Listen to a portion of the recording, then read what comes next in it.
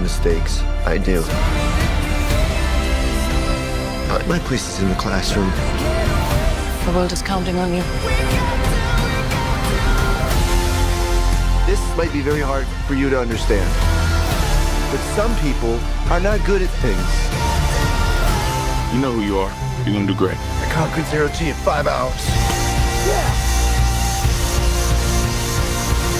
Object approaching. Oh my God.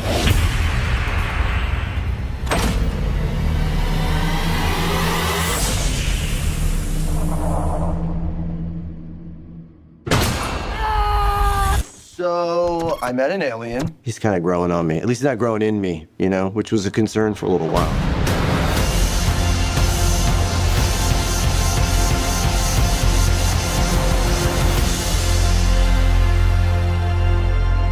I'm Grace. I'm gonna call you Rocky. Thumbs up. Nope, that's thumbs down. We do the thumbs up. It's close enough. Someone once said space is dark and cold.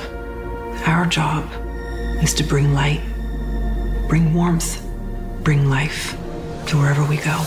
Is this a hit it situation? It's whatever kind of adventure we want it to be.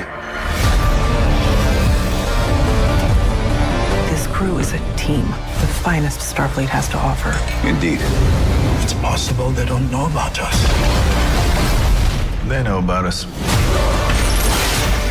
There is evil in this universe, as sure as there is good. The choices you make in that chair, they are yours to make and yours to live with. We await your orders, sir. You don't trust me with your best friend? You don't trust me with your baby brother. It's madness. We have to stop this invasion. Prepare all weapons. Get to the ship!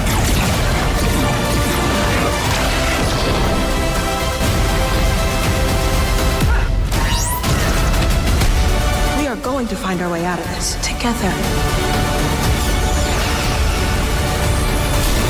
It's 1 in 1,000 we get it done right or don't blow ourselves up along the way. I like those odds. We'll just turn it off before we blow up. Give me 5. Now, down low. Why would you do that? Because you are too slow.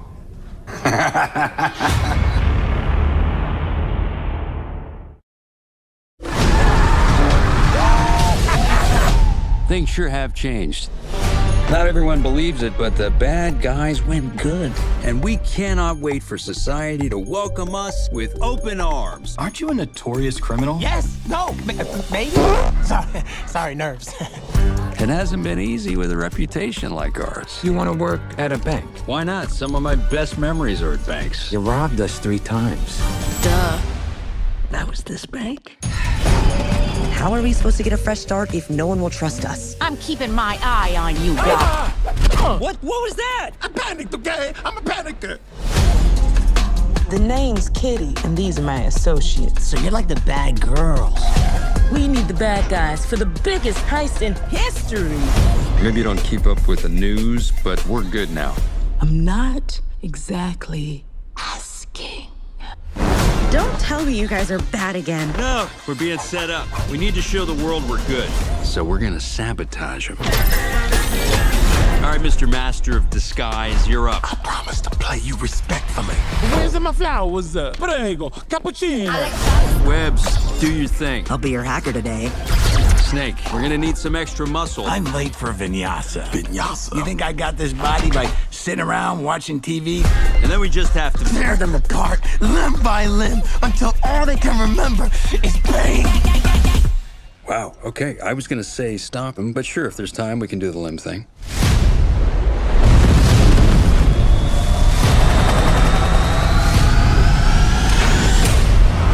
First time for everything, right?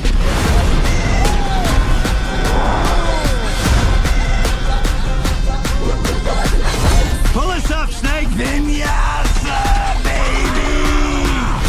Come on! Are you kidding me? Lefty loosey, righty tighty. Oh, right. because we know what happens when you're nervous.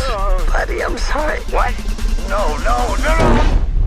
Help me. Stay with me, Buffalo. Stay with me.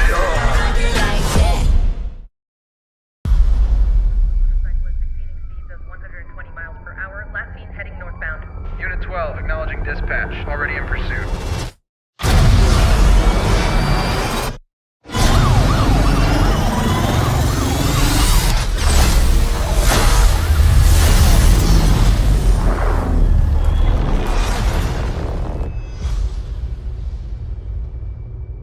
I'm looking for something. Something I do not understand.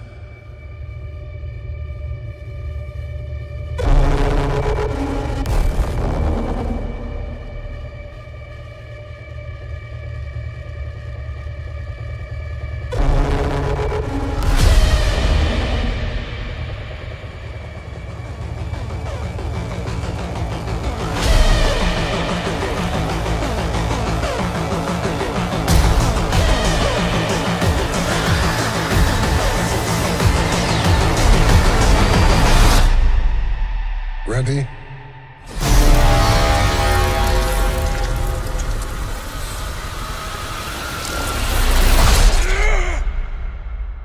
Because there's no going back.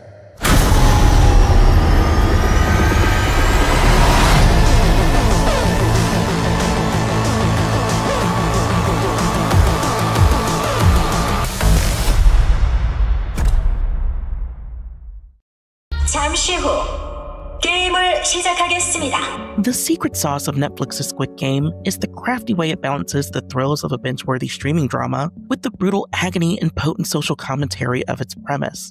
Down on their luck, characters risking their lives in a potentially lucrative series of amped-up children's games is a tricky thing to navigate, but across 3 seasons, the inherent tragedy of it all never dampens our curiosity about how the arena will test its players next. My main question going into the Mega Hit's final episodes: how will creator and writer Hwang Dan-hyuk keep piquing that curiosity without making us numb to all the death and destruction or burying the messaging that made the show such a hit? The answer? By driving home the cruelties of the system with the same cinematic flair that made Squid Game such a hit in the first place, albeit with a few clumsily executed, cringe-inducing choices.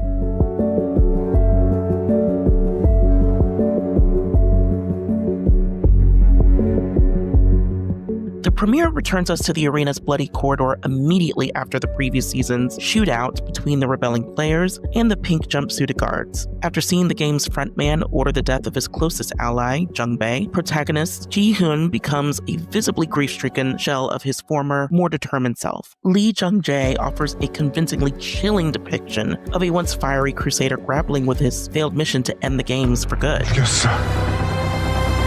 왜 나만 살려둔 거야? As Ji-hoon becomes overtaken with guilt and quiet rage, Lee nails the complexities of a person battling the forces aligned against him and, at times, losing. The momentary cracks in his moral resolve are distressing, but also surprisingly grounding. He's way more relatable than a hero who unwaveringly commits to taking the high road. This is especially true when he learns of Daeho's cowardly decision to stay out of the fight against the guards after agreeing to secure more ammo, which arguably leads to many unnecessary deaths, including Jung-bae's. Tensions between Ji-hoon and Daeho devolve into a heightened game of cat and mouse, pushing a corner Daeho to shed the layers of his personality that once positioned him as an affable background character. He's far more nuanced while on defense against Ji-hoon, allowing Kang Han-yul to step up and match Lee's energy with each ill-fated interaction. We see a real shift play out in what's arguably Squid Game's most harrowing game, which pits players against each other more overtly than ever before. Split into 2 opposing teams, one group is tasked with killing the other in a high-stakes rendition of hide and seek. In comparison to more metaphorical games that came before it, this one gets a little too literal, putting actual daggers in the players' hands. Part of the intrigue in past games was due to players making split-second decisions to save their hides. Here, the choice is essentially stripped from them, but it still contains some of Squid Game's harshest heartbreaks and lessons. Chief among those lessons, good intentions never guarantee a hero's ending, or that they'll remain good for long. 선생님이 여기 우리를 구하러 오셨다는 것 저는 지금도 믿어요. it's a reality that makes this particular chapter comparable to the gut punch of Season 1's Gangwoo. It's also where Park Sung-hoon, returning as the combat-trained trans character, and fan favorite Hyung-ju, gets to flex some action star skills and deliver solid physical and emotional blows. The game's biggest reveal, however, is that of the wealthy VIPs masquerading as Squid Game guards. Previously only seen briefly in Season 1, the VIPs' increased involvement in the games makes them a prominent part of Season 3. Their participation leads to one of the season's biggest weaknesses, not because their overt gleefulness cranks up the brutality in any meaningful way, but because their cringe-inducing dialogue and almost cartoonishly villainous line delivery clashes with their co-star's sincerity. Beyond that, their insights, which mostly amount to recaps of what we just watched unfold, are almost entirely unnecessary. And on a show that's maintained a decent pace up to this point, the VIP's edition feels a lot like filler. Its only saving grace is that it becomes the source of a pivotal development in the game when Junhee unexpectedly gives birth and the rich spectators vote to make the baby not so much a bundle of joy, but a bit of weird computer animation from what I can tell, a new player. Apart from giving certain players a renewed reason to survive and raising questions about how exactly a newborn can compete in the Squid Game, the baby is a brilliant, devastating show of the trauma handed down from parent to child. As her fate is left up to a soulless system and desperate opponents, she brings a 21st century disregard for children into alarming focus. This predictably culminates in an intense face-off between Ji-hun and the baby's father, being morally ambiguous crypto bro Myung-gi. But the lack of surprise doesn't negate the final battle's absolutely breathtaking execution, concluding with cinematography that's both haunting and a testament to the level of craft that went into Squid Game. Wong's decision to not take the easy way out is admirable. A much cleaner, happier ending wouldn't have been as effective. Instead, we're left with a final reminder that there are very few winners in either the Squid Game or its many everyday analogs. We're also left with the parting scene and A-list cameo, because we can't forget just how big of a global phenomenon we're leaving behind. That could be interpreted as leaving the door open for future games. It's a daunting thought. Squid Games is a cautionary tale that benefits from brevity, rather than a multiverse of pointless spin-offs and sequels. On its own, the ending further illustrates a dangerous game with global impact, one that we can try to outlive, but never fully escape. Squid Game finds its way to a memorable ending, but not without some notable hangups. New games and cycles of trauma drive home the cruelty of this universe in novel ways, and Lee Jung-jae wraps his iconic portrayal of Ji-hoon in stunning fashion. Some of Season 3's twists manage to cleverly and punishingly illustrate the long-lasting ripple effects of a capitalist hellscape, while others, like expanded roles for the wealthy VIPs, watching and wagering on the games, adds unnecessary noise. This final chapter isn't without flaws, but it still delivers the suspense and cinematic polish that made Squid Game such a hit in the first place. 아직도 사람을 믿나?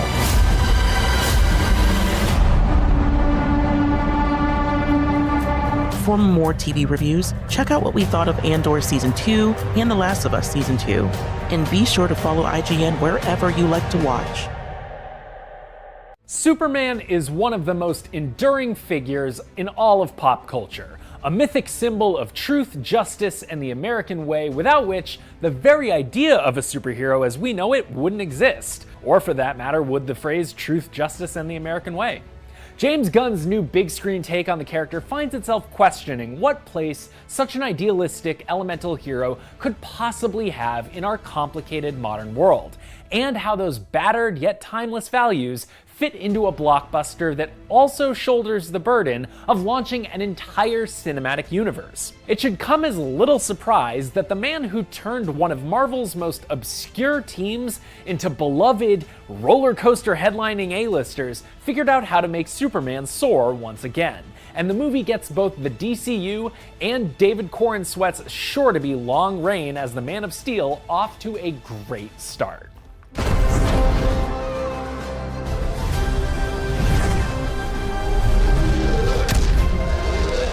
James Gunn grapples with Superman's mythic status by fully embracing it, giving the detail of Kal-El's origins no more screen time than some brief opening on-screen text. 20 plus years after X-Men and Sam Raimi's Spider-Man movies ushered in the age of superhero cinema, Superman takes for granted that its audience will feel at home in a world where gods, monsters, and yes, even superdogs named Crypto are a fact of life, and confidently uses that to spectacular effect. What immediately sets Gunn's Superman apart from its forebears is the breadth of comic book history that it openly and passionately pulls from, leaning heavily into more colorful, cosmic, and pulpy elements than any big screen Superman before. This is the most vibrant superhero movie since, well, Guardians of the Galaxy Volume 3. Gunn comes ready to solve the problem of world building by dropping us directly into a world that's already built. Our earliest moments with Superman are spent in the aftermath of a battle he's already fought.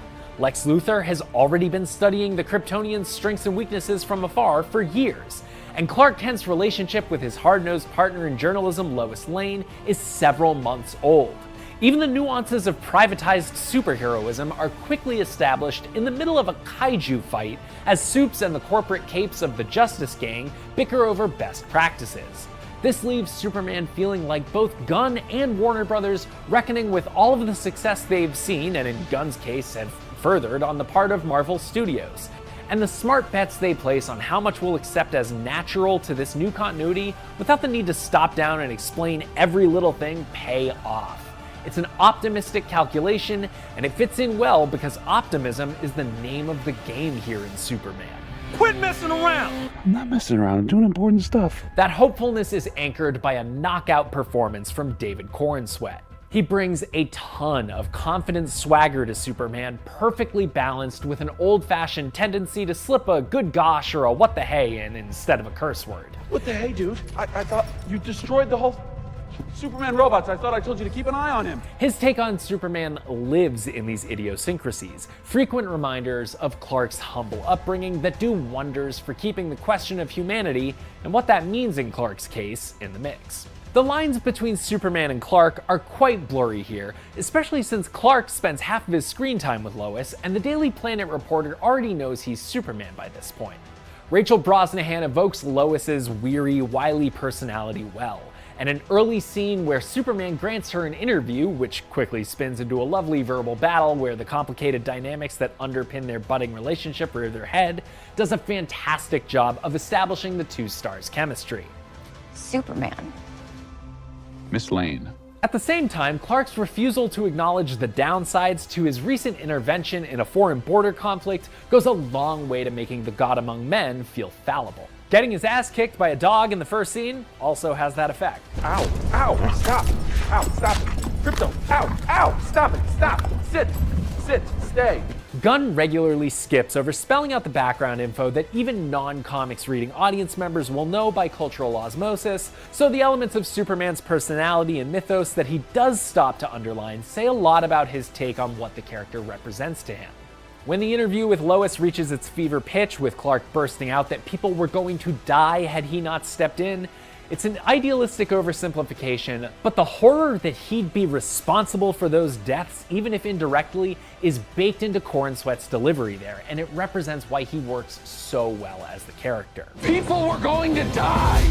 For all the existential conflicts Superman has to navigate while he's chatting with his girlfriend in her living room or flying around trying to save the world, it's the brief, intimate interactions he shares with the citizens of Metropolis he's trying to protect that really shade Corenswet as a Superman of the people. He's quick to suggest a breathing exercise for someone freaking out after he's had to fly them to a rooftop 3 blocks away, or to remember the name of a street vendor he'd saved at some indeterminate point in the past. Hell, he even saves a squirrel at one point. What a guy. These kinds of exchanges take just a few seconds to play out, but they're all over Superman and go a long way to grounding the stakes. Get out of here! With that basic invincibility and all that, the character can get a tough rap for being a bit boring to adapt into a movie. He has none of the angst of Batman, and none of the for everything I do right, 2 things go wrong crises of Spider-Man. Gunn wisely, though, takes every chance he can get to show Superman in agony, putting the hero through an absolute gauntlet of physical and emotional trauma that at times even seems to pull from the director's horror background, especially during one fight when Superman is rendered unable to breathe. But if you won't mind me crossing universes to invoke Norman Osborn for a second, Gunn knows well that the secret to really challenging a hero is first, we attack his heart. The cost of choosing kindness becomes Clark's driving conflict throughout Superman, as the situation on the fictional border of Boravia and Jarhanpur forces him to take stands he'd been avoiding up to this point. Willfully ignorant but well-intentioned stands though they may be. Speaking of storytelling shortcuts, it's the oldest trick in the book to make a character more sympathetic by giving them an adorable doggy sidekick. But consider me a fool for Crypto, and consider not quoting me out of context on that one while you're at it. It's funny to watch a bad dog trash a house. It is very funny to watch a bad dog trash the Fortress of Solitude, and the mayhem this interstellar rescue brings to Clark's life is a constant source of joy in Superman. But Gunn's laying some smart groundwork here too, connecting Crypto's raw but unfocused power to Clark's own struggle to juggle ability and responsibility. Ma and Pa Kent have a part to play there too, making a couple of unshowy but impactful appearances as Clark's elderly parents remind him and us of his middle American roots. Superman's arch-nemesis Lex Luthor has his thumb firmly on the scale of the Boravia conflict, and Nicholas Holt's take on the billionaire supervillain straddles a fine line. What you're looking at is the most powerful being on planet Earth. The character reads as simultaneously impressive and pathetic, increasingly befuddled as to why his inventions and discoveries aren't enough for the world. Lex is nakedly jealous of Superman and seems about 3 seconds from going haywire over it at any given moment. Holt has a ton of fun playing with that unpredictability, and Gunn uses the actor's excellent comedic timing to great effect by having Lex punctuate those tantrums with petty final jabs or tossed off comments, which are funny only to himself, and again, us. The specifics of Luthor's plot, perhaps unsurprisingly, start to feel a little harder to track in the more chaotic second half, a problem that's somewhat compounded by the staffers at the Daily Planet. Keeping us up to date on the rising global tensions is all Clark's coworkers have to do here, and their zippy back and forth, while funny, sometimes obscures the finer details of what's going on. Well, if this guy is even from Boravia. What do you mean his name is the Hammer of Boravia? Yeah, I doubt his parents named him that. Even Lois winds up sliding more into this role as the story goes. Stepping forward from this newsroom Greek chorus and into the spotlight, though, is Skylar Gisondo as Jimmy Olsen.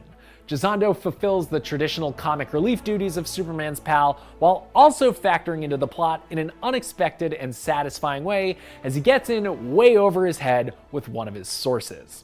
Gunn does allot a fair amount of time to the other heroes and villains, but wisely doesn't overplay his hand trying to make each one a household name right out of the gate.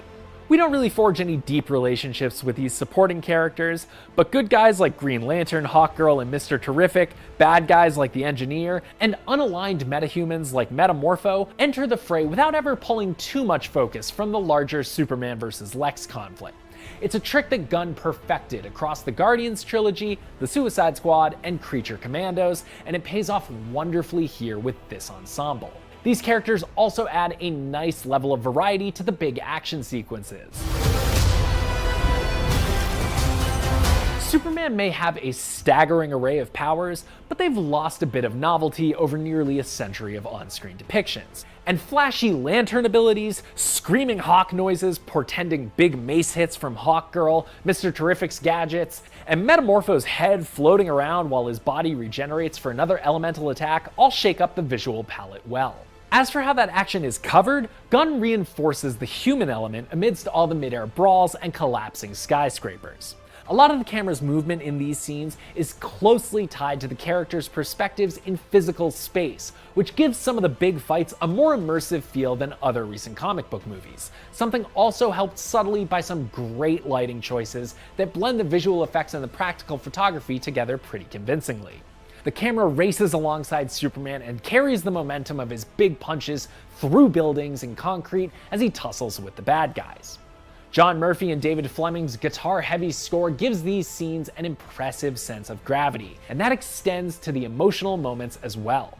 Although Murphy and Fleming quote John Williams' original Superman theme liberally, Gunn is more judicious with his crate-digging, mixtape-making sensibility this time around. That makes their driving and inspiring compositions all the more important.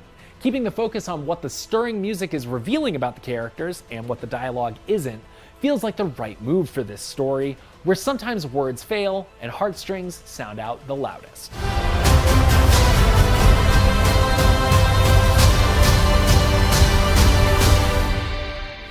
Superman is a wonderfully entertaining, heartfelt cinematic reset for the Man of Steel, and a great new start for the DC Universe on the big screen. It also gives Superman a chaotic, good boy companion in Krypto the Superdog that you would burn 1,000 Kryptons for in a heartbeat by minute 2. David Corenswet is a natural, benevolent Superman, and Nicholas Holt's egomaniacal Lex Luthor gives him the perfect foil. Director and DC maestro James Gunn throws a lot at us here, and trusts that decades of practice watching superhero movies will carry us through any storytelling corners he's cutting in favor of keeping the pace and fun as constant as he can. It's a dense and at times overwhelming adventure, but it feels like the right one for the moment. Thanks so much for watching. For more movie reviews, check out what we thought of F1 and 28 Years Later, and as always, keep it right here on IGN.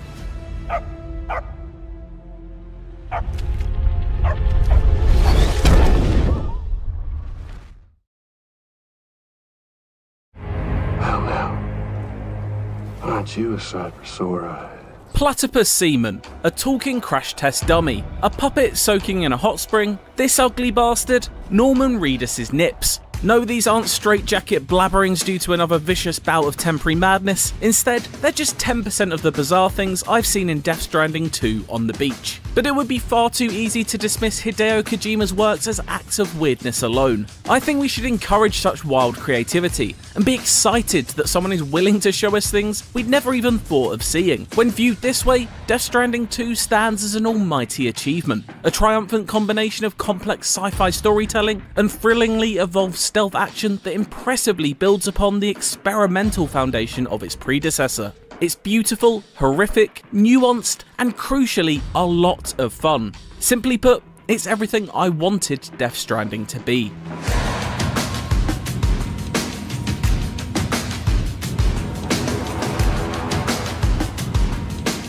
The rhythm of Death Stranding 2 will be familiar to those who played the original. Reedus is back as Sam Porter Bridges, once again on a mission to make deliveries across treacherous terrain, often facing human and otherworldly threats along the path. It requires you to be prepared for what faces you on each mission by studying your map and packing accordingly. See a river too deep to walk through in your way? Bring a ladder or two along to cross with it. Spot a warning that BTs, the ghostly threats that stalk certain rainy spots, lurk in that area? Pack a few blood grenades to lob at them. It's this loop of preparation, overcoming both geographical and human/former human hurdles, and reaching your goal that makes up much of Death Stranding 2's 35-hour runtime when mainlining its story missions. After a brief tutorial chapter in Mexico, Sam is given the goal of connecting Australia to the chiral network, the online system knitting civilization together after a near world-ending event, much like he did with the USA in the original. Why is he doing that, and who is he doing that for? You'll just have to find out yourself. From halfway around the world, how are we supposed to do that again? This new continent offers a far greater variety of locations, as it shifts in its appearance and the challenge it presents with regularity. It further adds to the feeling of combating nature with this future tech, as the Earth itself seems to be fighting back against its increasingly digital future. Should we have connected? It's a resounding no, it seems, from Mother Nature. What in the world?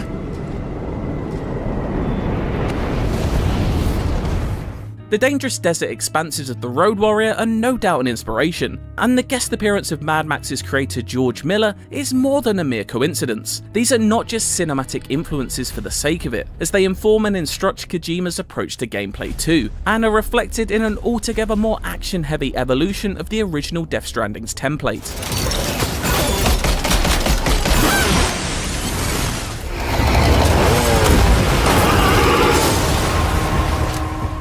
what initially presents itself as a pretty rudimentary style of stealth gameplay, mainly consisting of crouching in tall grass and performing silent takedowns, rapidly reveals its layers as your arsenal grows. For example, there's the introduction of a game-changing tranquilizer sniper rifle, which is something I found super satisfying to pick bandits off with. It may never truly become the stealth action playground of creativity that Metal Gear Solid 5 The Phantom Pain is, but it frequently evokes that same feeling in brief moments, delighting me each time it does. Death Stranding 2 offers a lot more flexibility in your approach compared to the original Death Stranding, making its combat much more engaging as a result, and you'll need to become accustomed to a variety of approaches as well, because there's no avoiding confrontation and the many forms it takes this time around. Enemies develop as you progress, and knowing which are armoured, which have higher mobility, and what ammo type they're vulnerable to adds variables to each encounter, meaning you can't always rely on the same rinse and repeat tactics. That being said, if you're a decent enough shot with a sniper rifle, you can clear out most spaces before enemies have time to reach you. Crucially though, it's just as fun when it goes wrong as when it goes right. There's a satisfaction in a perfectly planned attack going smoothly as you pick off each guard with a tranq dart, but a thrill when one shot goes awry and you're made to scramble, juggling your arsenal as enemies descend upon your position. Shooting the driver of an onrushing vehicle before stealing it to run over his friend is always fun, as is dancing around them in a machine gun turreted off-roader of your own design. Overall, there's a playfulness in Death Stranding 2's approach to combat that just wasn't present in the original's simpler, less imaginative system. It brings a dash of power fantasy to the mix, adding to the fun and making it a wholly more enjoyable game to play. Enemy AI may still not be the sharpest, but it does enable some of that playing with your food energy that's always welcome. I played on normal difficulty and never really found any fight a challenge until things cranked up a little towards the end. This lack of friction is deliberate though, with the increased toolset including many different gun and grenade types of varying loudness, allowing you to get through its story at a good pace. In fact, even boss battles can be skipped entirely if that particular challenge isn't what you're here for. This isn't something I'd recommend though, as they offer some of the most striking spectacles Death Stranding 2 has to offer. A giant tentacle mech is an early favourite, but there are many more monstrosities following later that I'll keep hidden here. What a hit! Cliché, but that one's gotta hurt. Your action chops are also firmly put to the test in the sections that have you face off against newcomer Neil, played with a subtle intensity by Italian actor Luca Marinelli. They're particularly stunning stages full of flame and beauty that made me feel I was briefly taken away to a different game. But those lashings of cinematic style are painted across each encounter, and the many cutscenes that bookend them. Having time slow down after dispatching an enemy is not only very helpful when faced with multiple threats, but adds a slick layer of style to each gunfight. No aspect of Death Stranding 2 is left untouched by its blockbuster aspirations. But as both elements and entities fight against you with more vigour this time around, you're in turn given new abilities to combat them with. Unlike the first game's relatively bare-bones character progression, now skill points can be used to unlock fresh tools and boost your stat sheet. Death Stranding 2 is by no means an RPG, but it does offer greater and much appreciated variety when it comes to building out how you want your Sam to play. Want to be sneaky Sam? Invest in the ability to cover your tracks by scrubbing out your footprints. Want to be shooty Sam? Augment his arsenal so it packs a heavier punch. You'll ultimately be treading the same set of missions as every other player, but the ways you can choose to approach each one are far more varied this time around. These perks can also be freely plugged in and out, reminiscent of how Nier Automata's fantastic chip system functions, and offers great flexibility, further enhancing your freedom when preparing for specific types of missions. Upgrades get unlocked in accordance with how you've been playing. For example, if you take a combat-heavy approach, you'll be rewarded with new skills like a semi-automated lock-on ability for your guns. It's a nice touch that further makes Death Stranding 2 feel like an experience that is in step with you, and another indication of its formerly rough edges being sanded down for a much more enjoyable time. On top of perks, there is also no shortage of gadgetry and weaponry available to Sam. Completing side missions and increasing your star ranking with each of the outposts dotted around the map unlocks these options at a consistently good rhythm, as well as some that open up when you complete certain story events. The tools get weird and wild too, coming at such a regularity that you'll be moving on from one shiny tool of destruction or subterfuge to the next with each mission. But it isn't just in combat that these accessories have their uses either, because no matter how much Death Stranding 2 has cranked up the action this time around, it is still fundamentally about porting cargo from one location to another across Australia. That vast expanse naturally leads to new delivery systems. Yes, turns out there really is nothing on Earth like a genuine bona fide electrified 6-car monorail. This new structure is a godsend when it comes to a handful of missions that require shipping hundreds of kilos of chemical materials over a rocky coastline, but it does require quite the combined construction job between you and the online community. That being said, I did settle on travelling on foot as little as possible quite quickly. On the Beach is very kind in the way that it gives you a vehicle very early on this time around, especially when compared to the many hours it took to fire up an engine in the original. The missions themselves are incredibly Moorish, with that just one more job itch that I always had to scratch. There's a great sense of forward momentum which aids this sensation hugely, with backtracking thankfully a rarity in the sequel. Varied mission conditions also keep things fresh. These range from having to complete orders within a set time limit or being extra careful with fragile cargo. Again, these parameters force you to adjust how you prepare for each mission and ensure you can't just use the same toolset and methods on every run. It's this consistent drive along a drip feed of new equipment that makes the whole experience more rewarding. The overall structure of Death Stranding's 2 campaign is leaps and bounds above what came before, and whether it's unleashing bullets into a teleporting mech or gently navigating a river, it all feels intertwined beautifully and serves the complex sci-fi story it aims to tell to fantastic effect. I guess I'm homeward bound.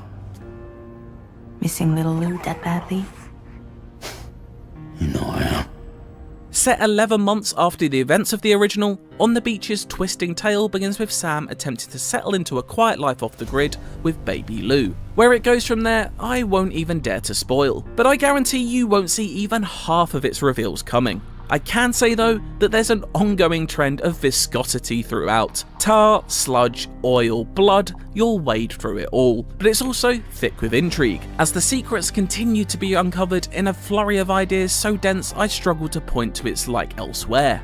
The themes it tackles are multifold. Some focus on a more personal level and others are global. The latter is a treatise on modern life and how technology infests every part of it. It's a strong story of how increased existence in the digital world eats away at our souls as humans, as physical interactions, especially in a post-COVID environment, became all the more precious. I can't help but feel that Kojima is bristling with thoughts about how art and individual expression can never be replaced by artificial intelligence, no matter how it's forced upon us. And then there's the commentary on gun culture and our world's obsession with building bigger and better weapons. These are of course themes Kojima has been writing about for decades now, all the way back to the original Metal Gear Solid in 1998, but still remain frustratingly topical and worthy of continued commentary on in a modern context. Guns and violence, the whole damn world could be yours. Same as it ever was.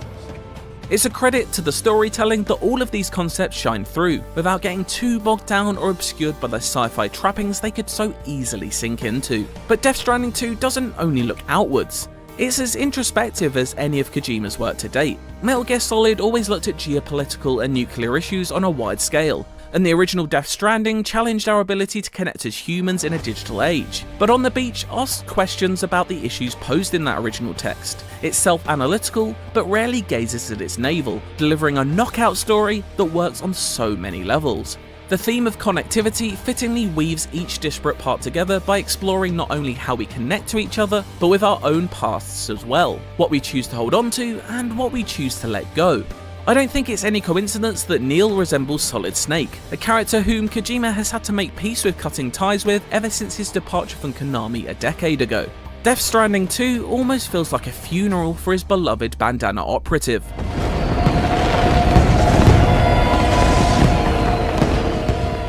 Norman Reedus continues his stoic portrayal of Sam Porter Bridges and anchors the story with a calm, centered approach. I do find Sam a fairly impenetrable character to connect with on an emotional level though, as he again serves as a vehicle for the story rather than the personal heart of it. He is given more range to work in this time around, but his not too high, not too low performance once again allows for the supporting cast to shine. Léa Seydoux beguiles as Fragile, a layered character that the French actress elevates even further. Elle Fanning is fantastic as the enigmatic Tomorrow, and the mysterious Red Samurai is dripping with cool. It's the kind of sleek style we've come to expect from artist Yoji Shinkawa, ever since Cyborg Ninja first dashed onto the screen in 1998. He's a master character designer on top of his game, and Death Stranding 2 really gives him the opportunity to cook again and again.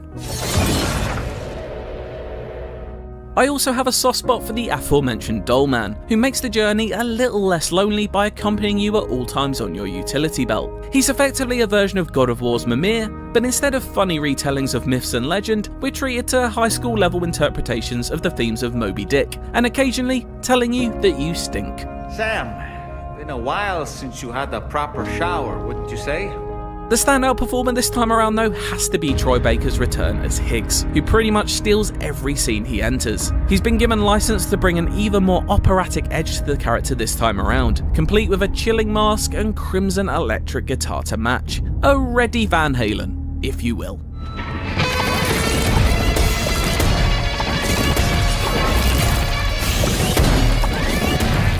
It's a big role in every way and matches the grandeur of the story being told, but in truth, there's not a single poor performance to be found within the cast, each being given moments to shine in both loud and quiet pockets. For as much cargo as there is being logged around this world, it's the emotional baggage of the characters that weighs the heaviest, and that pressure builds and builds until its jaw-dropping final few hours, of which I can safely say I've never seen anything quite like before. While I love how it ends, I do wish it started a little thicker and faster. It's so full of mystery that going a couple of hours of deliveries before finding out the next big nugget of the main plot can feel a little agonising. Multiple hours can go by without seeing key characters, and there are a handful of instances when your home base ship is grounded and you need to complete some deliveries before it can get on the move again. These do hinder momentum at times, but never bring things completely to a halt. Those parts are quickly forgotten though, because On the Beach does go to some legitimately batshit places, as well as some classic Kojima fourth wall breaking antics, and I frankly couldn't get enough of that. Its willingness to show us things we simply haven't seen before is something I appreciate so much, because when big creative swings are taken with a budget of equal magnitude behind them, there's nothing else that quite hits the same when they land.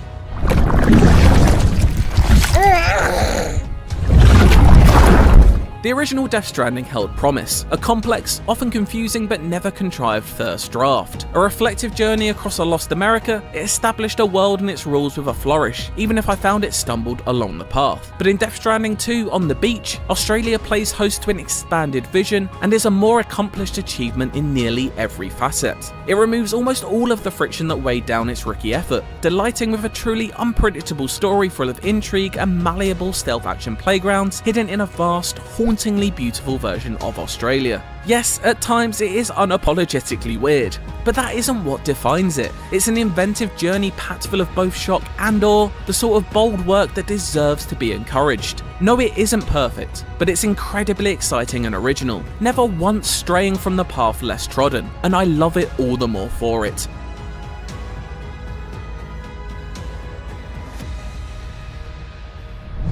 Executive Reviews editor Tom Marks here with Simon Carty, our reviewer of Death Stranding 2 On the Beach, to talk a little bit more about his tastes in the genre and Kojima games in general, why I wanted to review this one, all that stuff. Simon, you've probably seen on IGN before. He reviewed Astrobot, Spider-Man 2, God of War Ragnarok, also shooters like Overwatch 2, Marvel Rivals. You've reviewed at least 2 Call of Duty single-player campaigns, I think, in there. But let's talk about Death Stranding specifically. What drew you to this one? Why did you want to review the sequel here? Because you didn't review the original, that was Tristan Ogilvie, but had similar-ish thoughts, kind of roughly in line with what his review of that was. I kind of felt similarly to Tristan about Death Stranding 1. I may be slightly more positive about Death Stranding 1 than Tristan, but I wouldn't say by a whole bunch. I think there's a lot of great ideas, and I was into the world and the story of the original Death Stranding, and that's kind of what drew me to Death Stranding 2. Like, every trailer that released of Death Stranding 2, like, I started off thinking, I don't know if I'm ready to go back into this world again, but like every trailer release, I was like,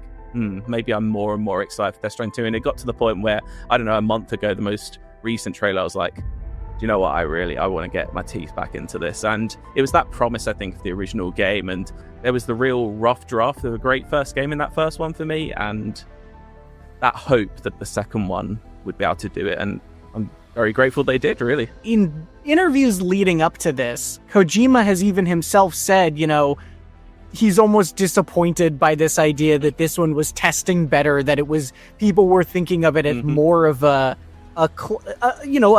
this is harsh, but like functional, normal style game, whereas the first one was a little bit more experimental and different. And what do you make of that? Like, do you think that he was?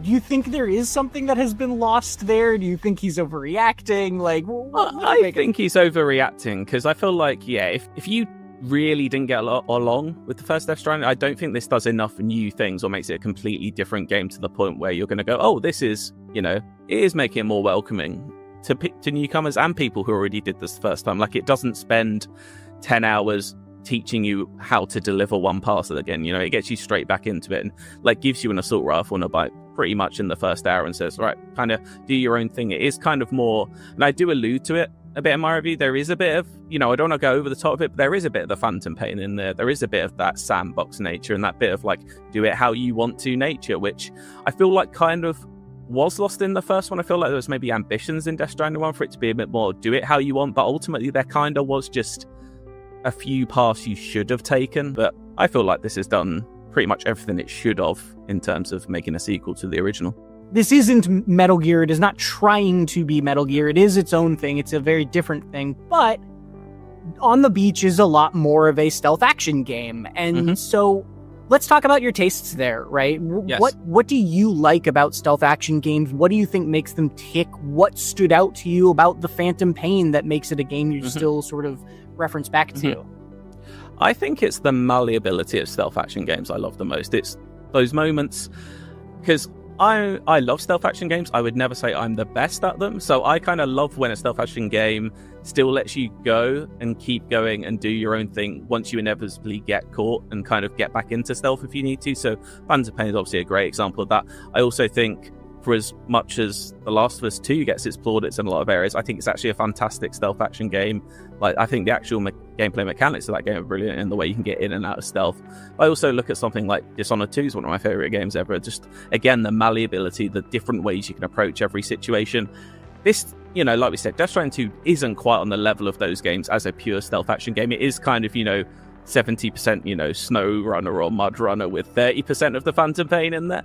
But it's those flashes of it that I was getting where, I was throwing my little doll man into the air and using him as like an eagle in the sky, and then getting a sniper rifle and picking people off and then getting into some grass. It's kind of, I liked that, you could look at any sort of enemy encampment and go, right, there are literally 20 different ways I could approach this, and that's what I loved about it. And normally it would go wrong and I'd have to get in a big truck and mow people down. But yeah, that's what I'm into. So speaking of Kojima and Metal Gear specifically, do you have sort of a favorite amongst those games, or a favorite, top 2, 3 maybe? It's always 1 and 3 in my mind. Those are the ones. I feel like 3, I was at the perfect age when it came out to be like fully obsessed with it when it came out on PS2. And that was the one for the longest time I thought was the best. I'm really looking forward to the remake of that. But I think the last couple of years, I recently replayed Metal Gear 1, Metal Gear Solid 1, and I kind of feel like that's my favorite now, just because you can see where everything came from. It is, not many more games more influential in the world than that game, and just the amount of different things it's doing back in 1998, I just think it's astonishing. So 1 and 3 are the top 2, and I feel like now I would say Metal Gear Solid 1. Controversially, I do, for as much as I've mentioned the Phantom Pain here, I do think it's like absolutely one of the best stealth action games ever made. I would never say it's one of my favorite games ever made, though, just because sadly it is kind of unfinished and the story isn't really there. So, like, if we were doing an actual Kojima ranking, you know what, at this point in very time, I would say I prefer Death Stranding 2 to the Phantom Pain, which maybe, may prick some people's ears up, but I've said it now, so I can't take it back, can I?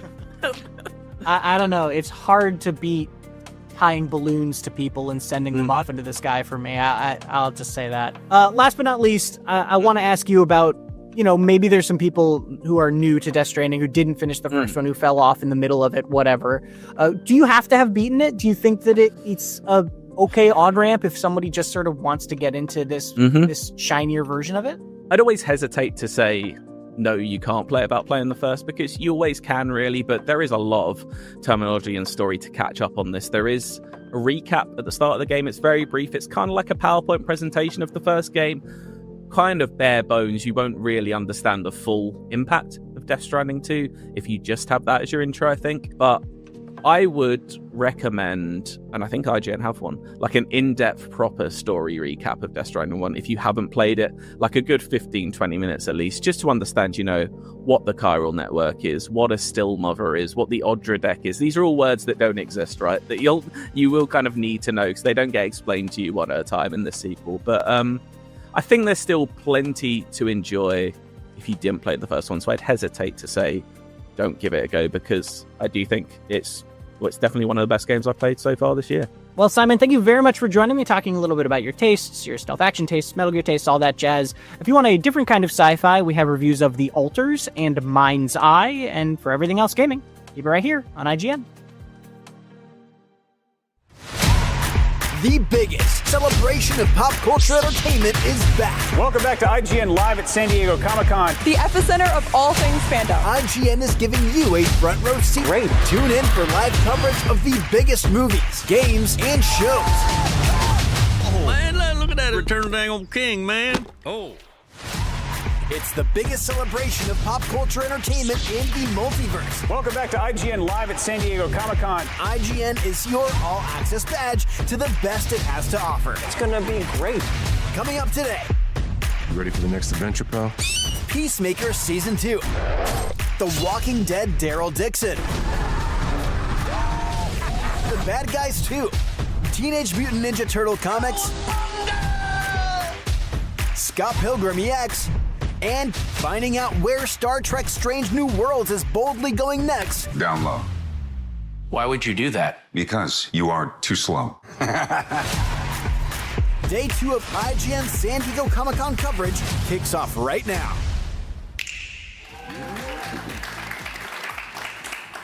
What's up, everybody? Welcome to Day 2 of IGN at San Diego Comic-Con 2025. I'm Damon Hatfield. I'm joined by Kim Horcher and Jeffrey Vega. How's it going? It's going great. We have so many great things planned for today. We'll be kicking things off with Robert Kirkman and the latest on Invincible Versus. Then later, James Gunn, John Cena, and the cast of Peacemaker stop by to talk about their Hall H panel. And we've also got an interview with the cast of Star Trek Strange New Worlds. Speaking of Strange New Worlds, let's check in with what's happening in that bizarre realm known as the balcony. Tom, what's up? What's up, everyone? Our stage will be packed with celebrities all weekend long, and even more will be joining us out here on this very balcony. But the convention center behind me is roughly 10 million times bigger than our entire studio, and it's packed with even more cool stuff. I might be a little wrong on my math there, but I do assure you that the rest is true. And if you need proof, let's check out what's happening in the field. Guys, we're over here at the Comic-Con show floor, and we found the 30th anniversary for Gundam Wing. There's so many cool things to check out over here, but if you're a fan of DC Comics, we have the perfect thing coming up for you. The hit TV show Peacemaker. The cast is joining our show coming up next, so don't go anywhere.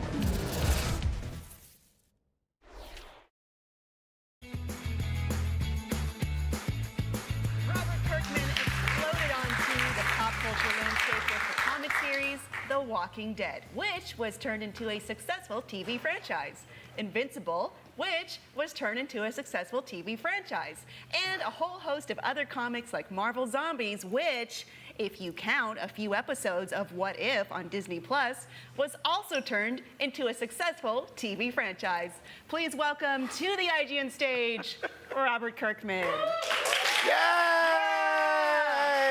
And if I sit here long enough, I will turn the IGN stage into a successful TV franchise. That's what we're counting on, Robert. Woo! Well, you have quite a few ongoing and upcoming projects. We have Invincible Versus, Skinbreaker, and the Energon Universe, to name a few. Let's start with Invincible Versus, though. I'm excited about this. This is a brand new 3v3 tag team fighting game set in the Invincible universe. Yeah, it's absolutely awesome. Look at that. Those people are fighting. No, I mean, it's great. You get lineups of 3 fighters. You get to pick them. There's like a really blazing fast interchange system where you're bouncing back and forth from fighter to fighter. You have to do it tactically to get through some of these fights, and it's just really an awesome, fun game that I can't wait for fans to get to play. Have you played the game? Oh, I've played the game many times, and they update it every week now, and so it's like every time that myself and Corey Walker and Ryan Otley get into play the game, there's some kind of new element to it, and oftentimes it's something that can surprise us, and it's just like, oh, they added this level now, and oh, this player's in there, so it's really, really cool. Well, all that considered, so far, who is your favorite character to play? So far, of the 6 characters we've announced, so I have to limit it to the 6 characters. I cannot talk about other characters that haven't been announced, which is very frustrating to me because I'm very excited about them. Oh, I think you can. I have to say Battle Beast, which we announced today. So if I had talked about this yesterday, I would have had to say Thula or Bulletproof, but today I get to answer Battle Beast, so that's really exciting. Well, I mean, you just revealed it today in your panel. Yeah. And by the way, Battle Beast #1 is in its 4th printing. Congratulations. Oh, thank you so much. Can you tease anything related to possible things that might be coming up in the game? In the game? Oh my gosh. I mean, there's so much care being put into being true to the Invincible universe. So if you're a fan of the comics or the show and you're like, oh, there's a fighting game coming, who would I like to be in that fighting game? There's a 99% chance they're going to be in the game. I'll just say that. That's a spoiler. I might get in trouble for that. I don't know. The lineup is going to be absolutely insane.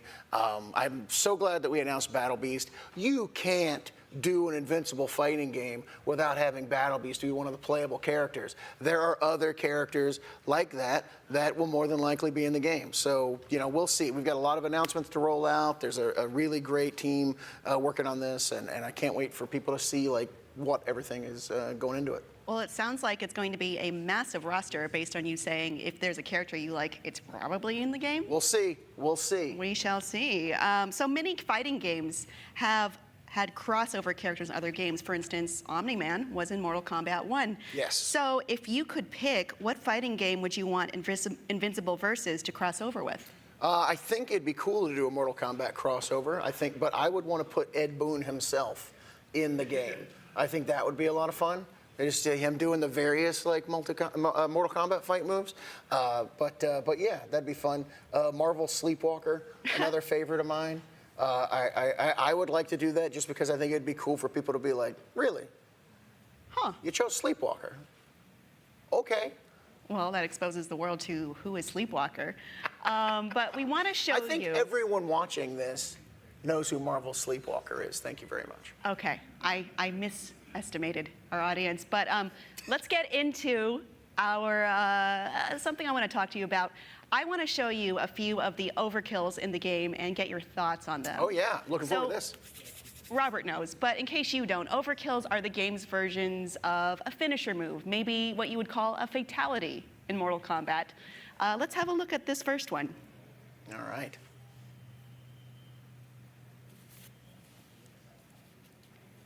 So this is Adam Eve, and she's doing the rebirth. Yeah, just showing the raw, unbridled fury and power of Adam Eve. Very cool. And then Invincible, this is a punch that you may recognize from the animated series. And then there's some really like rad lines of dialogue that get said here. But again, showing off the power of Invincible. And we have Thula. Thula, I mean, don't underestimate the hair braid with the knife at the end of it. And this cool spinning move is really great. I also just love the like total obliteration of the human body that happens at the end of this as a result. And then, I mean, come on, Rexplode, you got the eye stab, and then here come the letters. Come on, come on. And yeah, and it just, again, piles of bodies. I would have loved to have added the Mortal Kombat 2 motorcycle engine shape of intestines that would like bounce around as like a solid object as an Easter egg. Well, there's still time, right? I like inaccurate video game gore, if I'm completely honest. But yeah, it's great to be able to expand the game and do all these cool things. Well, how much input did you have on, let's say, the overkills or the movesets? I mean, we're involved every step of the way. I mean, we're approving things. We're looking at skins and costume designs and approving like all kinds of different aspects of the game, getting to weigh in on the final roster and things like that. So yeah, I mean, almost every aspect of the game we've had our hands on. Ah, so you do know about the final roster. Interesting. It's entirely possible. Well, let's talk about the Energon universe if we can. Now, there are a few updates on the Energon universe. What can we expect from your run on Transformers with Dan Mora? Well, I think that Daniel Warren Johnson, who's been the writer on Transformers since issue 1, did this full 24-issue run, and he established just a really great pace to the series and a lot of energy, and I really just want to continue that tradition. So this isn't the case of a new writer coming in and going, okay, this is my Transformers now, and this is going to be completely different, and I'm going to do things that Daniel Warren Johnson didn't do. I'm really just trying to keep pace with what he had established in the book and provide the fans with a continuing experience so that you get the sense that, there has been a plan from the very beginning with the Energon universe, and we're just going to continue that plan. But I will say there's going to be all kinds of new stuff, new characters. New characters get introduced in issue 25. Mm-hmm. There's going to be some evolution to some of the characters that have been present in the book. And there's probably going to be some more mayhem, and there might be a couple of deaths or two. Count on it. Let's talk about Skinbreaker, though. What can you tell us about this? This is your latest project. You are working with David Finch. Yeah, I mean, Skinbreaker is this really cool sci-fi fantasy comic that's about a primitive civilization that is on the brink of extinction, and this leader, Anak, who is trying to evolve his people and change their way of life to ensure their survival and the resistance he's experiencing from within his group, and it's a really cool, fun action comic that is absolutely brutal and is absolutely beautiful, as you can see from this Dave Finch art. He really is doing the work of his career here, and I couldn't be more proud of what we've been able to accomplish on this series. I mean, that's saying something with Finch. He's the best. I mean, you mentioned in your panel that you wanted to work with him for decades. So yes, I'm very why old. has it taken this long? He's been so busy. I mean, he's gone from strength to strength. I mean, New Avengers with Brian Bendis, and then doing a Moon Knight series that was outselling Batman at the time, and it's just absolutely historic. And then he moves from that to Batman, and then did some of the modern classic Batman runs with Grant Morrison and Tom King. And he's just been absolutely brilliant in everything that he's done. He did a run on Wonder Woman that was really great. And now he's doing this book, and it's a dream come true to be able to work with him. And some of your older works are coming to hardcover soon, right? Yeah, I got Die Die Die has a hardcover coming out in September, and this often forgotten first work of mine, Battle Pope, gets a very ridiculously deluxe hardcover that is coming out in September. Why is it ridiculous? I just thought it would be hilarious to do a Battle Pope hardcover that has gold foil pages, the edge pages, and then there's gold foil all over the cover, and it looks like it's made of leather, and it's just this is far too high-end of a product for such a silly, ridiculous, and downright embarrassing comic. So you are embarrassed of it? At times, but it is what it is. Well, I mean, returning to your old work is sometimes, you realize how far you've grown. Yeah, I mean, this is a book that Tony Moore and I did when we were 20. So, it's got some dumb parts. I mean, I'm not. And I stand by it. And yeah, well, I mean, I saw some of the headlines coming out of your panel, and it was like, Robert Kirkman excited about, quote, stupidest thing I've ever made. Absolutely. Yeah. I mean, if you can't have fun and enjoy the stupid stuff that you do, what are we doing here? This is Comic-Con. This is the comics industry. You gotta have fun. We should have fun. Yeah. Well, speaking of, you've been known to stay up to date on Steven Yeun's schedule. So who does he play in the latest Last Airbender animated movie? I mean, I've noticed he doesn't I don't want to lose any more sleep spoiling Steven Yeun news. I cannot tell you how much that Thunderbolts thing affected me. Why would you guys bring that up? I'm so angry. No, I'm fine. No. I loved it. I was like, I get to talk to Robert Kirkman?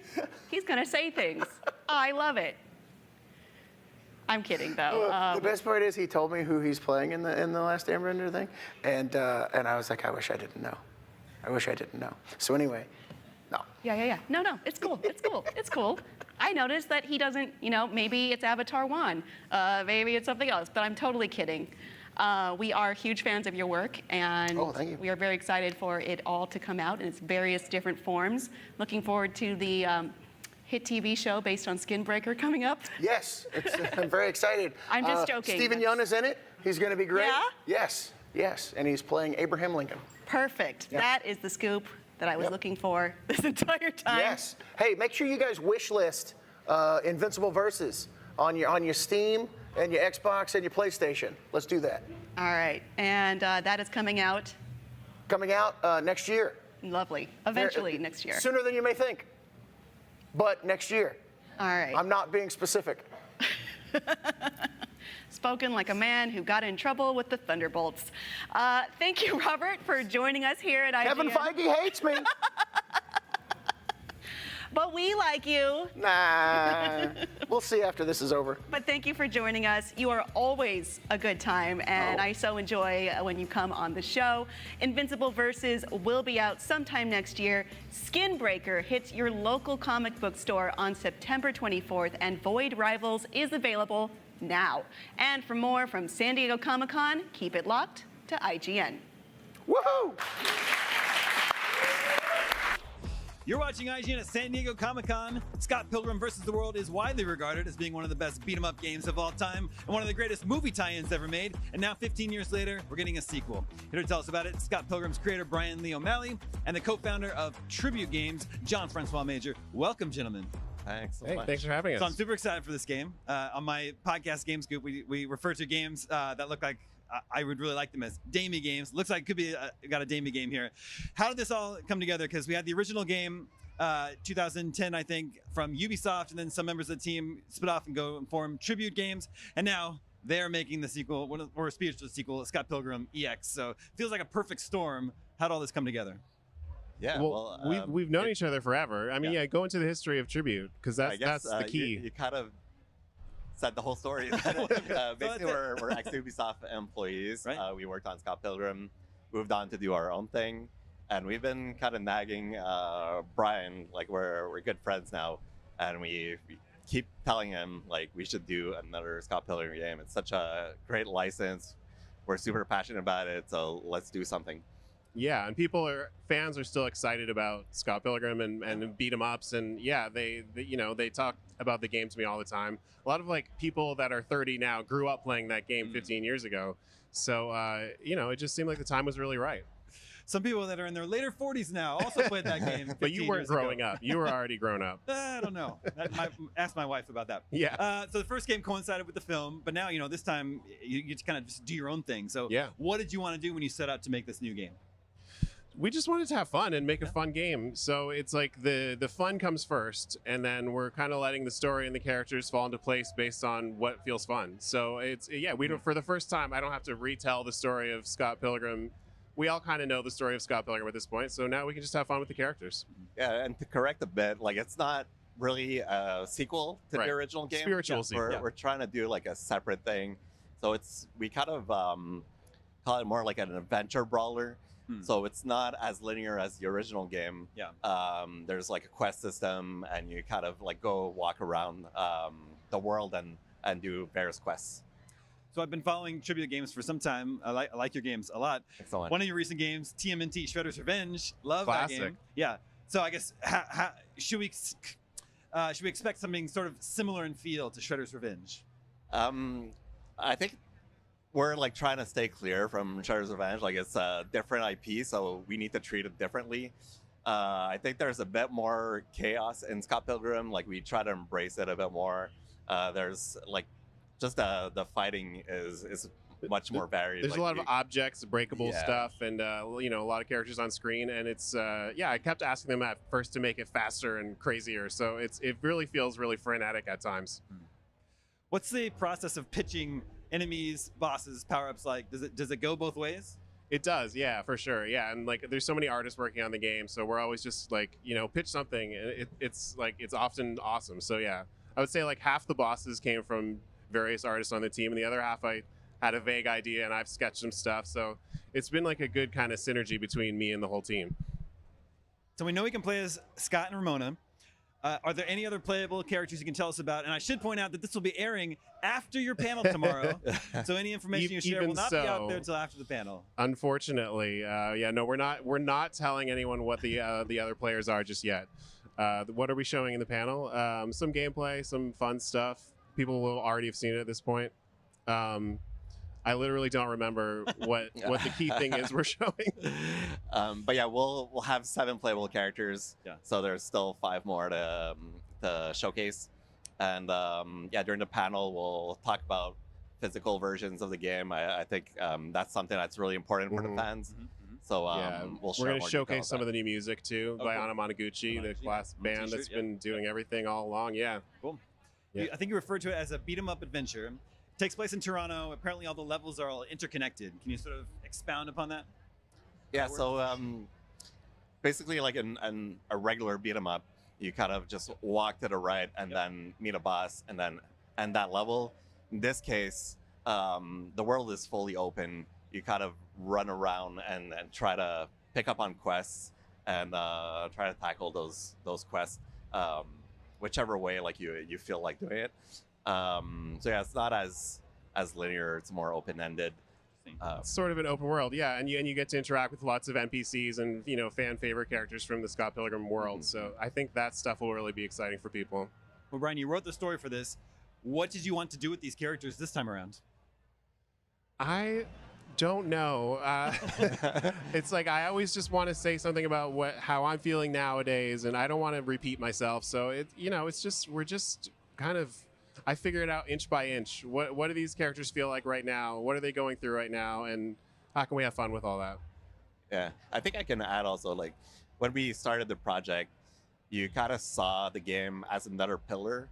So he has his comic books and then the movie and the TV show, and you wanted something that's standalone and that's right. You can kind of enter Scott Pilgrim from any of those things, and I wanted the new game to be the same way. Like, so if someone is 12 and they've never even heard of Scott Pilgrim, they can play this game and have fun, and then discover the characters in the other iterations. What we were saying, it's kind of like a Zelda or a Mario, where it's like you don't need to know anything going in. It's just like, oh, there's Scott, there's Ramona, there's these other characters, and we love their world and we get to play in it. Surely the EX in the title is a reference to the many evil X's. It could be. Am I a detective? Did I solve the riddle?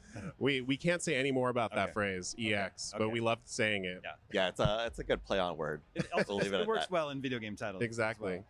So it seems like you got a great package here. Music is awesome. Pixel art is fantastic. Looks fun as heck. When did you know that sort of everything was coalescing and gelling, and this is going to turn out into something special? As soon as we started getting the team back together, a lot of the same people. Paul Robertson doing a lot of the sprites. Another Jonathan Kim is another one of the artists who worked on the old game. Anna Monoguchi. Yeah. These guys, Jonathan Levine, our designer. It's amazing having us all back together. Well, I'm super excited to play. Any final words? Honestly, we're just super happy to work on this. This is like a passion project for us, and it's like a crazy opportunity for us. Yeah, it really does feel like I'm like a 10-year-old kid making stuff up like in my binder every day. I love that feeling. This is a 2026 game, right? Next year. It is, yeah. Well, it's one of my most anticipated games of 2026. Thank you. It's a little far off. Thank you so much for joining us today. Thanks a lot, Jamie. Scott Pilgrim EX hits consoles and PC next year. I cannot wait. We've got tons more Comic-Con coverage ahead here at IGN, so don't go anywhere.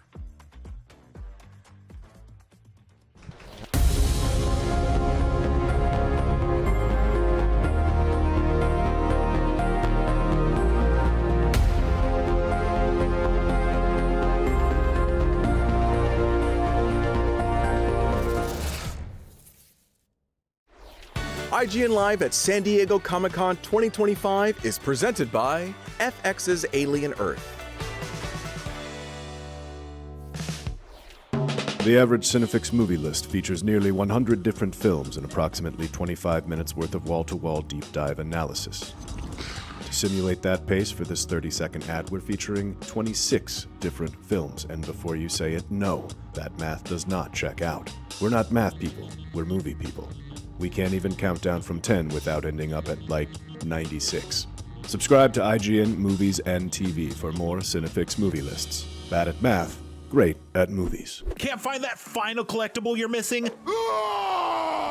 IGN strategy guides and interactive maps are here to help. One step at a time. IGN guides are trusted by millions, easy to use, and best of all, free.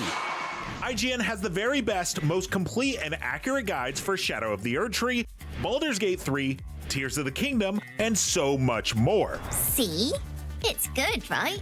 Every guide is tested and verified for you by experts. Just search for IGN when you search for guides.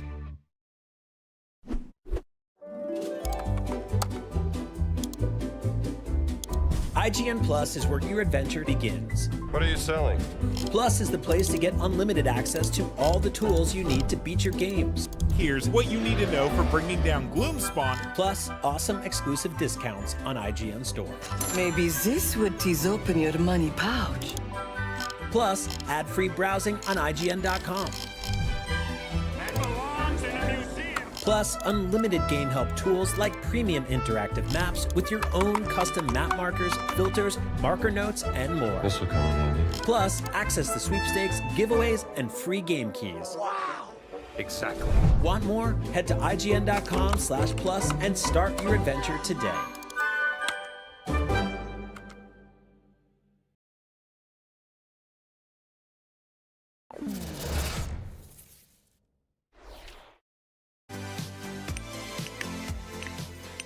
You're watching IGN at San Diego Comic-Con. The Walking Dead Daryl Dixon's most recent season finale involved copious amounts of hallucinogenic bat guano, which was quite literally, quote, batshit crazy. Here to tease where the series can possibly go from there, Daryl and Carol themselves, Norman Reedus and Melissa McBride, welcome. Hello. Hey. Thank you for joining me today. Thanks for having us. I've been really enjoying the episodes I've been allowed to see. It was recently announced, though, that there will be a 4th season and it will be the last. How does that feel? What? I think that was always sort of the plan. We have an arc through France, and then we have an arc through Spain, and it kind of wraps up in Spain. And the way that it ends kind of is a satisfying ending. So it was sort of the plan all along. And what does a satisfying ending look like? Yeah, Norman, what does that look like? I mean, that's kind of a trick question, isn't it? Yes, it's a satisfying ending. Yeah, I just think all the storylines wrap up in a way that will be satisfying to the viewer. Like a good satisfying cry, or? Oh, I can't tell you. And to be honest, we don't have the last 2 scripts. We just have ideas so far. Yeah. Wow, it could end up being nearly anything at that point. The direction is, let's go satisfying. It's so satisfying. All right, well, I'll have to hope on that until it comes out. So Daryl and Carol have survived the zombie apocalypse for many years, which is better than most. What are your ultimate survival do's and don'ts in the event of an inevitable event of a real-world outbreak? My producer has feelings. Do's and don'ts. Do's and don'ts. Make friends. Don't make noise. Don't make noise. Yeah, I think you just have to be prepared, and you have to, I don't know, you get to this point where you can read people's body language and minds and see if they're telling the truth, because there's a lot of sneaky people, I guess. I feel like I've seen that. Yeah. There's a crazy reverb in here. I can hear it too. Right? Yeah. It's kind of great. Yeah, a little bit. But from Atlanta to Paris to Great Britain to now Spain in season 3, Daryl Dixon has taken this universe to places we've never seen before. How has this journey changed Daryl and Carol emotionally, and how does that evolution compare back to season 1? Of The Walking Dead original series. The original series? Oh, wow. Gosh, it's taken, for Carol anyway, I think her mindset in this one is just kind of having come to terms with Sophia, all of that. That's going to be explored a little bit in this season coming up, and kind of letting go of things, opening up to stuff. Oh my goodness! Yeah, that was great to shoot. That was fun. Yeah, I think for Daryl, he's sort of taken all the things he's learned from all the past cast members and all the people that he's been, in a family with, and he'll come across a situation now where he's like, what would Rick do? What would Herschel do? Well, in the beginning, he just wanted to fight everybody, and I think now he's learned from the people before him. He's become a more mature Daryl, a less hot-headed Daryl. Yeah. But still a little hot-headed. Yeah, totally. Well, you've both killed so many zombies over the years, or walkers. What are your most memorable kills, and what made them stand out? For instance, for Carol, during the prison arc in season 4, she used a hacksaw to decapitate a walker. Season 5, she used a propane tank in the explosion at Terminus. There have been a lot of creative ways to make it through here. You just named the best one. The best one. I like the propane tank at Terminus. Yeah. Yeah. Yeah, geez, Daryl's used everything from scissors to rocket launchers. So I don't... scissors or rocket launchers. Yeah, you just grab anything pointy.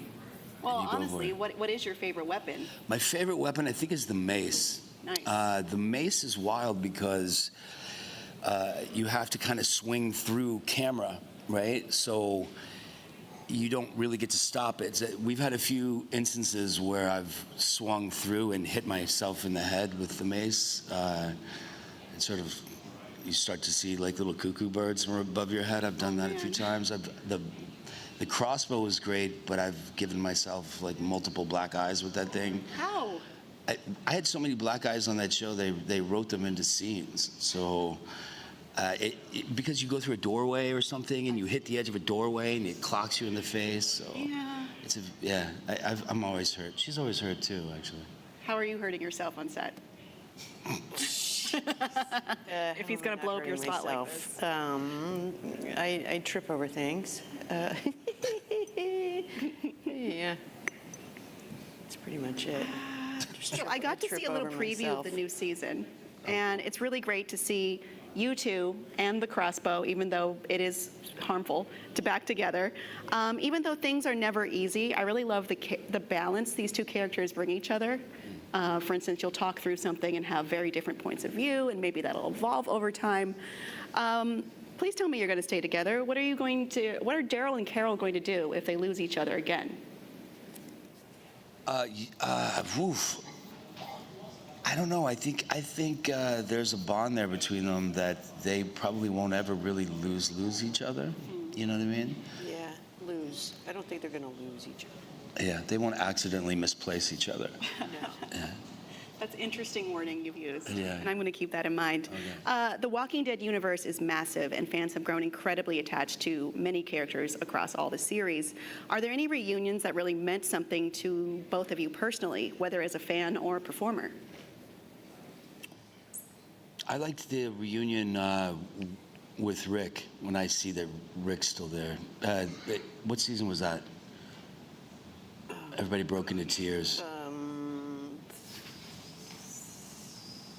Where did he go? I like that reunion. I liked. Where did he even go? Where did he go? I don't know. It was so long ago. I know it's hard. There's been a lot of good reunions. I liked our reunion, in season 2 of Daryl Dixon, the one in France, because that was, it was where Daryl was emotionally when he sees her. It's we reworked that scene where there was a rhythm to it, so it's like he's like and fourth gear, like fighting his way through, and it just takes pause, and the world slows down, and then they come together, and just everything goes quiet around them. Like It was surreal. Yeah, that was a great reunion. Across the world. Yeah. Well, I mean, on that note, we've been seeing a lot on Reddit and social media from fans constantly hoping for Rick, Daryl, and Carol to reunite, or wondering how past relationships might echo into new seasons. Without spoiling anything, unless you want to, how aware are you of this kind of fan speculation? We're very aware of it. Yeah, I mean, there's so much. So many ideas thrown around from fans for all these things. I think sometimes it's better to do the opposite of what people expect, so they're surprised. I think if we just read what fans wanted all the time and gave them what they wanted, then you would know the outcome of everything. So sometimes I think it's better to tell your story, and people can like it, argue, hate it, whatever, but you don't want to just like read Twitter and, you know what I'm saying? You don't want to just do that. That's not fair. Well, part of the fun of storytelling is how anybody interprets it for themselves. Wonderful answers from the executive producers and stars. Thank you so much. Season 3 of The Walking Dead Daryl Dixon premieres September 7th on AMC and AMC+. But before that, there's still lots more Comic-Con still to come right here at IGN.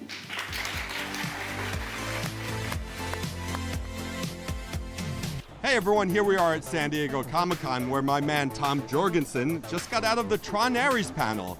So Tom, I understand that they showed a couple of exclusive clips at the panel? Yes, that's right. We saw 2 chase scenes from the movie, one set in the real world and one set on the grid, the red grid that we've seen from the movie and the trailers so far. So yeah, the first chase scene that we saw, it features Athena and Ares, which are these programs controlled by the Dillinger Corporation in this movie, headed up by Evan Peters, Julian Dillinger, a distant relative of the Dillingers from the earlier movies. The long and storied Dillinger and now family. the long and storied, now you're caught up on the lore. But anyway, so Athena and Ares are these 2 sort of AI drones belonging to the Dillingers, and they've been rezzed into the real world. It's almost like a 3D printing process. You see them break loose of their sort of strands there and just walk straight over to light cycles, real light cycles for the first time in a Tron movie. They look incredible. Designed by the same production designer, his name is escaping me, who created the Bat Pod from The Dark Knight. Oh, this nice. is a guy that knows, and also did all the production design for Tron Legacy. So it really is keeping in that same sort of style of Legacy, but evolving that. Nice. Back to the chase. Eve is this employee of Encom who has some sort of code. We don't quite understand what that is, but Ares and Athena really want it. They take off after Eve. Incredible light cycle chase through this sort of like Pacific Northwest highway, middle of a city, probably Seattle, and light cycles just creating ribbons on the highway. Cars are getting cut in half. Really interesting shot composition as well. The director, Joachim Ronning, is doing some really cool things with how he's choosing to cover the action. All of this, by the way, soundtracked by an incredible 9 Inch Nails score. Trent Reznor and Atticus Ross doing incredible work already. We heard a couple songs we haven't yet heard in these clips. They were awesome. Don't know what to say other than like, it's Reznor and Ross. It's not going to let you down. Yeah. So anyway, Eve manages to put some distance between her and Athena and Ares, but kind of goes hiding in a parking structure. Athena comes after her. There's a bit of a fight between the 2 of them.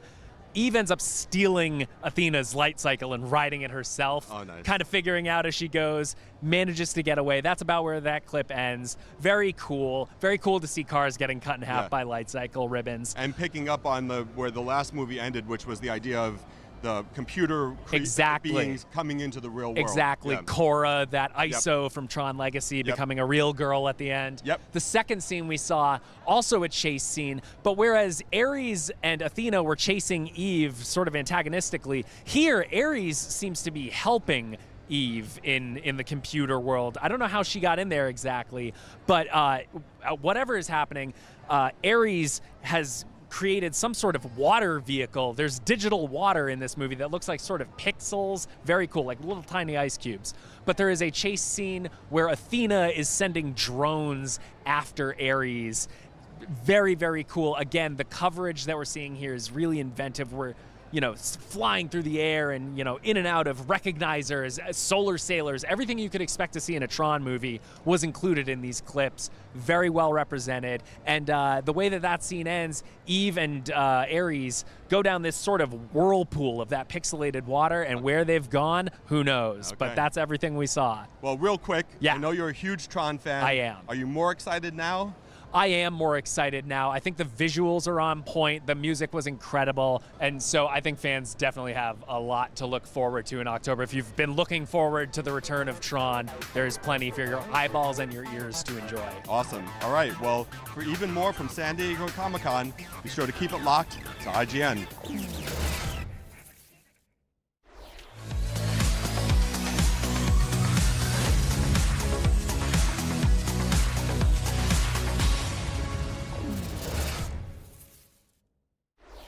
IGN Live at San Diego Comic-Con 2025 is presented by NHTSA. Speeding catches up with you.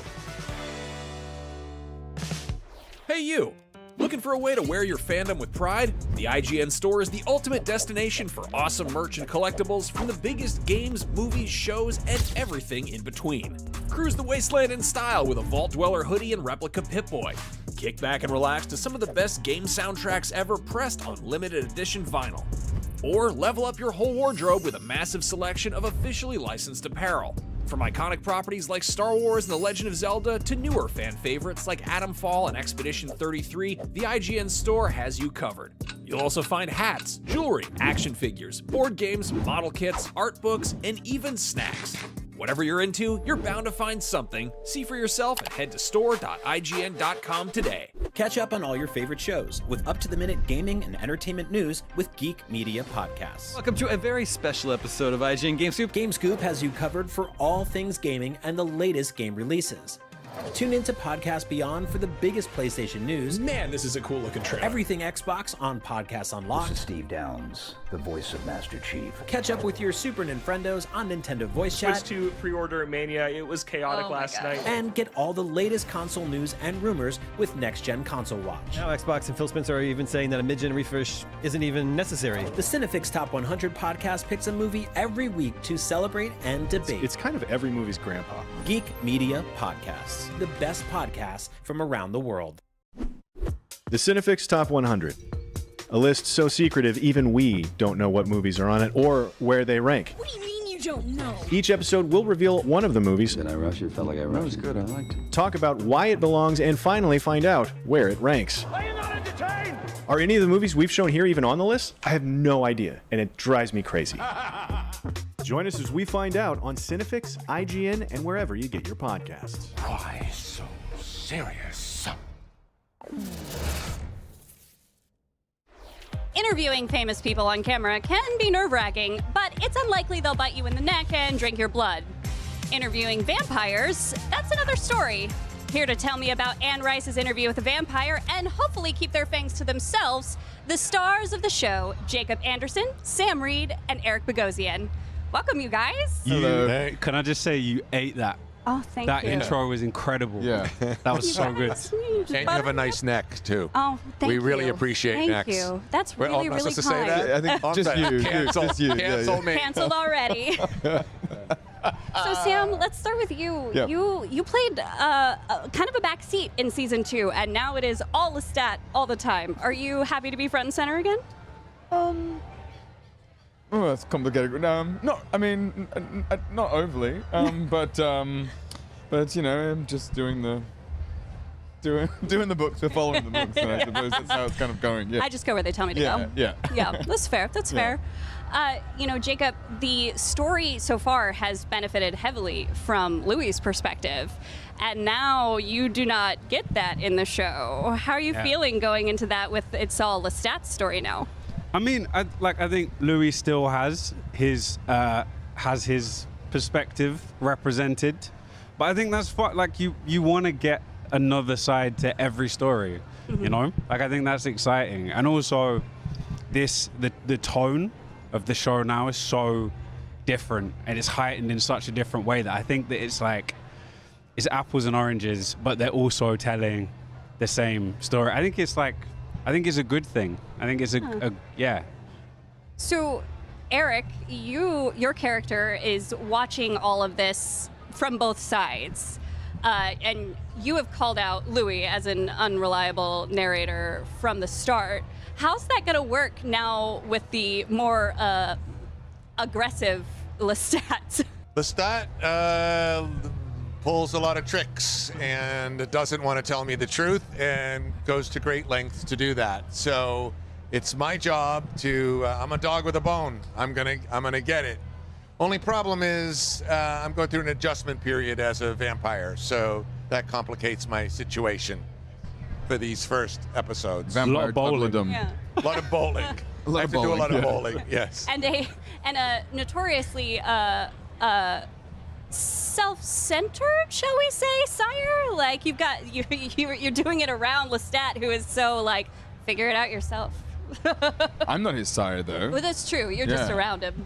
His maker was Armand, who is also self-centered, but you know. Deeply so. We're all self-centered. Everyone in our own way. Yeah, we're I gonna mean, get to we Armand. become vampires, and vampires are a particular thing. We're serial killers, basically. Yeah. But each one of us carries our personality from before, in our own, but in a vampire way. It's like we're still ourselves, but we're ourselves with a twist. Yeah. And I think that, and it's pretty indelible the way that our characters continue to be what they were when they were alive. Yeah. So do you get to play with that at all? Like, since we've seen so much of human Daniel, now that you're vampire Daniel, do you get to sort of add that dichotomy? It's the strangest thing. I love the writing in this show, and somehow it's gone seamlessly from a Daniel that I really understood as a old guy, and now I understand him as a vampire, and yet he's the same guy. Yeah. I can't explain it. It just, we learn our lines and we do it, and it just feels like we enter, it's like we're like Alice in Wonderland. We're in there, and then it all makes sense when we're there. Also, we're all old guys. Yeah, We're all old. Quite Yeah, so. Quite yeah. so. You're You the guys, youngest. Yeah, I'm the youngest, yes. I'm the baby of the group. Baby Eric. That's why he calls It's me Baby Baby Eric. Eric. Yeah. So, Sam, in the book, so much of Lestat's history is covered in that novel. Will we see a lot of that jumping between past and present in season 3, or are we staying more focused on your rock star angle? No, we'll see a lot of the past, definitely, and that's kind of like one of the joys of the show is like how jarring those jumps are, going from the 1790s into like today. So yeah, we see a lot of the past. Roland's done a wonderful job of like sort of integrating the two time periods simultaneously as we go along. So it's not quite like the books where you get a bit at the beginning and a bit at the end and a whole bunch in the middle. It's intertwined through the beautiful songs written by Daniel Hart. So it's a really, really hard book to adapt, I think. And I don't think anyone could have done it better than Roland Jones and Hannah Moscovich. So they've done a great job.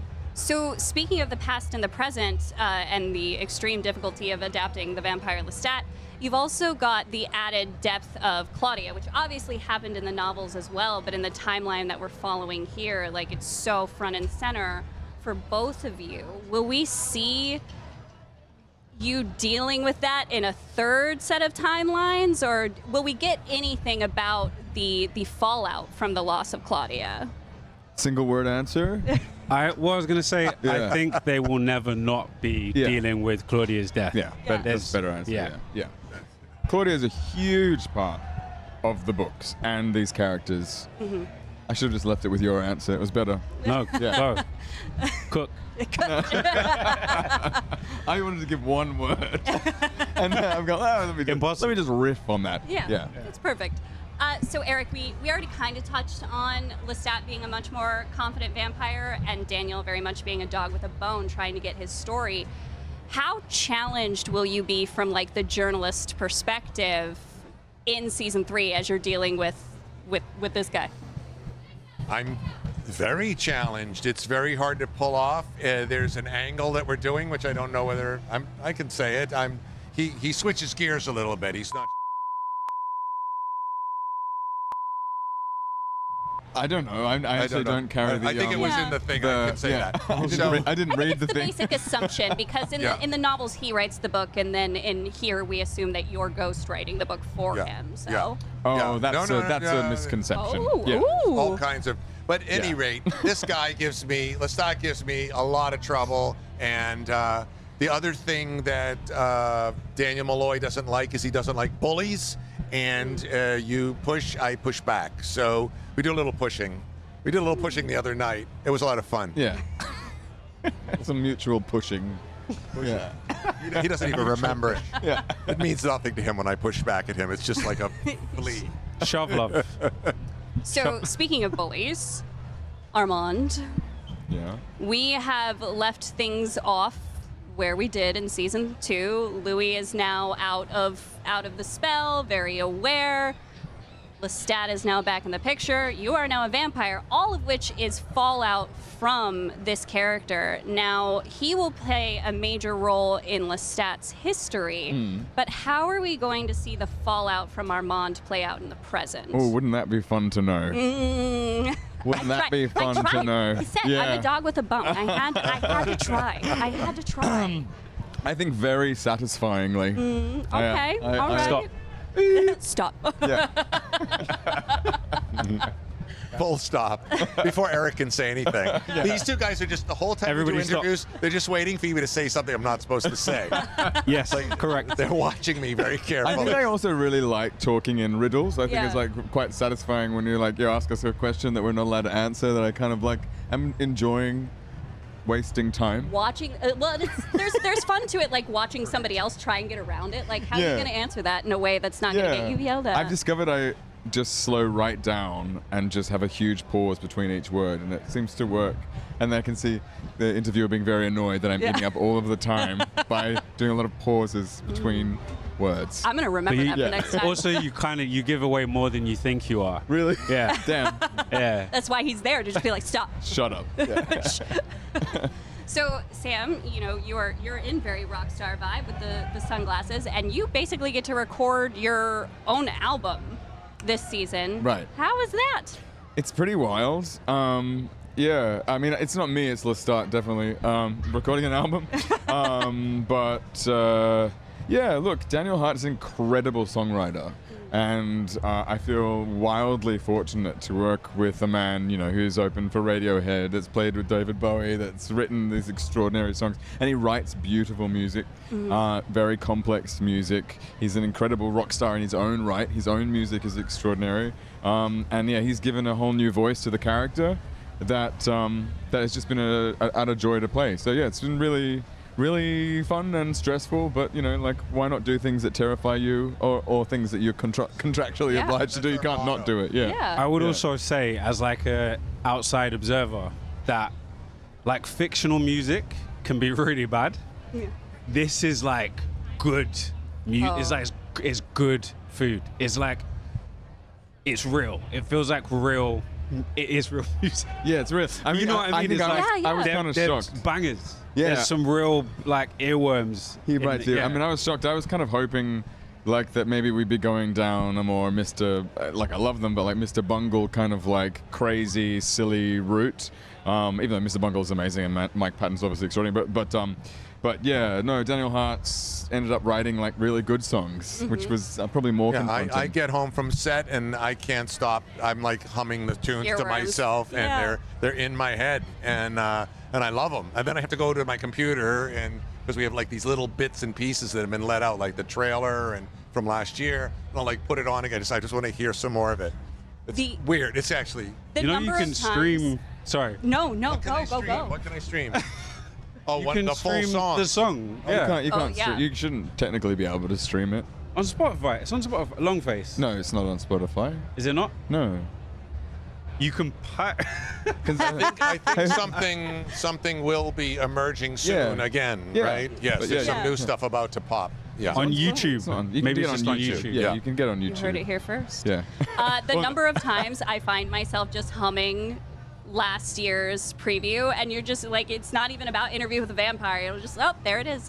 And I'll say that it's a wonderful misdirect too, that Longface song. I mean, like the thing is, there's a whole journey with the music that Roland and Daniel Hart have created. There's a journey. There's a story to be told. All right. Lestat's still discovering his sound. Yeah. I love that, because now we get to watch them go on that journey. Yeah. So Louis doesn't come into the story in the novel until pretty late into the book.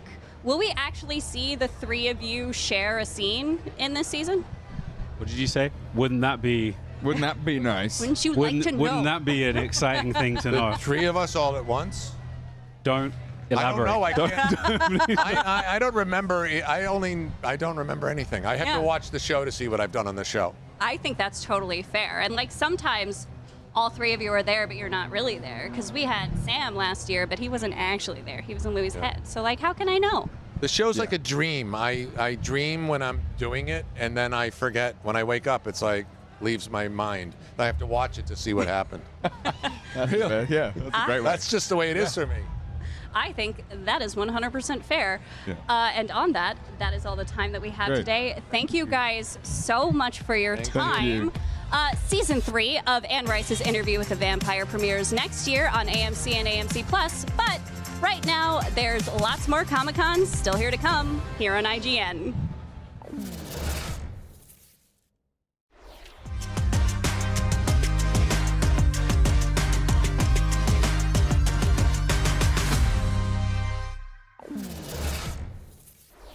IGN Live at San Diego Comic-Con 2025 is presented by Mecha Break. Play now on Xbox Series S, X, and Steam.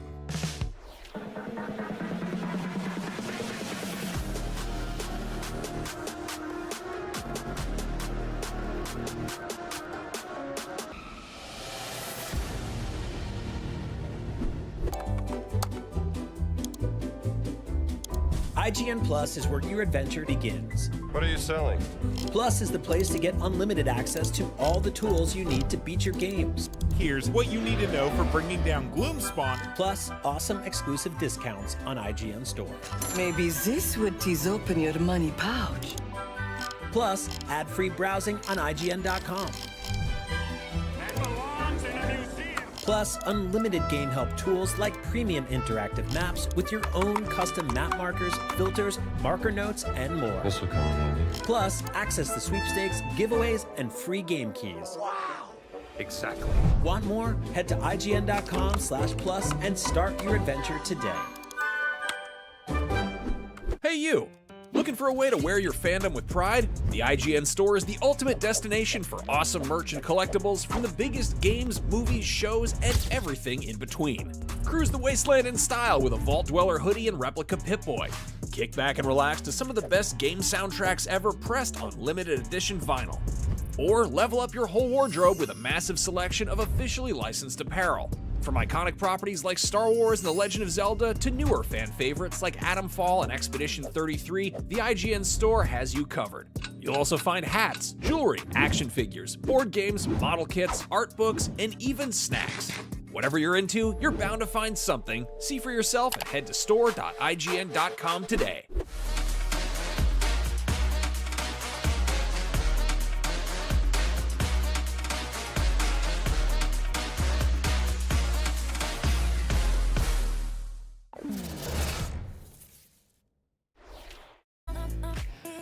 You're watching IGN at San Diego Comic-Con 2025, where our live show is going strong all weekend long.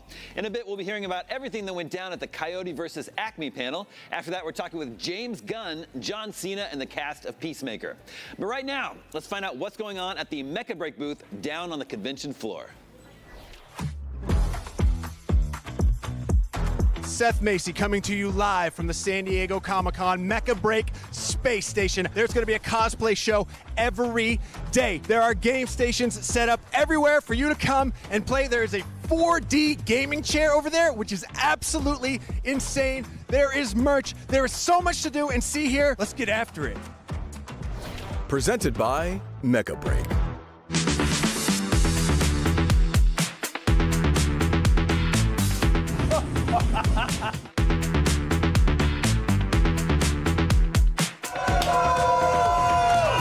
Yes! Victory! That was exhilarating. Check out this merch they've got. They've got this awesome pin set. You got a figurine of Falcon, the mech that I just, by the way, completely dominated with. You've got acrylic standees. You've got artboards. You've got magnets. But wait, there's more. Check this out. It is a limited edition custom Falcon mech. How limited edition, you ask? So limited, it's already sold out and it's just preview night. But if you do want to get a Mecha Break San Diego Comic-Con exclusive, right here we have the Falcon custom t-shirt. but maybe you want to try your luck at something. Oh, they got a Mecha Break gotcha machine. You can roll the dice. You get a chance to win a Falcon collector card, or you could win a PC gaming keyboard. And I love to take a chance. So let's see what I get. Oh, that sounds like a keyboard. Oh yeah, I'm pretty sure that's a keyboard. Yes, I won the keyboard. That's what I said I wanted to win. Oh, baby, it is an 8-bit new retro mechanical 87 keyboard, but it's Mecha Break themed. I am going to take this home and I'm going to win some games now. So if you excuse me, man, I cannot wait to get home and play this with that new keyboard. But right now, I'm getting word we have an incoming transmission from IGN Studios. We have Amazing Season Games CEO Chris Kwok and a voice actor from the game. So, yep, let's go to the studio. Earlier this month, after years in development, Mecha Break officially launched, but that is only the beginning. Joining me to discuss what the future holds is CEO of Amazing Season Games, Chris Kwok, and voice actress Ali Hillis, the voice of the Falcon Striker pilot, Leonie. Welcome. Thank you. Thanks for coming. Now, Chris, Season Games has a long-standing reputation in China for listening to player feedback. Is that the approach you're taking with Mecha Break too? 是的，就从我们多次测试开始，我们经常来讲的话会听玩家意见，包括这回来讲话到 SDCC 来，其实也是我们会花大量的时间来讲话去跟玩家去交流、去交谈，去看看来讲话对我们游戏产品有些什么样的一些问题和去改善它们。 Awesome. Now, Ali, you have acted in some really iconic gaming franchises. You're currently starring as Leonie in Mecha Break. Can you tell us a little bit about what made you excited about taking this role? I am so thrilled to be a part of Mecha Break because I'm just excited to be in on another ground floor. I mean, it's another ground floor of a whole new franchise. And I think, you know, mechs are very nostalgic. You know, people have a lot of feelings around mechs. And I just think it's so cool that Chris and his team at CSUN are creating a game around mechs. So they're going to introduce gameplay for mechs to a whole new universe of gamers. And I'm just thrilled to be in on another big ground floor. No, and you get to pilot a mech, which is, I think, what everyone's always wanted to do. Yeah, it's pretty badass behind the mic. I got to put myself in some cool spaces. Nice. Now, Chris, Mecha Break offers fans more than just one game mode. You have 3v3 deathmatch, you've got 6v6 hero shooter, you've got an extraction shooter, and you've even talked about a future PvE mode, and it's all free. Why are you giving everything away for free? 首先来讲的话，我们觉得玩家来讲的话，其实我们想创造一个世界给玩家，所以说来讲，我们也不希望说给玩家来讲的话很多的一个进入成本。 对，那对于来讲的话，在未来来讲的话，确实我们现在正在做一些关于驾驶员故事，像刚刚说的毛隼驾驶员菲尔的故事和很多其他将来我们要推出的驾驶员的故事，我们都会免费的给玩家。 Nice. Now, speaking of which, Ali, Leonie and her custom Falcon are a big centerpiece here at SDCC on the show floor. The Mecha Break. It's massive. What was that like? And were you expecting anything of this scale? No, absolutely not. I mean, as you guys know, I've been a part of some big franchises here and some big presentations, but I was floored. No pun intended. When I got in on the floor, I had no idea that they were putting up such a big production, and it's gorgeous, and there's so much really cool merch, which I've asked for a lot of, by the way. The figures are incredible. There's so many things to look at, so many things to see, and what was really cool is they have so many people playing the game. Yeah, they have a whole bunch of consoles set up, and I just can't wait to get back in there, so come on. No, it's a nice alternative to just people seeing stuff on a screen is seeing stuff in person and huge. You get to have the experience. Yeah. Now, Chris, speaking of seeing stuff on a screen, you've been hard at work on the game for many years. You're still hard at work on it. Yeah. But you've also made some allusions to taking things in new directions, maybe even doing a TV series. Can you tell us anything about that?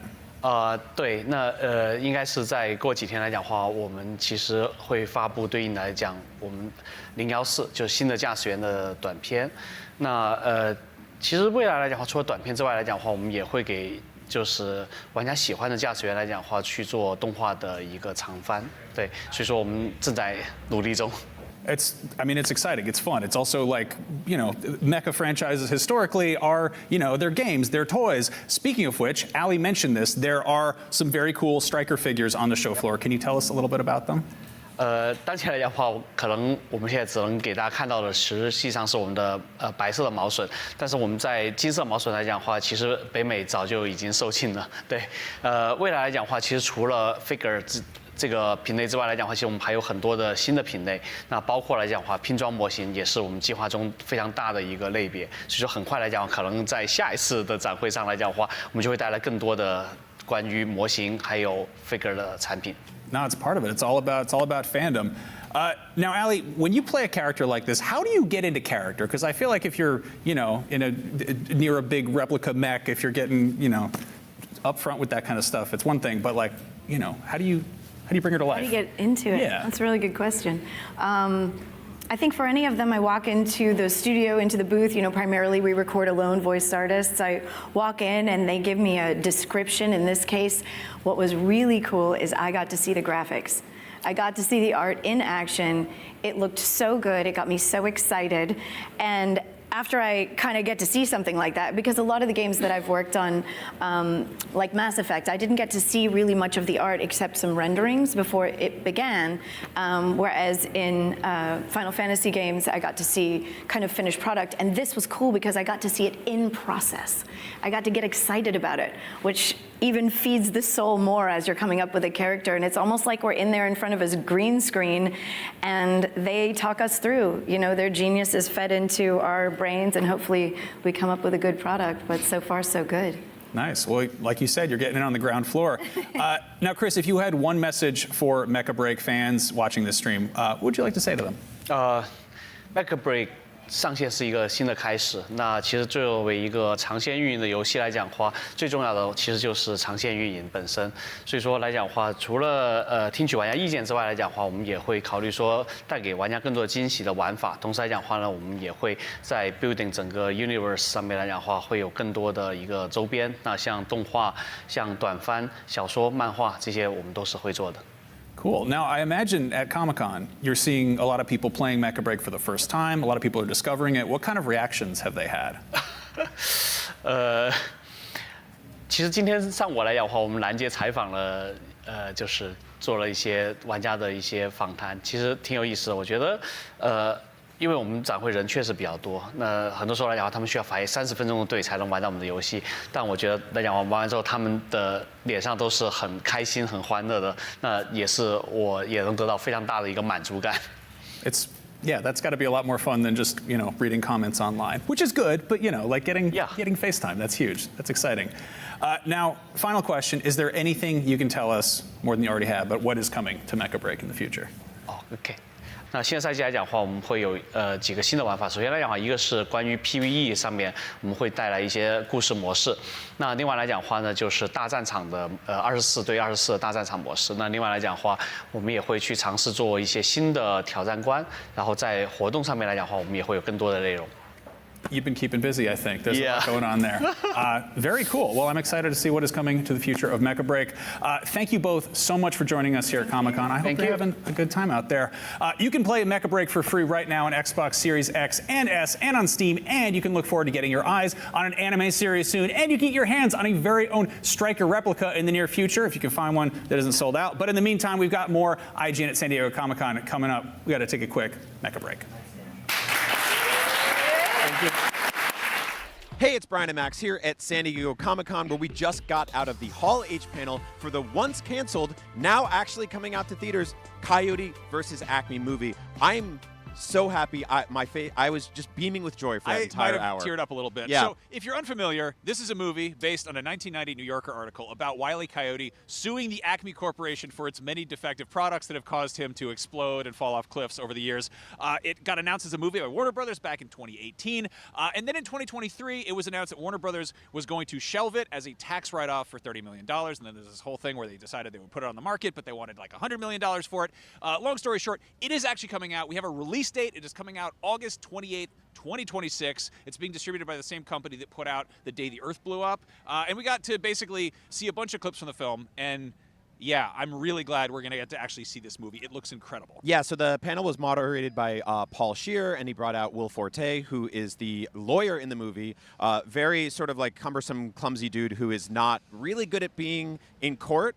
And he's representing an animated Wile E. Coyote. So think, basically a mix of humans and cartoons in the same way Who Framed Roger Rabbit or something like that, Space Jam in that light. So this movie is going to feature 10 different Looney Tunes characters plus a ton of cameos. It's going to feature a lot of Looney Tunes characters. Yeah. But they had Eric Bauza, who voices basically the principal Looney Tunes cast. I think he said he's playing 9 characters. There's going to be a lot of Looney Tunes characters in there, and he's voicing a good chunk of them. Bugs Bunny's going to be in it. Kind of not really that surprising, but again, maybe minor spoilers here. Bugs Bunny plays a sort of deep throat style informant. We saw a clip in the film where Will Forte is in his hotel room and he gets this, suspicious call. Hey, what's up, Doc? And it's, didn't reveal a whole lot about the plot. But yeah, the thing that was really, really fun was a courtroom scene, which features Luis Guzman as the judge, and he opens up this case that has a real regular gavel and then a cartoon gavel, and he's sort of looking at the defendant. He's like, okay, he's a cartoon, and he picks up the cartoon gavel, he bangs it on the thing, and it goes squeak, squeak. We get to look at the jury, and it's got a bunch of human beings, and then like a sheep that's a cartoon, and then Prissy the hen, that one that's always crushing on Foghorn Leghorn. She's in there. And the legal representation for the Acme Corporation is John Cena, which is fantastic. So he's the lawyer. He's like the big, he's the Chad lawyer. Like he's the, he's got the chiseled jaw. He comes up and he gives this amazing, like, impassioned speech, and he pours a glass of water gracefully and goes, and it's all just like, just shot really dramatically and epically. And he gives this big, like, heroic, testimony to the jury. And he's like, yeah, it's freedom is what's being American all about. And clearly this coyote was really just endangering himself, which is his right. And then Will Forte gets up and basically spills water all over the table, and Wile E. Coyote's like falling over backwards, like just embarrassed, and Will Forte is just a complete wreck.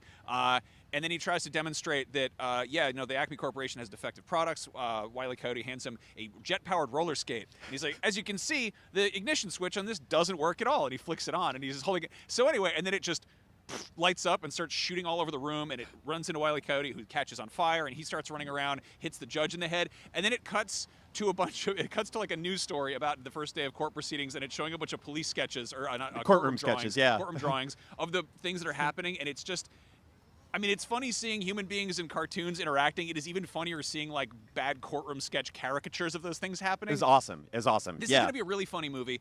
We got a glimpse of the trailer too, which I don't know. I was sort of almost worried that this is going to be like small scale. Yeah. They kind of name checked the Tom and Jerry movie that came out a while back, which I think some of the same people worked on it, which had that blend of animation and live action. Yep. That I feel like had too much people time, too much human time in it. Definitely too much. And what was really cool about this trailer is we got to see Roadrunner and Wile E. Coyote doing the thing they always do, right? Roadrunner's kind of just running away or laughing or kind of just being cocky, just existing. I'm actually unclear what Roadrunner's role in this really. He's definitely in it. Yeah. But like they kind of didn't focus on him. This is mostly about, as the title suggests, Wile E. Coyote and the Acme Corporation. But you do get to see them interact like you would in a cartoon, but it's in live action, real life deserts shot in Albuquerque, which was fascinating. The panel opened up with the 9 Inch Nails Johnny Cash cover of Hurt and a montage of just classic moments of Wile E. Coyote getting hurt in movies. And then he sees Will Forte on TV being like, have you been injured by the Acme Corporation?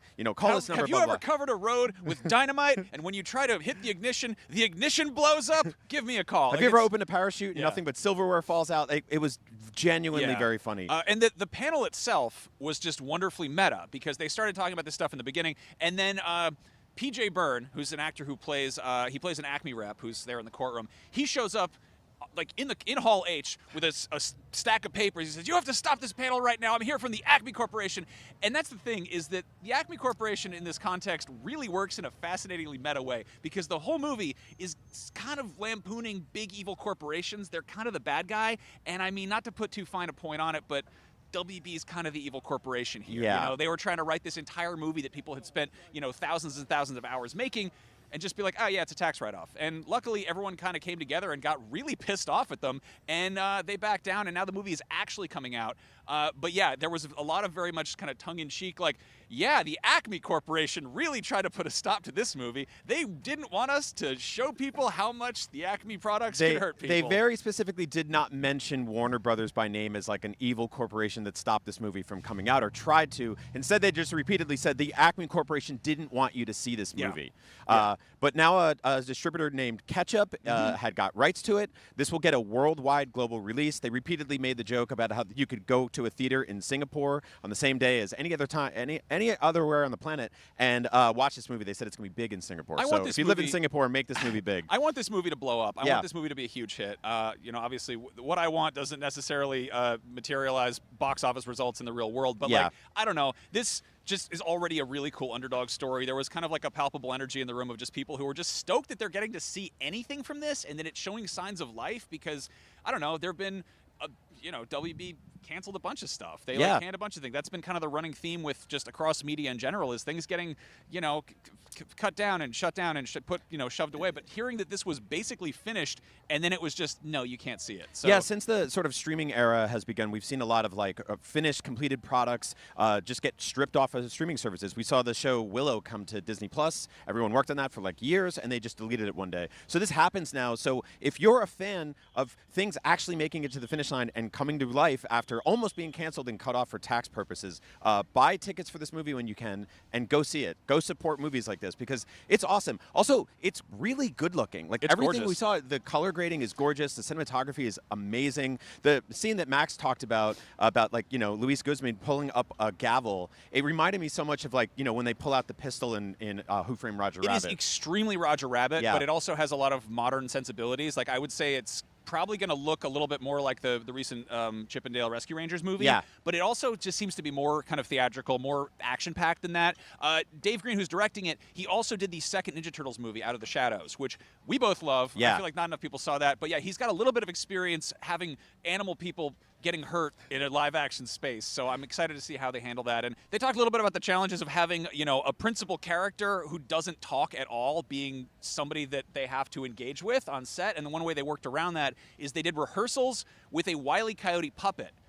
And they got those down, and then they just shot the scene with, you know, a tennis ball and a stick for the animators to go in. It was a famous puppeteer who's been working on all like stuff for decades now. And yeah, like Dark Crystal, like a bunch of Jim Henson background stuff. But it's I mean, at some point we'll get behind the scenes stuff here, but it seems like it's a really fascinating intersection of basically every type of filmmaking, where you've got live action, you've got puppeteering, you've got traditional animation where they're getting 2D artists that are working on the Looney Tunes show. They're doing sketches, and then the 3D artists are going in and using those sketches as basically an animatic to put it into the live action space. And it's just, and then we got to see basically a live theatrical tangential production based around it. So it's just kind of, I don't know, fascinating multimedia product. And it's awesome. They talked a bit about the rules of Wile E. Coyote and Roadrunner, which I wasn't fully aware of, but they are pretty much following to a T for this movie. And some of those rules are that Wile E. Coyote can only be more humiliated than hurt. The Roadrunner cannot hurt Wile E. Coyote. The Roadrunner has to stay on the road. And if the Roadrunner, or if Wile E. Coyote gets hurt, it has to be by sort of nature or an Acme product.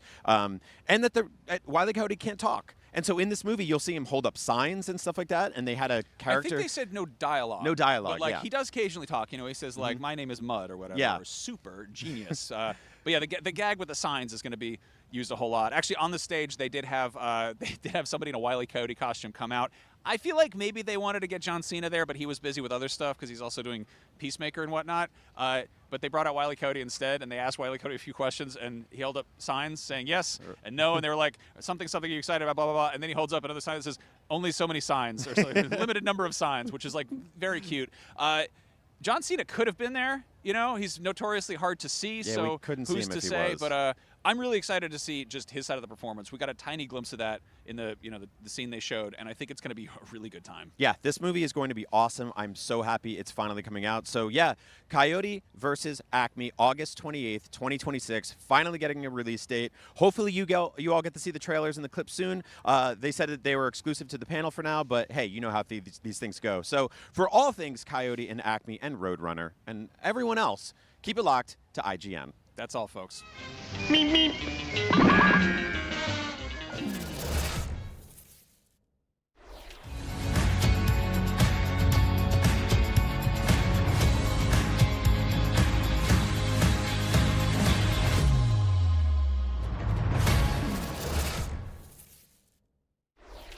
IGN Live at San Diego Comic-Con 2025 is presented by FX's Alien Earth.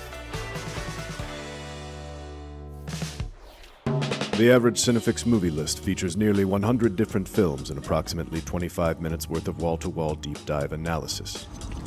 To simulate that pace for this 30-second ad, we're featuring 26 different films, and before you say it, no, that math does not check out. We're not math people, we're movie people.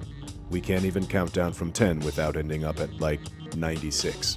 Subscribe to IGN Movies and TV for more Cinefix movie lists. Bad at math, great at movies. Can't find that final collectible you're missing?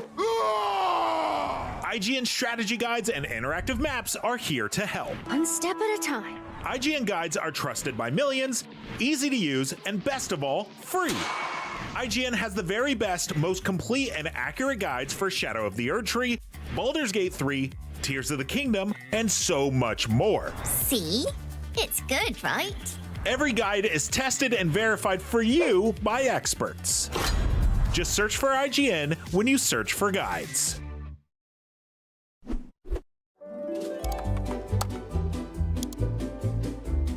IGN Plus is where your adventure begins. What are you selling? Plus is the place to get unlimited access to all the tools you need to beat your games. Here's what you need to know for bringing down Gloomspawn. Plus, awesome exclusive discounts on IGN Store. Maybe this would tease open your money pouch. Plus, ad-free browsing on IGN.com. Plus, unlimited game help tools like premium interactive maps with your own custom map markers, filters, marker notes, and more. This will come in handy. Plus, access to sweepstakes, giveaways, and free game keys. Wow. Exactly. Want more? Head to IGN.com/plus and start your adventure today.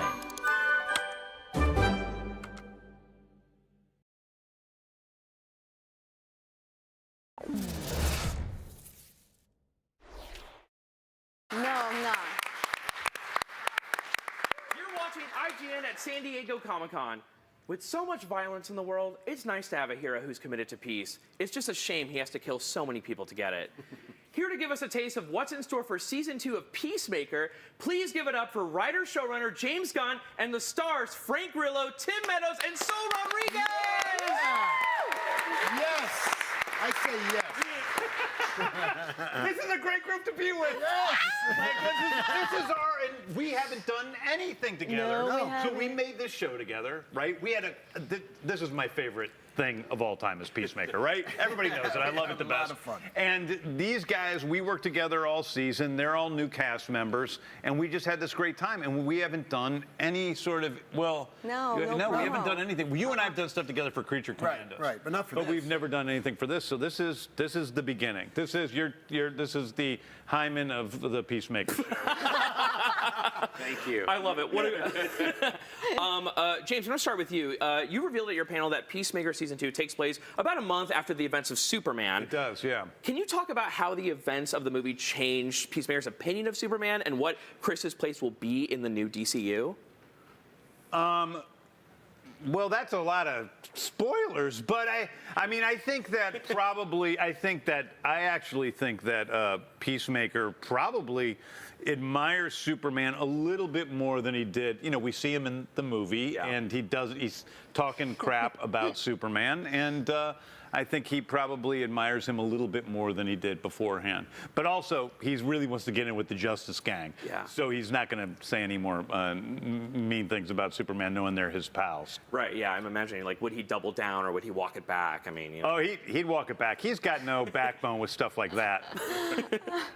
I love that. Frank, we've seen you in Creature Commandos, Rick Flag Sr. We know you're... Why is your hair not white? What?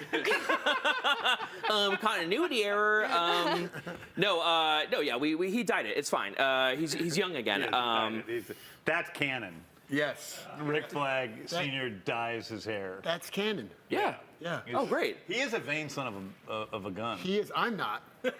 No, not at all. You're incredibly Is that a mirror? humble. You're known for your humility. Jesus. Famously, Frank, I need to know, after the events of Superman, you're close with metahumans. You led a whole team in Creature Commandos. You saved the world. Do you think after Superman, has that affected Rick Flag Sr.'s feelings for metahumans as we enter Peacemaker Season 2? You know, I think Rick Flag, as I know him, is so hell-bent on his internal mission and what's going on as it related to his son that I don't really, I think he's kind of clouded. But yeah, I think he understands what they are and what he needs from them as it relates to what he needs to do for himself.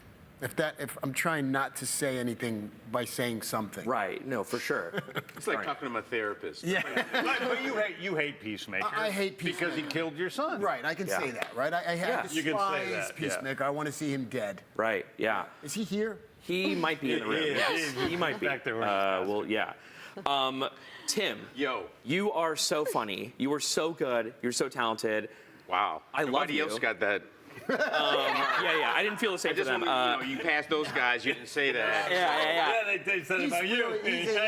He's intimidated by He knows what he loves. He said, Grillo, you're so vain. Yeah. You probably think the song's about you. Nobody knows that except I do know the song. Oh, yeah, we all know it. Yeah, right, yeah. Okay, Tim, your character Langston, you're kind of like sort of the new, you're taking place of Peacemaker's role as like the new kind of a-hole sort of team leader. Thanks. I mean, we just got balance. Yeah. You know, Langston has no care for being politically correct, right? Was there ever a line you had to deliver that made you kind of look at James and go, really? Yeah, there's a bunch of them actually. The whole monologue about the strip club. Oh yeah, that happens way later in the season. Yeah, that was one where I was like, I can't believe I'm saying this. It goes on forever. It goes on forever, and I love doing it, and it was really fun. It's so meaty when you get to do something like that. Like because everyone will attest that I'm not an asshole. I'm not like that character at all. I'm a really sweet, wonderful guy. Of course. I adopted a cat. I don't know if you know that. Your Instagram is full of that cat. Yes, I'm a cat so dude cute. now. And I have other questions now. So cute. But yeah, happy Catter Day. I mean, it's kind of fun to play that kind of dude. And I think the titties. Sorry, can I say that? No. Yeah, of course. Oh, you can. Yeah, you That's say the whatever. name of one of the characters. Well, that's what he named her. Yes. That one was one we laughed a lot. So much. And so those were. Yeah. He names a character that, and now even before, like already, people are calling her that online. And I said it to her, Anissa, who's a really fine actress, and I said, Anissa, you know, people are going to be coming up to you and Bob Evans and calling you titties. Oh my God. And she's like, I love it, bring it on. Yeah, I love that someone is just writing that as DCU canon, like titties is in Peacemaker Season 2. Do you think Langston is a good boss? Is he a good director to report to? I think he would be. Yes, I think he's. I think he is sort of in the middle. You know, I work under these two on the show, so I think he's probably. I would imagine he would want something like that. Definitely. Yeah. Oh, for sure. You're so good. I love you, Tim. Thank you so much. Again, he didn't say that. Yeah. Wait, he hasn't. I didn't have time. I didn't have time. Let's see what happens. Okay. Soul, you are wonderful, beautiful, talented. I'm so excited. We haven't met your character Sasha yet, but in the comics, she protects a certain billionaire with a secret affinity for bats. Ding! Is that something we can expect to see in Peacemaker, or are we joining her at a different time in her journey? I think Sasha's essence is still there from the comics, but she's bringing new vibes, new mission, and she's a badass, But no, she has nothing to do with that. Okay, so she has no idea. Yet. Oh! Okay, so Soul does know who's playing Batman in the DCU. Great, that's all I needed. James? I don't know who's playing Batman. I do. But is it you? I'm Italian and I'm too old. What is it? No Italian? We can't have an Italian. Batman is Italian? Yeah. Come on. Again, someone's adding that on the wiki. I have to ask for all you guys, did the cast from season 1 have any advice for working on Peacemaker as the new kids on the block? They were jerks. They didn't talk to us. Oh, no. Not even Steve? Yeah, Cena, jealous. Steve is the worst, actually. Yeah, Steve. Yeah, he just they weren't nice to us. But the new kids, you know, they don't want to see us take over their glory. Yeah. So anyway. They call Frank Titties. Really? That's his name on set. Is it, Frank? Is it crazy that you're obviously you're leading this team of mutants and creature commandos, and then you're fighting for good in Superman, and then you're kind of like the enemy? Like, does Peacemaker know what he's going up against? But am I the enemy? To Peacemaker. To Peacemaker. To Peacemaker. To me, he's the enemy. He's bad. Right. I don't see him as great. I just don't. I see him as a flawed. I think he's a problem. Right. Child. But it's like, but you're good, and then but we're following Peacemaker as sort of the hero. Yeah. So you're kind of the antagonist. I think I'm the hero. I always see it as it's my ideology is the right one. Did you think you were the hero in Wolf Warrior 2? I am the hero in Wolf Warrior 2. I'm big in China. I know you are. I know, they all told me. Big in China, huge. The thing in the DC, one of the things that I wanted to bring is that this isn't a world of just heroes and villains. There are people that see themselves as heroes, and maybe a few see themselves as villains, but there's shades of gray. Like they're, Peacemaker, Superman's about as good as you get. Lex is pretty bad, but there's all sorts of shades of gray in between, and that's everybody that's in this show, from Peacemaker himself to Rick Flag to these guys. They aren't perfectly good or perfectly bad. They are shades of gray. Yeah, no. Which makes them very interesting. Right. Yeah. No, I told you guys before, but like Peacemaker is like my favorite show. It's so good. I'm so happy to talk to you guys. I have to ask you really quick, James. Like, Superman obviously is so, the theme is so important in kindness and punk rock, and it's just such an inspiring, good story about humanity. Is there like a specific theme that you had in mind for Peacemaker season 2? Oh, there's no doubt. I mean, I think the theme of Peacemaker 2, if anything, is about redemption. I mean, this is a character who knows he did wrong in the past. He has changed dramatically from season 1. The one thing I didn't want to do is have Peacemaker act exactly like he did at the beginning of season 1. We saw dramatic things happen to him in the way he's connected with other people in season 1, and he has changed because of that. His friendship with, Leota Adebayo has changed him completely. And now this is a new Peacemaker who is struggling to try to be the best person he can be, often failing, but really trying his best to do that. And then all of a sudden, his past won't let him go, whether it's his relationship with his father, who's now gone, or his relationship with Rick Flag Jr.'s dad. Yeah. So it's really about that struggle, about looking for redemption, and also looking for love. I mean, there is a love story at this.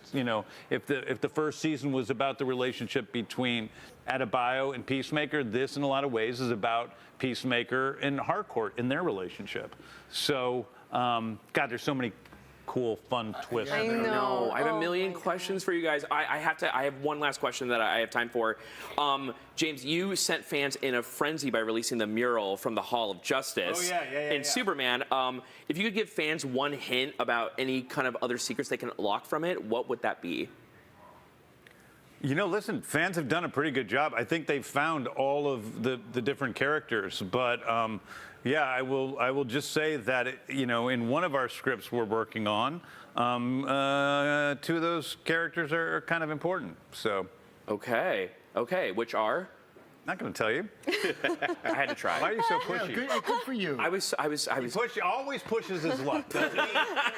Always, he gets, we give him grace. I know. And then he's like, I want more. In his defense, if he doesn't push, he doesn't know where the line is. Exactly. Right? Yeah. Good for you. You ever ask again, you're dead. I'm just going to say. Okay, cool. All right. I'm going to throw away all my Batman questions. Okay.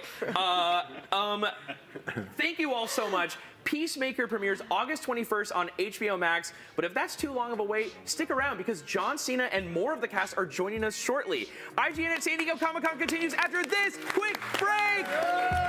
Peacemaker season 2.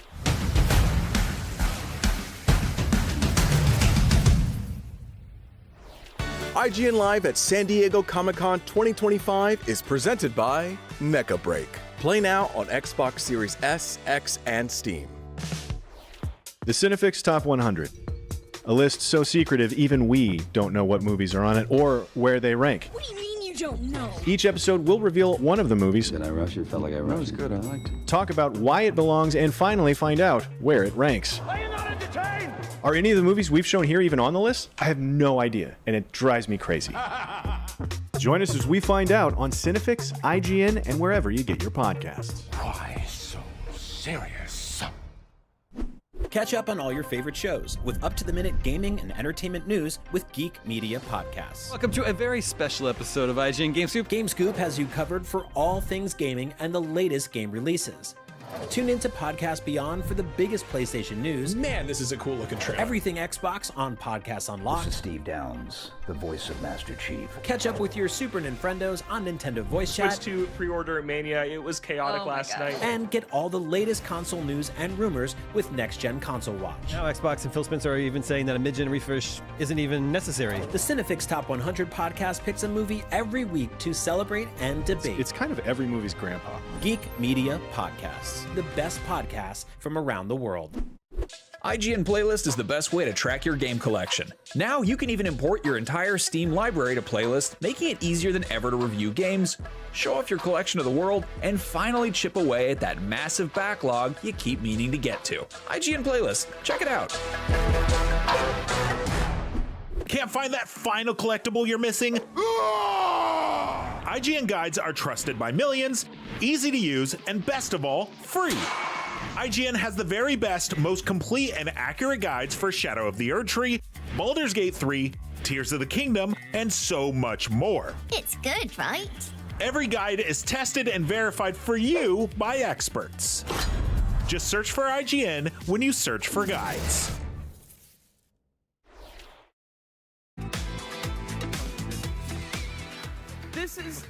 This is IGN here at San Diego Comic-Con 2025, and you know who else is at Comic-Con? The stars of Peacemaker. Give it up for John Cena, Jennifer Holland, Steve Agee, and Freddie Stroma! Freddie! Whoa! Who's that? What's up?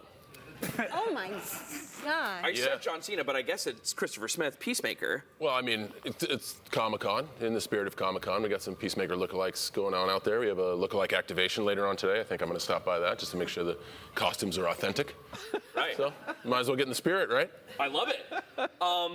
John, we learned during the panel that Peacemaker Season 2 takes place about a month after the events of Superman. And in the movie, we saw he's not the biggest fan. Has he rethought that sentiment after the events of the movie, or does he double down on his thoughts on Superman?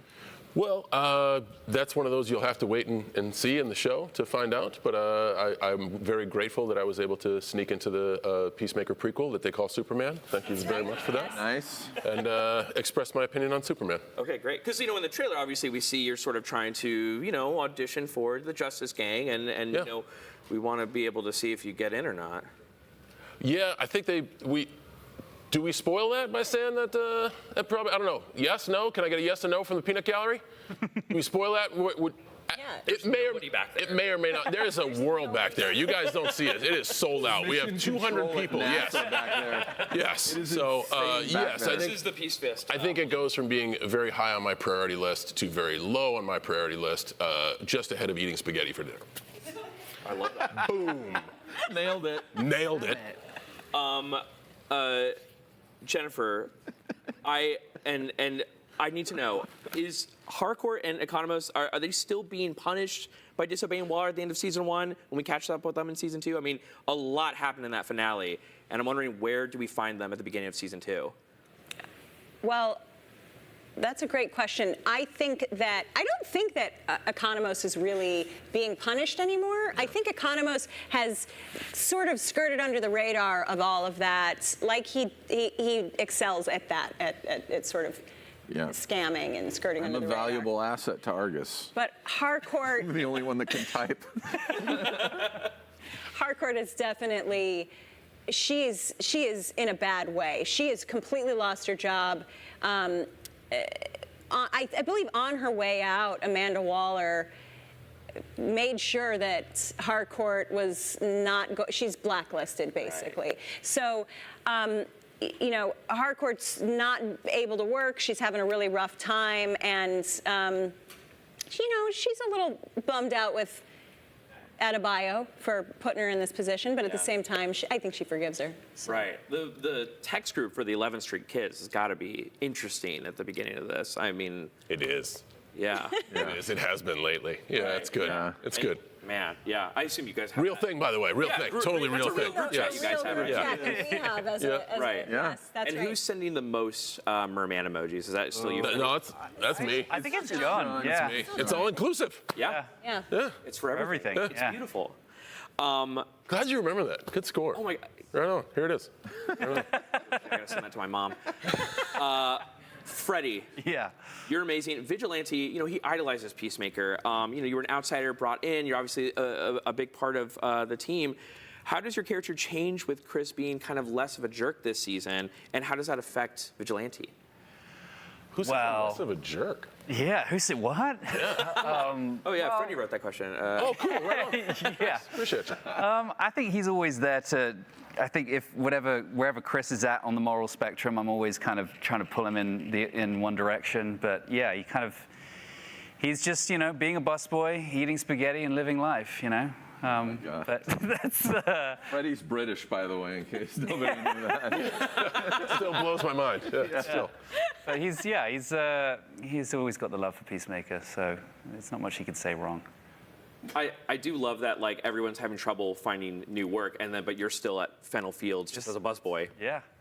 It's a good job. It's good. It's good. Pays the rent. People got to eat. Yeah. I don't think that Vigilante needs a whole lot because he just needs to murder some people, and then as long as he has enough money to, like, I don't know, buy whatever toys. Ammunition. Whatever. Ammunition. He lives with his mom, so. Yeah. You know. That's how it is. You're talking about Vigilante, right? Not Freddie. No, I was talking about Freddie. Sorry. Yeah. Okay. I live by myself. What a group we are. My goodness. John, the let's talk. We have 6:55, 6:54. Time is of the essence. Let's talk about something. Now we have to put the countdown in the main. Yeah, that's all we got. When it finishes. Yeah. We have to get out of here before that happens. The Y2K bug. John, we know a huge theme of this season of Peacemaker is having to choose between two worlds. How is that going to challenge Peacemaker? Choice challenges us all, right? You know, every day we're faced with choices. And this is what I love about the storytelling of James Gunn. You can have something as ridiculous as this, but put it in a situation where we can all understand. I think each day we're faced with choices, and, you know, the perception that maybe the grass is always greener is always there in every human mind.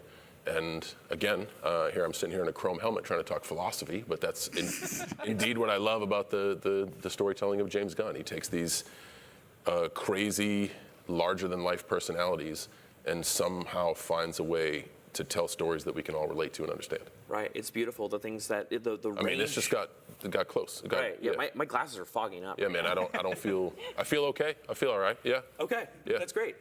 Steve, you are a badass. Thank you. Just, not even in the show, just in general. Thank you. Can we? Agreed. Thanks, John. Yeah. Second that. Yeah. No question there. Just you're a just a badass. That's a good I know statement. him a lot better than you do. Yeah. So. True. Steve He has a badass. Ow. It's just paper cut. In season 1 of Peacemaker, I mean, you saw a gorilla in half with a chainsaw. That's right. Can we expect? Can we expect any kind of crazy economist scenes in this season? I saw 2 gorillas in season 2. Oh my God. Driving a monster truck. Yeah, there's some insanity in season 2. I don't think I kill any animals in this season, though. Okay, that's Good. good. That's good. That's I go house on a bowl of spaghetti, though. Thanks for saying You do. that, so. Yeah. Doubling down on the pasta. All right. Okay. We used a butterfly, so it didn't count. Yeah. That's fine. Jennifer, you, I think, probably have my. I mentioned that I'm really excited to see your character progression because you're very closed off, and then you learn to open up, but then you have a lot of things to deal with, and then you basically are the leader of the 11th Street Kids at the finale of season 1. I'm wondering, like, what's it like to be able to sort of deal with that very emotional process of trying to navigate, like, life beyond Task Force X. I blanked for a second. That's cool. You got it. You recovered, man. You landed the plane. Also, what you'll learn is that Task Force X. It's tough I can't to even say. do it. It's one of the hardest very things tough. to Okay, say. yeah. It's a really hard thing to say. James is notorious for difficult names. That's right. He likes to. Yes. He throws that stuff in there on Yeah. purpose because he likes to make fun of you when you can't get it out. So, yeah, I think that it was really a great experience for me preparing and getting to portray what's happening for Harcourt from season 1 to season 2. You see her in season 1 as a very put together, tactical sort of badass. She's, in some ways, I feel like in season 1, sort of the voice of the audience in certain ways. Like you kind of, if you aren't into like the craziness, you find your way in by seeing it through Harcourt's eyes. And so it's really interesting in season 2 when all of that sort of caves in. And you find out that's kind of a facade, and it's broken down in a way, I think, through all of the vulnerability that she feels from almost dying at the end of season 1. And I view it as sort of her, she gets more fit, she gets more fierce. She doesn't want to ever get herself into the position again where she almost died, and so she kind of goes even further, and in certain ways emotionally regresses, and so that's what we're dealing with in season 2. That's very thoughtful answer. Like, again, my glasses are fogging up and I have a helmet. I have a question for all of you. We're in season 2. Was working with James on season 2 any different with him planning an entire cinematic universe in the background? I mean, it's obviously, he's got to direct less episodes now, but he's still writing all of it. How crazy is that to kind of like be in this kind of like, we're officially canon, this is the future of the DCU? Is it different at all in season 2? Do you feel that? Start with Freddie and just work our way on down. I don't think I'd feel any different. It's, you're there to do the job, and it is what it is. Do you feel anything? I feel nothing. I am a robot. That's why I wanted to start with him. Yeah.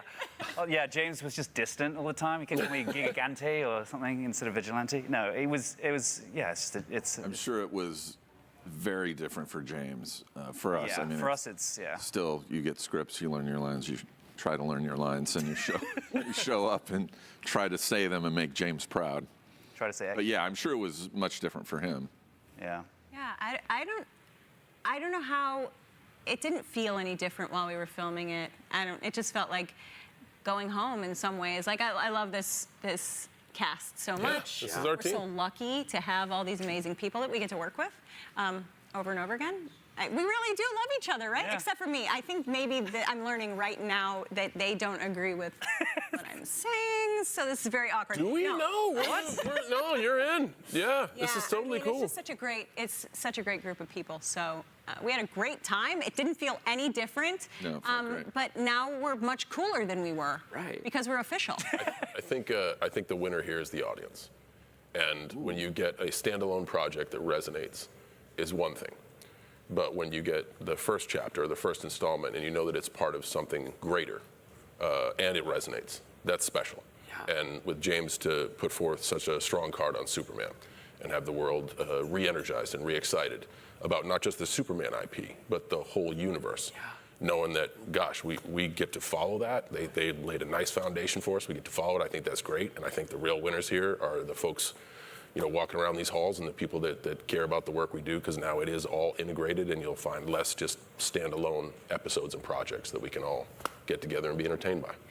And as the 10-second thing counts down, You were trying to run me off that's the clock. my time, I folks. was watching that so August intensely. 21st, HBO Max, Peacemaker Season 2, watch it, make sure to watch it. What? Cut the red wire quick. I legally have to ask you. Oh, you're going overtime? I have to. How are we going to afford that? No. I will send you cash. Okay, that's fine. That's cool. Really quickly. You do Venmo? Yes, of Right course. on. Excellent. I have a QR We'll code. square it away. Okay, perfect. Send it to my OnlyFans. I will. I am subscribed. Today at Comic-Con, we finally got an official release date for Coyote versus Acme. Yeah. You're in the movie. What is your? Who was your favorite Looney Tunes? No, we're out of time. Oh, I can't. What are you talking about? Here we go. Answer. Yeah. Here we go. Thank you. Roadrunner. That was, yes, he was acting it out. Thank you all so much. You can catch new episodes of Peacemaker starting August 21st on HBO Max, which John just said. But right now, there's plenty more Comic-Con still to come right here on IGN. Stick around because we'll be right back after this. Peacemaker, John is somewhere.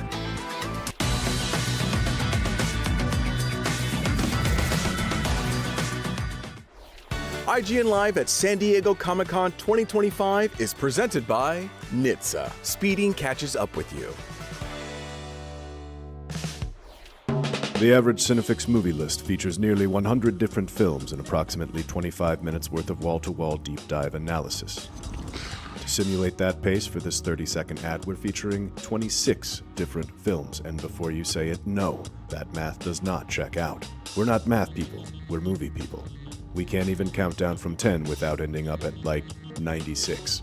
Subscribe to IGN Movies and TV for more Cinefix movie lists. Bad at math, great at movies. Can't find that final collectible you're missing?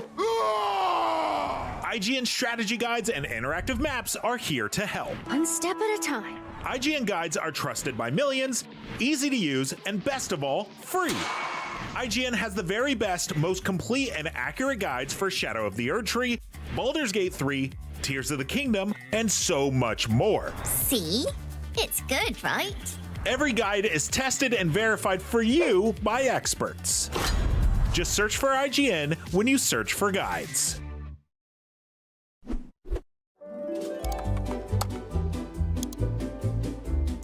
IGN Plus is where your adventure begins. What are you selling?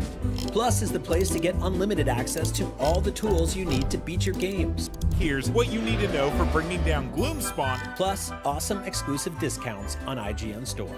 Maybe this would tease open your money pouch. Plus ad-free browsing on IGN.com. Plus, unlimited game help tools like premium interactive maps with your own custom map markers, filters, marker notes, and more. This will come in handy. Plus, access to sweepstakes, giveaways, and free game keys. Wow! Exactly. Want more? Head to IGN.com/plus and start your adventure today.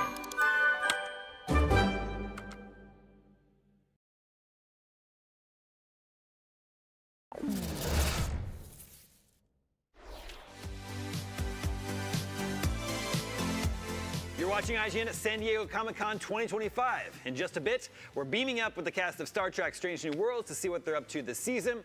After that, we're hitting the ground running and checking out the new first-person shooter, Killing Floor 3. But right now, the hit animated film The Bad Guys ended with a group of criminal animals turning over a new leaf and attempting a life of good.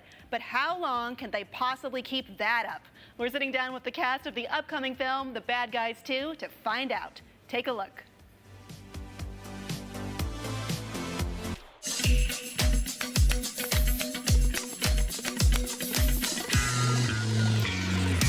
What's up, everybody? I'm Allison Tabitha. I'm a cosplayer and content creator. And if you missed my last video, I showed you what it takes to build your own Zelda cosplay from conception to completion. And if you want to learn how to build a cosplay of your very own, or if you're just curious how I made this, then go check that out. But enough talking, let's go inside. Presented by NHTSA. Speeding catches up with you. Nothing's worse than dashing around the convention floor, scrambling for what you need, and missing out on all the fun. So take your time. Here's what you need to pack and know before you go, so that you can enjoy your time on the convention floor. Here's what I like to bring with me in case of a cosplay emergency. A hot glue gun and some extra glue sticks, some super glue, a needle and thread, some zip ties, they really help in a pinch, and some safety pins. For this costume, I brought more specific supplies. I brought some extra gems and clips in case they fall off and some pliers to attach them. And since my armor's gold, if it chips, it's nice to have a gold paint pen with me to touch it up. Setting out everything beforehand is the perfect way to get a leg up on the day. Now you won't need to burst out into a frenzy if something breaks or falls apart. I know it could be really nerve-wracking going to convention for your first time in cosplay. So one tip I have is to bring a friend with you. It really helps with the nerves. One of my favorite things about cosplay is how easy it is to connect with other cosplayers and make friends. I've met some of my closest friends through this hobby. Oh, look who it is! Oh my God! Yeah! So I'm out here giving tips for people who cosplay for their first time. Do you have any tips? Okay, yes. You're here, it's hot. Make sure to stay hydrated. If you're wearing a wig, especially, you're gonna get dehydrated faster than you think you are. Yeah. Wear comfortable shoes if you can. Yeah. No one's looking at your feet. Do you have any tips for first-time cosplayers? The most important thing is pick a costume that you love, that you can get into, that you can role play in, because yeah, you got to be comfortable in that all day long. And it makes it more fun. Absolutely, it makes it more fun. And if you build your own costume, it makes it more personal. You can tweak it, you can mash it up and do all kinds of cool stuff. I love that. Do you have any tips for new cosplayers? Start early. It's going to take more time than you think. Also, if you're doing costumes of your own, learn to sew for sure. Do you have any tips for first-time cosplayers? I would say don't stress too hard on making the perfect cosplay. We all start from somewhere, and then plan ahead. I purposely chose this costume because it wasn't too heavy on long sleeve kind of things. Comfortable. And That's a good tip. And it's summer too, so it's hot. But and if you're going to convention, say somewhere outdoors, maybe where it's in the winter, maybe pick something with heavier clothes. Yeah, oh my that gosh. too. Adapt to the weather. Another tip I have is don't exhaust yourself. Take a break, and it's a perfect chance to do any touch-ups. One tip I have for taking photos is to move around and add movement to your poses. It really helps to swing and sway the elements of your cosplay to get the perfect shot. Well, there you have it, folks. That's everything you need to know to have the best cosplay experience at Comic-Con or any convention you go to. Remember, not to rush when you're here. Take your time driving and give yourself the chance to fully explore and immerse yourself in everything you see. And if you haven't watched it yet, make sure you go check out my last video where I show you how I made my Zelda cosplay. What's something you're excited to do as a cosplayer at a convention? Let me know in the comments below. And for more Comic-Con coverage, keep it locked on IGN.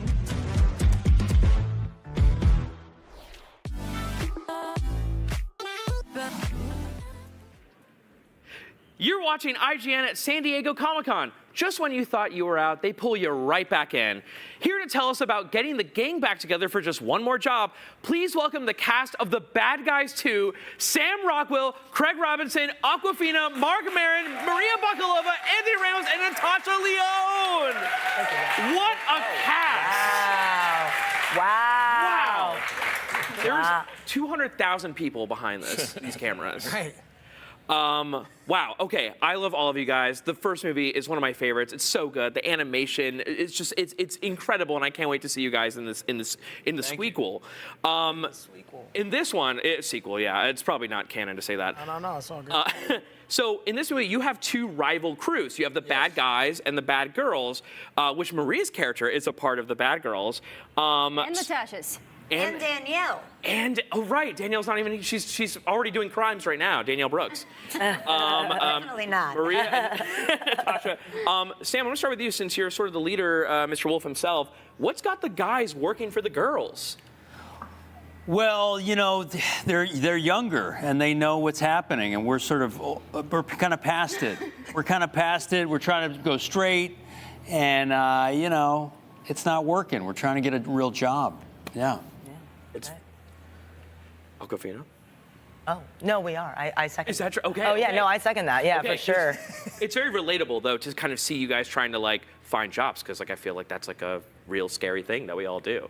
There's nothing scarier than unemployment. Right. I could Why argue. we got to bring it there, huh? Yeah. Unemployment's relaxing. Is it? Sometimes. Well, maybe just having nothing to do. Maybe unemployment's not a great way I've to say it. spoken like a rich guy, Marin. If you're rich. Oh, yeah. I'm rich. Very relaxing. I love that. I would love to know, though, I'm excited to see the movie, but I want to know for you guys in real life, how do you think you'd fare actually planning a heist in real life? Who would be, you're the mastermind in the movie. Do you think you could lead a heist? No. I don't think so. Yeah.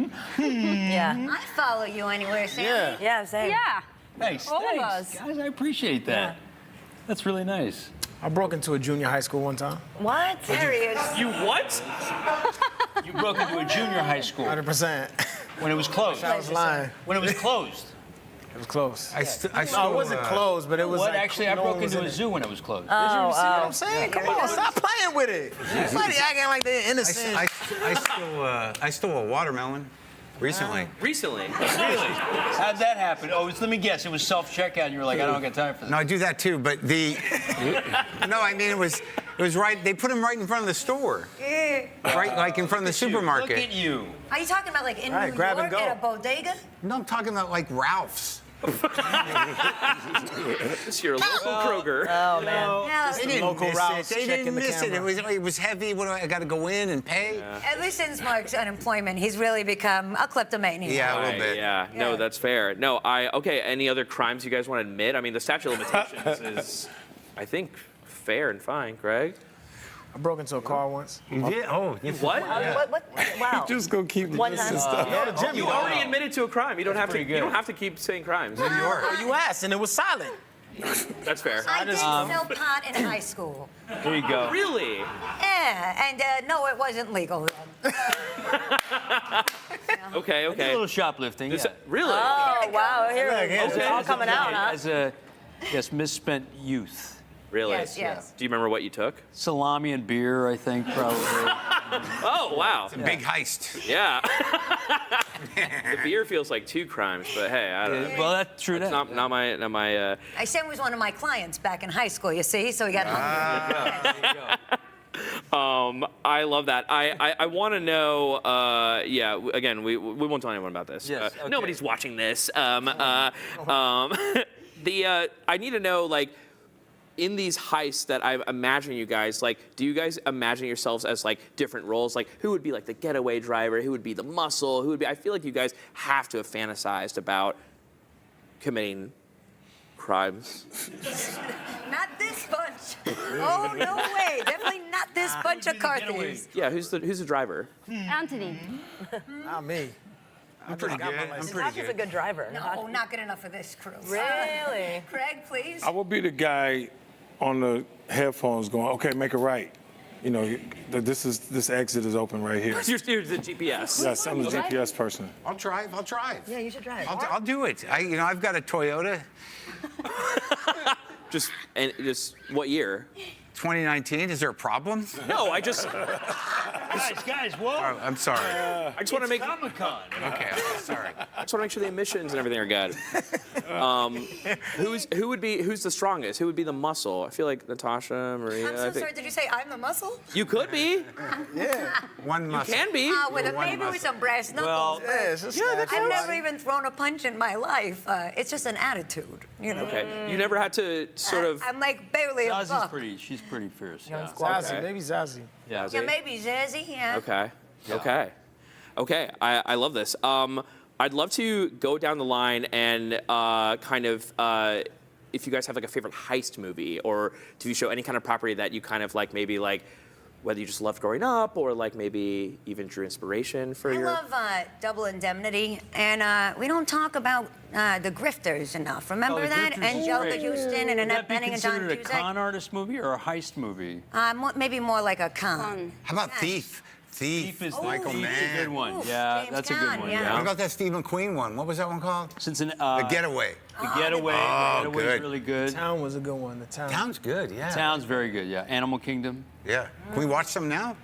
I think so. I think you can pull it up, We'll bring right? it up now, yeah. Yeah. We've got 5 minutes and 28 left. Oh my God. Oh, wow. Now I just got nervous looking at that. That's a long time. Yeah. If The Bad Guys 3 were to happen, which it will, ding, who's one actor you think who should join the crew and what animal should they play? Javier Bardem.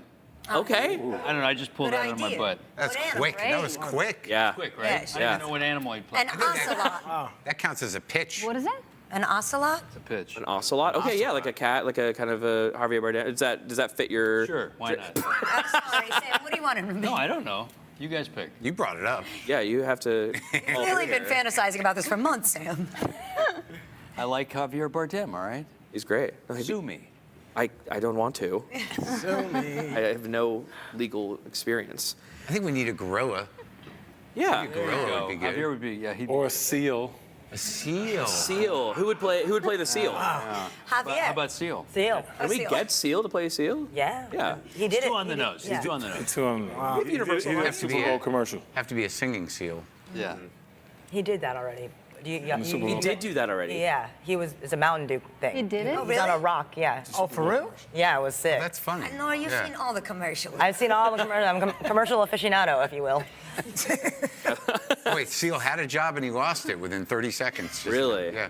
Man. No, it's a rough business. We gotta, That's how we all got in a heist, see? Right.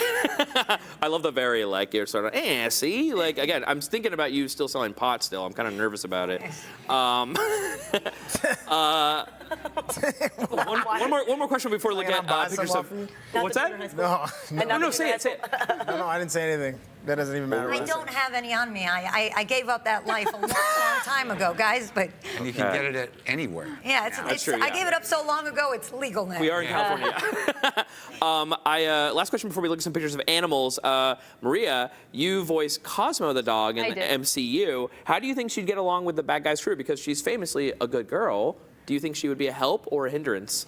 I mean, the bad guys wanted to be good. They really tried to be good. I guess she might say that she's good. She might start enjoying being bad, to be honest. Oh, okay. In a good way, in the best way. The best way. In the best way. Right, because she's the best She's gonna dog. get bangs and stuff. Okay, so now we're gonna pull up a couple pictures. The Bad Guys 2 is all about animals who do crime, and so I'm gonna show you some photos of some guilty-looking animals, and I'd love for you to tell us what you think the crime they committed. No wrong answers. Let's pull it up. Oh. Someone pooped on the carpet. 100%. He farted. I would say cheating at poker. Yeah, pull out and you see the whole table. Yeah, that's actually, honestly, that's probably the best one. All right, let's go to the next one. Rug or something like that. Yeah. What's the next one? I guess it's the dog again. Yeah. He doesn't look guilty. Pink eye. He did kind of the same crime. He looks like he did. Spreading it, no less. That's right, yeah, he's showing up to work. He looks proud of it. Yeah, that's more of a face like, what you gonna do about it? Yeah, Like, Exactly. Okay, this one is a little trickier. That's obvious. What's the crime happening? Oh, is it obvious? Yeah. Let's hear it. Well, I can't get I need a close-up on the dog. Can we get a close-up on the dog? His mind. He's mentally. Yeah, look the at dog that was tail. like, yeah, He's like, pick that nah, up. not me. Yeah, go ahead. Not the pick that up. C-shaped tail. Can you pick that up for me, Ma? The crime was just sort of being impolite, I guess. Yeah. All right. That's another very confident He's thief. trying to be camouflage. Yeah. What the hell kind He of just dog drowned is that? somebody. It's beautiful. That's like What kind of dog is that? That's a devil great dog. question. Running some sort of a bootlegging operation. Yes. He doesn't care. He drowned somebody. He doesn't care. Oh. Guilty of licking. Hey, Mark, you got to know this one. Guilty of licking. Slightly guilty. His eyes are kind of. Well, he, I think, isn't he the reason that the world is like it is? That's actually correct. Yes. Moving on. That was perfect. Wow. Okay. This is. Guilty of being good looking. Hey, love that. Okay. Wow. Yeah, that was the reaction to the correct answer again. Oh, guilty that a of guinea being pig? adorable. That's a guinea pig? Yeah, that's a guinea pig and a Adorable cat. police. And a turtle. I'm gonna arrest this. Oh. I've had guinea pigs before. There's a lot of lore here that I'm just. I think this is like the next Bad Guys movie. What's happening here? It's a boot camp, and is he gonna make it? It's like Officer and a Gentleman. No, I think he just knocked a guy off the top. These are getting harder. I love her. Guilty of sunbathing. Guilty of being With really no relaxed. sunblock. That cat is not guilty of anything.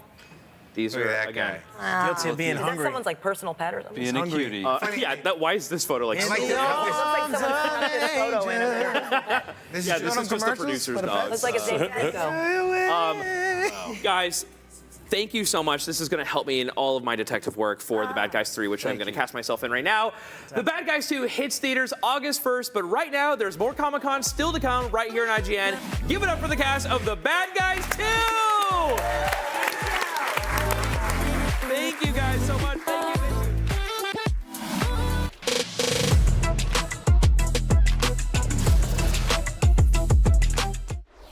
IGN Live at San Diego Comic-Con 2025 is presented by NHTSA. Speeding catches up with you.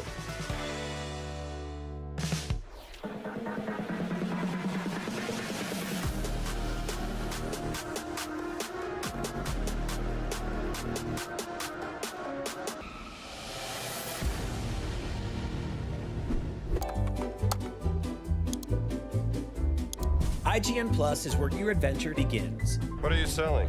Plus is the place to get unlimited access to all the tools you need to beat your games. Here's what you need to know for bringing down Gloomspawn. Plus, awesome exclusive discounts on IGN Store.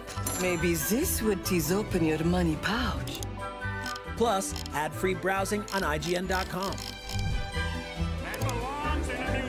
Plus, unlimited game help tools like premium interactive maps with your own custom map markers, filters, marker notes, and more. This will come in handy. Plus, access to sweepstakes, giveaways, and free game keys. Wow.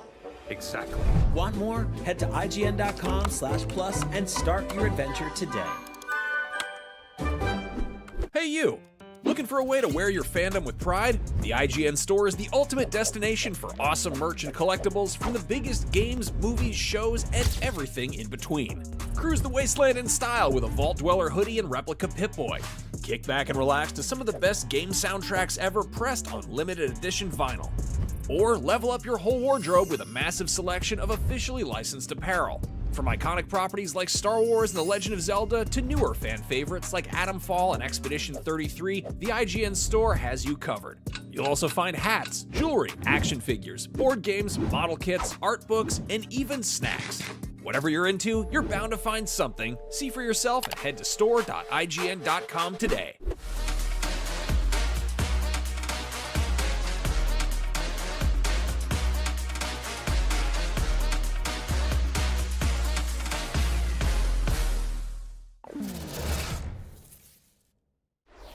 Good news, everyone!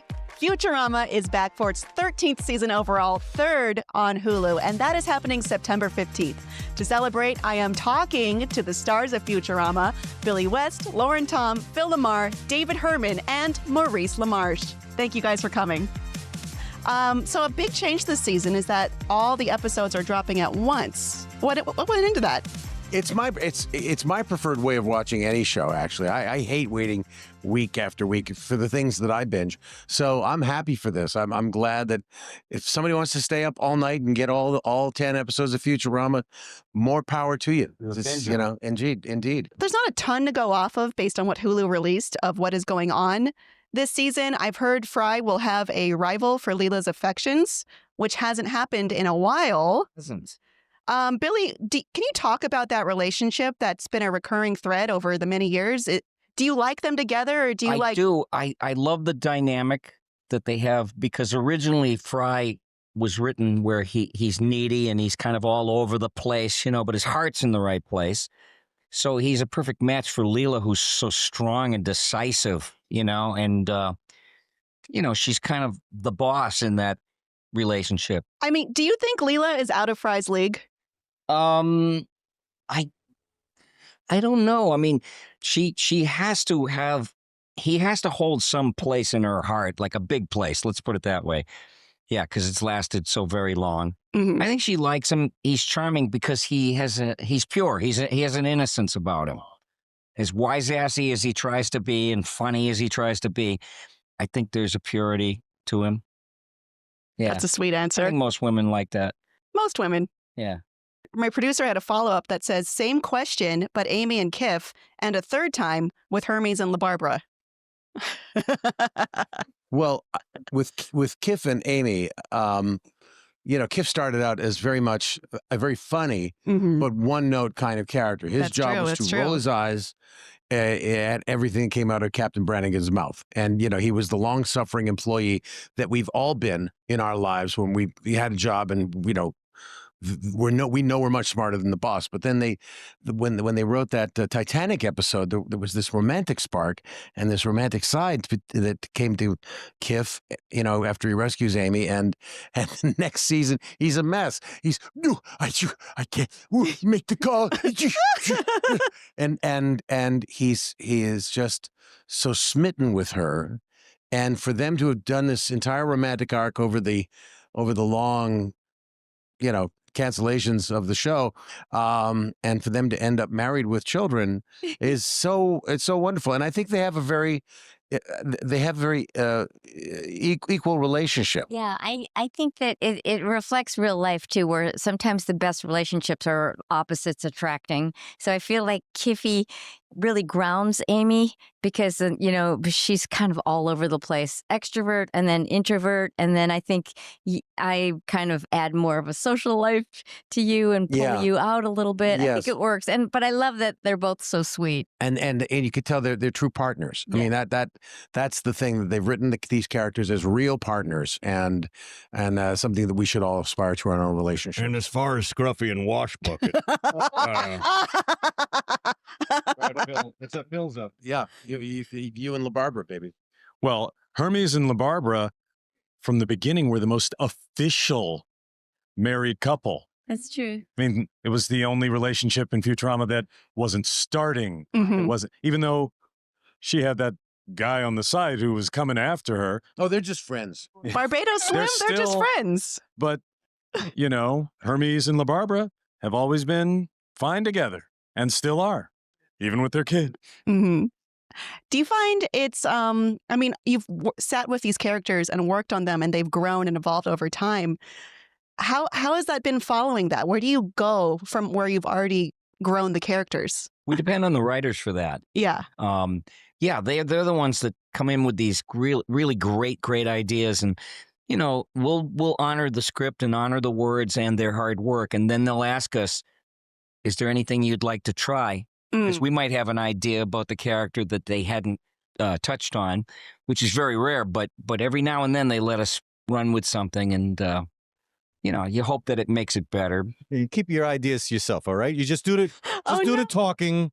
And keep your ideas to yourself, all right? You know the black parts? Pay attention to those. Yeah. Forget about the white part where your imagination runs wild. That's how supportive they are. The topics that you all cover are really interesting. I mean, do you like to stick with timely topics, or are there things that are floating in your head? Much like, it's not up to us, though. Yeah, really. those are I mean, we've got the smartest writers in all of Hollywood. And they are always paying attention to the, I mean, they're all, you know, Harvard or Yale educated, you know, and they're the ones that are paying attention to story ideas and paying attention to the relationships. And we are the luckiest actors on the planet to get to work from these scripts. You know, I've been pitching an idea that, you know, it's you know, to them that's so obvious. Of course they haven't done it because it's just a really obvious idea. The idea that Kif, you know, has to take over and do the starship while Zap is laid up with something, you know, whatever. And we just, you know, discover that Kif would actually make a very good captain. And you know, we've never done that one because it's really like obvious. And shame on me for thinking of it. But no. But I mean, we just have these guys that think on a level beyond the average. And then they take a great story and then they make it hilarious.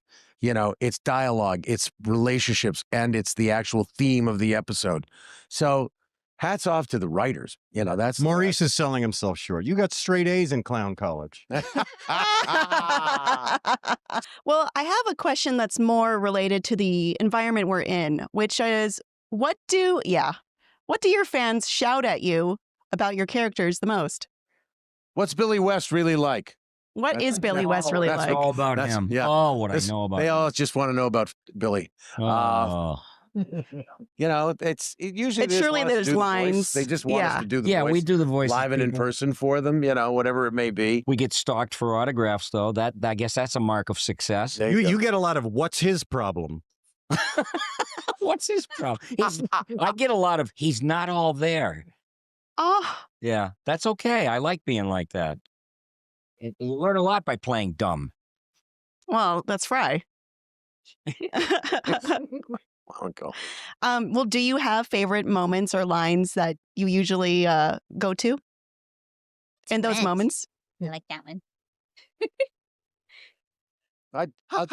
Yeah. I'll generally quote Calculon, you know. Thank you for appreciating my unholy acting talent. You know, the best. The Professors has some pretty good ones, like "Who needs courage when you have a gun?" All right. Well, we have all episodes of season 3 on Hulu dropping this September. Please check it out. September 1/5. September 1/5. There you go. And keep watching my favorite show so I can keep watching my favorite show. Please. Yes, please do. Aww. Hey, thank you so much. Thank you. Stream it on repeat, or I will destroy you.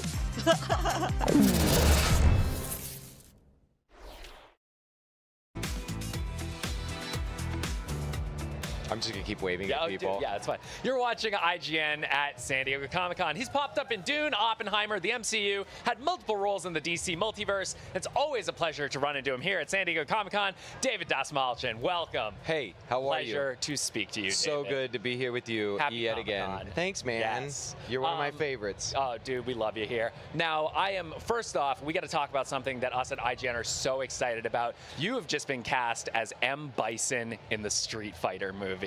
Can you talk about what that experience is going to be like for you and how close to the games you think you're going to try to get your M. Bison? I have no idea. I have no expectation. The only thing I know is that I'm so honored. Like, I'm so grateful that Kitao has chosen me to come on this journey with him and the rest of the team. I think that it's in such incredible hands with Legendary. They have just delivered one amazing film after the next, and they care so much about IP, existing properties, and I'm really thrilled and honored. And I've just been getting in character by going to the arcade and playing a lot of Street Fighter 2, and I never lose. Oh, man. Well, I think you should probably carry that into the movie if M. Bison is going to be an imposing villain. What do you think? Should he have white eyes? It's a decision to make. Yeah. I'm not weighing in on anything yet. I'm not weighing in on any of that because I have all my thoughts and opinions, which I'm now in private conversation sharing with the boss, and you're just gonna have to wait and see. We're very excited. We know it's in good hands. You've got another graphic novel coming out called Through. Yeah. You've called this one of the most important things that you've ever written. Can you go into that a little bit? I've been working on this book for 20 years, and it is, on the surface, a labyrinthine adventure journey into an alternate reality that's been constructed for this woman, our hero. Her name's Alex. She's a freshman in college who may or may not have attempted to take her own life.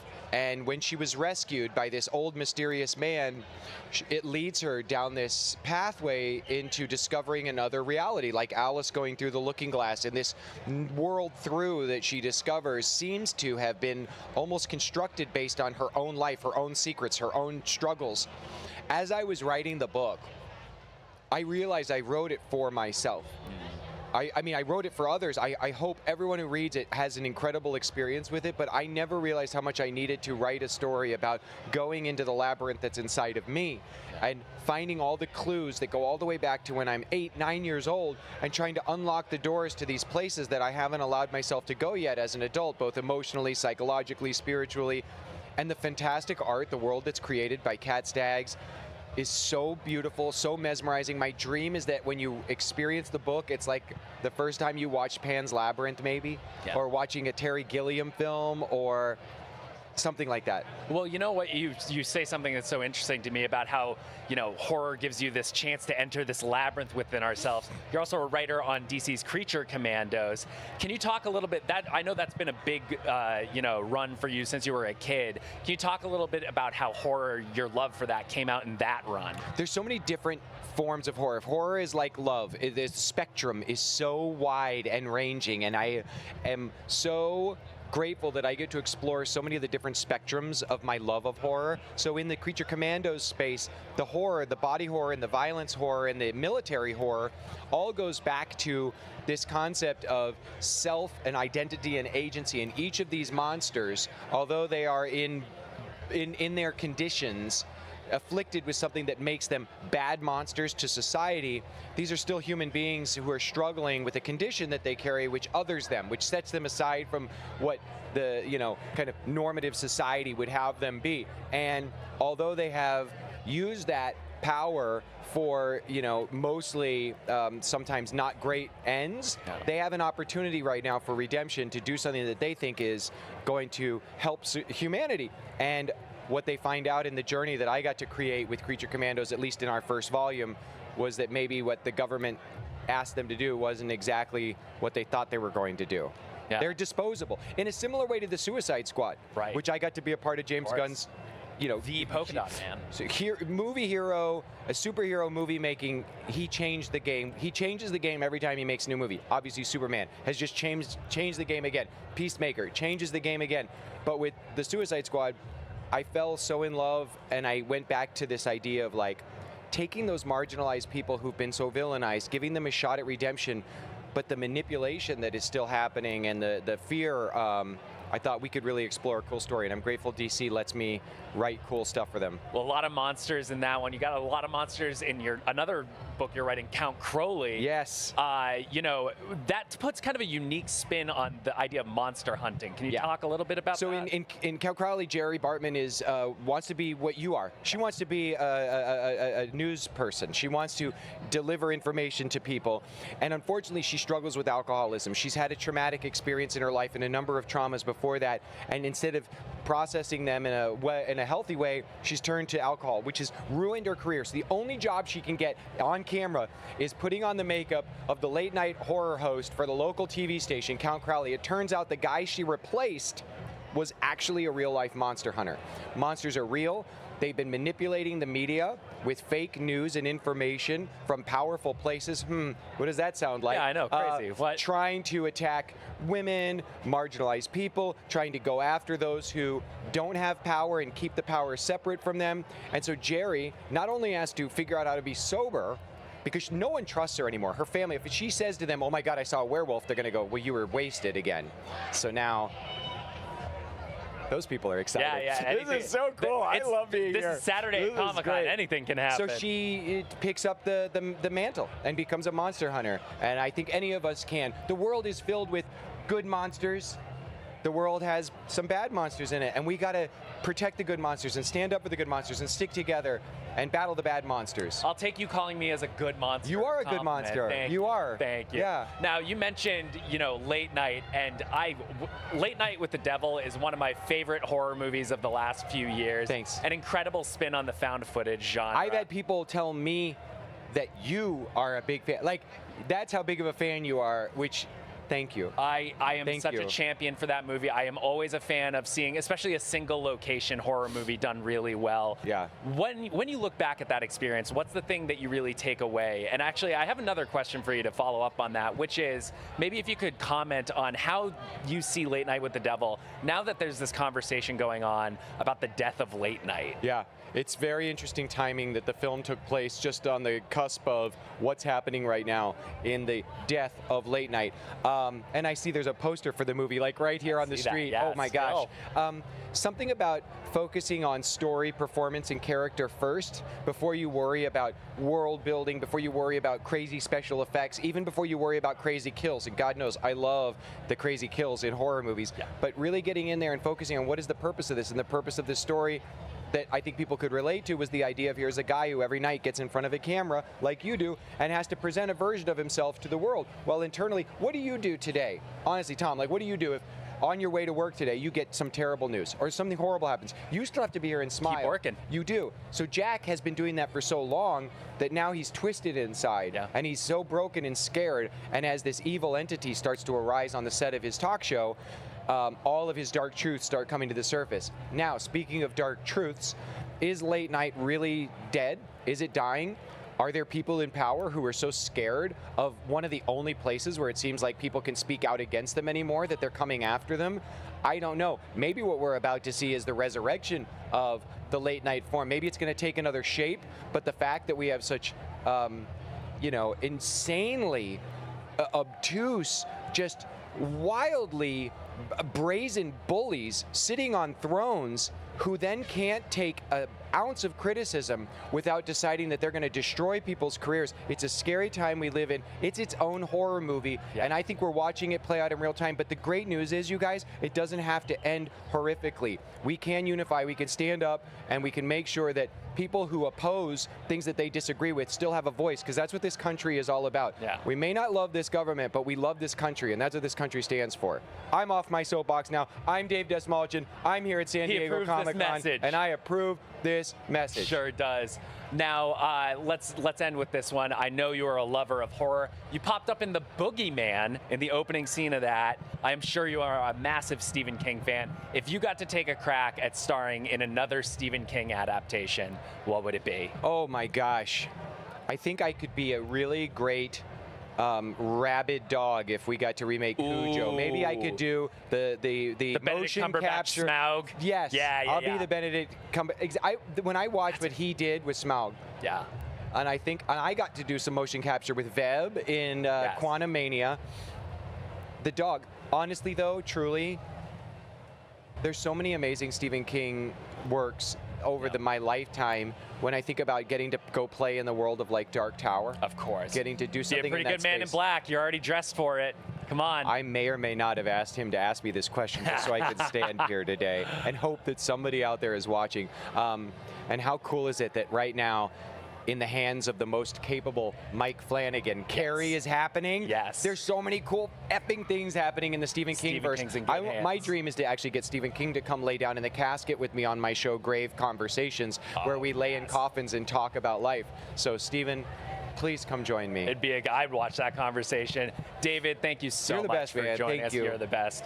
You can catch David right now on Dexter Resurrection. This is David and Murderbot. Resurrection. And next year he'll be in the Street Fighter movie and the second season of Netflix's One Piece. But right now there is more Comic-Con to come. Stick around.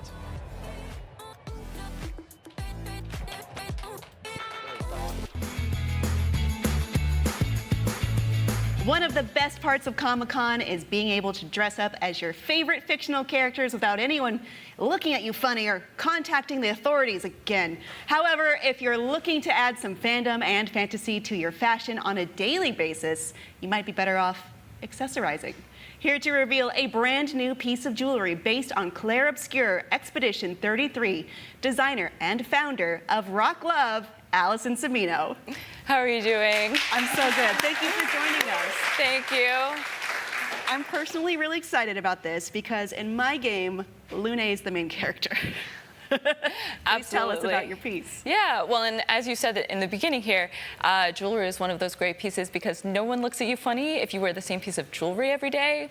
Can't really do that if you wear the same t-shirt every day. Yeah, I've heard. So this is a brand new piece that we have never revealed, but we're working with IGN for an exclusive of Lune's necklace. This is as seen on right in the game. So it is a replica piece that we're working with IGN and Sandfall, official licensed, and this is the big reveal. I love it because you can wear this and people who know will know. Absolutely. So the big thing is we've got two different versions. IGN Store is the exclusive for one, a sterling silver piece that is 333 limited edition. And I actually have number 1. Let's have a look at it, yeah. And this one is 1 out of 333, and each piece is engraved with a unique series number. We're actually gifting this one to the voice actress of Lune. So Kirsty Ryder is going to get this? Yes. I don't know if she knows yet, so... Kirsty! I hope she loves it. And then the remaining pieces all have their unique series number, so 2 to 333, and it'll be available just for the IGN fans. Oh my gosh, oh my gosh. Okay. Well, I know about this now, so I can do it. But you're showing off some other exclusives here at Comic-Con, right? Yes, so we've got the Lune necklace here. There's also gonna be an open edition that is silver-plated brass. And then also on the IGN store and here live at San Diego Comic-Con, we have the Galactic Forge. So the Star Wars by Rock Love collection that we've launched just here at the show. And we have pieces online, but only at the show. We have this engravable activation. So we have built kind of like the Armorer's Forge right in our booth in the Star Wars Pavilion, where live on site you get your name engraved in Arabesh. I'm wearing one of the necklaces now. And so in Arabesh, you get to customize your name or initials. And it's amazing. I don't think that they've ever actually allowed a brand to engrave on jewelry like this before, and definitely not live in Arabesh. So we're really honored. That's amazing. And you guys are woman-owned and operated. Yes, so small business, women-owned and operated, and the women of the company are there manning the booth. So we're always so appreciative. We get to meet everybody here at the show and get to interact with the fans that we always are seeing behind a screen, but it's a chance to really kind of connect with the community. And your Galactic pieces are also available on the IGN store. Yes, so on rocklive.com and the IGN store, we have a collection of enhancers, which are 6 clippable little charms, and they have different Swarovski crystals and factions and engraved in Arabesh. And then we also have 4 necklaces and 2 bracelets that have iconic quotes from across the galaxy. My favorite, never tell me the odds. Oh, I love it. Well, I'm sure you know, it's very hard to find high quality and actually cute fandom items for women. So I am very excited for this. And this is gorgeous. It does look like in the game. Thank you. Well, in Rocklive, we really pride ourselves. One of the cornerstones of the brand is it's always nickel-free. And the pieces are very much unisex. So they're adjustable chains. Even the bracelet that I'm wearing comes with different links so that you can perfectly customize your fit. We'd like to say jewelry is for everybody and every body.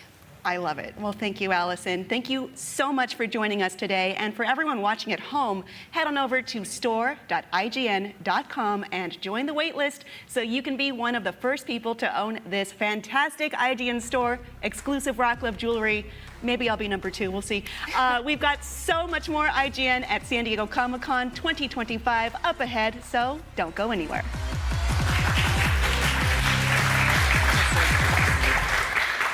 What's your spiciest Comic-Con take? I'd say the smells, I guess. You know, I'm guilty of it myself.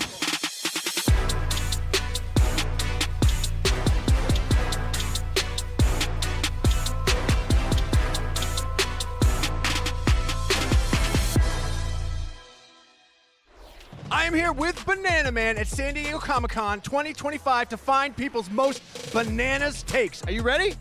Let's go. Presented by Chiquita Banana, likely the best snack ever. All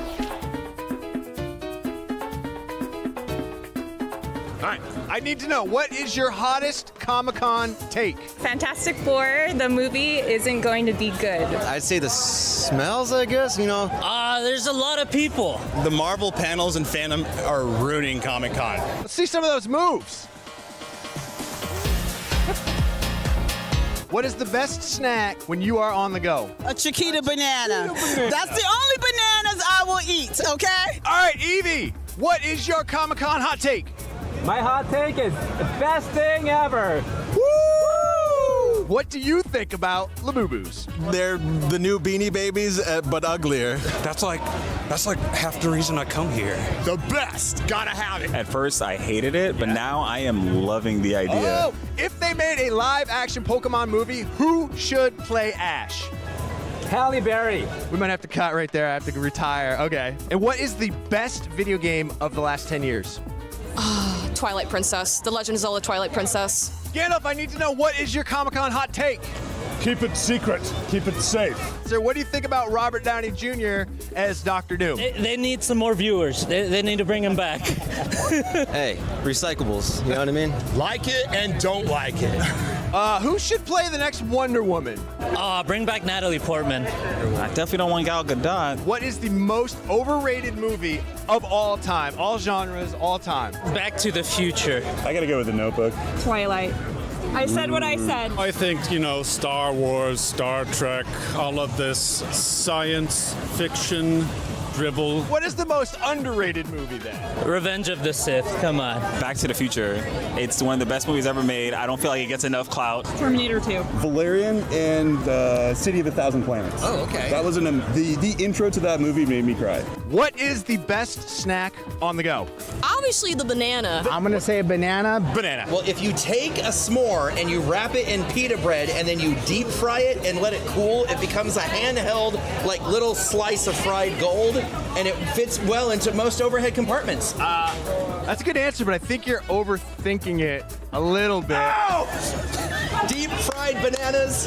Well, simply a snack that will ensure that you shall not pass. I call myself Chiquita Banana, and here I am with the top banana, Chiquita!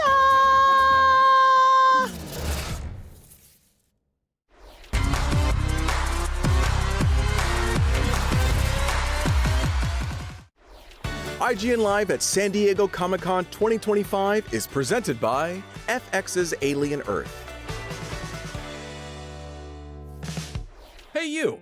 Looking for a way to wear your fandom with pride? The IGN store is the ultimate destination for awesome merch and collectibles from the biggest games, movies, shows, and everything in between. Cruise the wasteland in style with a Vault Dweller hoodie and replica Pip-Boy. Kick back and relax to some of the best game soundtracks ever pressed on limited edition vinyl. Or level up your whole wardrobe with a massive selection of officially licensed apparel. From iconic properties like Star Wars and The Legend of Zelda to newer fan favorites like Atomfall and Expedition 33, the IGN store has you covered. You'll also find hats, jewelry, action figures, board games, model kits, art books, and even snacks. Whatever you're into, you're bound to find something. See for yourself and head to store.ign.com today. Catch up on all your favorite shows with up-to-the-minute gaming and entertainment news with Geek Media Podcasts. Welcome to a very special episode of IGN Game Scoop. Game Scoop has you covered for all things gaming and the latest game releases.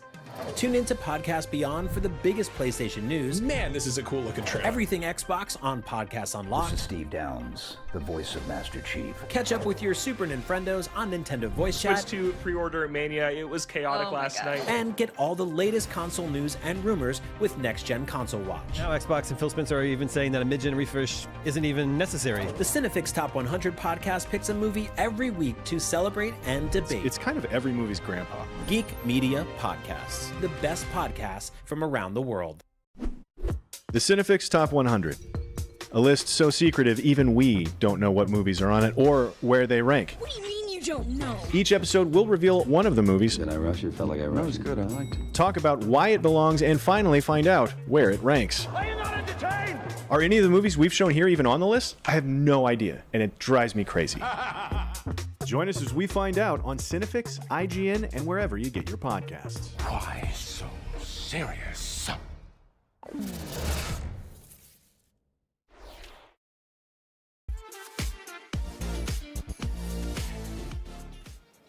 You're watching IGN at San Diego Comic-Con. A brand new season of Star Trek Strange New Worlds is currently airing, and there's another one already in the works, so Star Trek fans have plenty to look forward to. Here to hopefully tease some of what's in store, please welcome Rebecca Romaine, Ethan Peck, Jess Bush, Christina Chong, and Paul Wesley. Thank you so much for being here.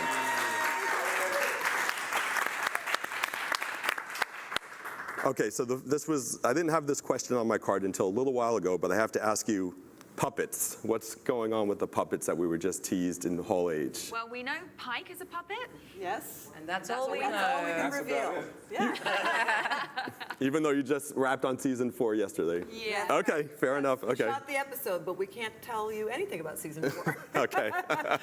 Well, we are just in the midst of season 3. It's really just gotten underway. So, Rebecca, in this week's episode, we saw Una had to discipline Ortegas. Yes, for insubordination. Yes, yeah. So that was a bit rough. What's it like for the character to have to balance friendship with being the boss? It's interesting for Una, who now is sort of blossoming to the next level of her life now that she's cleared of being an Illyrian and keeping the secret, but to see what kind of a captain Una could potentially be faced with insubordination.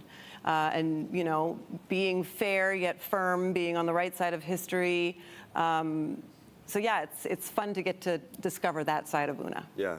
And this crew is like, there was very much a sense of friendship among everyone. So when a scene like that, it's like, I think you feel it. Well, Una prides herself on being very connected to her crew. So yeah, it's when to see her come down on someone, we very rarely see anybody come down on anyone. Yeah. But yeah, it was fun to play. Usually Pike's just making people omelets and stuff, right? Yeah, exactly. So, Ethan, you've got a pretty intense mind meld scene in this week's episode. Can you tell us what it's like to turn up the heat a little bit like that? What, you have to remind me. It's the one with Captain Patel when you're trying to contain the Gorn infection. Oh, that one. Yeah. Yeah. What was the question? Just what's it like going there with Spock? Yeah, it feels wrong because he's so contained normally, and so when I have to crank up the emotions, it feels like I've got to be very cautious, and it's precocious because you can get disconnected from who Spock is if you go too far. Yeah, so it's always frightening when I get scenes like that because it feels like not Spock. Yeah. So. And it's a little frightening for the audience too, I think, actually. That's nice. Yeah, yeah. Okay, Jess, Nurse Chapel has a new boyfriend / fiance, Dr. Corby. Things are definitely going to work out really well with you two, right? Moving forward? Well, I mean, it's kind of written in the stars, isn't it? Yeah. So for those who don't know, Dr. Corby is a character from the original series, so we know kind of what happens. Yeah. What is it like when you know the end of the story in that case? Well, I mean, I think you've got to do your best to not think about that because Chapel doesn't know that, so I can't really know that, and it's not really helpful to think too hard about that when I'm working. Yeah. But in terms of working with Killian, he's wonderful, and our chemistry was so fun, and it makes sense to me that chemistry would lead to something long term. Yeah. I mean, I guess it's the same for your two characters' interactions in that we kind of know what's going to happen there as well. Yeah. This like great love story is being told, and yet, yeah. Christina, you get a murder mystery episode. You guys all do, but you're kind of the lead on that one. But there's a kind of a nerdy question that some fans have been puzzling over, which is why is there a holodeck back in the old days when they didn't really have that on Kirk's Enterprise? So you have to explain it. You're asking the wrong person. Who would know that? I don't know. He What's said the answer? at the end, he said, let's put it away. Put it away. Oh, yeah, And right, make a tiny footnote in small print. It's not ready yet. Yeah, Right? there we go. Thanks, Rebecca. I should have asked you. I pay attention. Yeah, I just read my lines. Yeah, she doesn't read the script. Yeah. How was it filming that episode? Oh my God, so much fun. Acting with these guys as different characters. I mean, apart from Ethan. I'm just Spock. And getting to do all the dancing with him and... We did a ton of dance rehearsal. Yeah, like it was almost every weekend, Saturday and Sunday, some weekends. Because speaking while dancing. That's the thing, I forgot about that. I was wondering about that. Saying technobabble while dancing was... Technobabble while dancing. It's literally like, you know, patting your head and rubbing your tummy butt 10 times. It's like, because the thing is, you've only got a certain amount of time to get the line out, right? Because you've got to follow the rhythm of the dance. We're following a 1, 2, 3 with the waltz. And so the line has to come out, but it has to come out organically, but it has to come out in a certain time. Right. So that's the tricky You also part. have to match it for the wide. Exactly, yeah. Well, So without making it feel stale. Right, yeah. And they chose such challenging dance styles. Oh yeah, Argentine tango. It's one of the hardest We're all back there.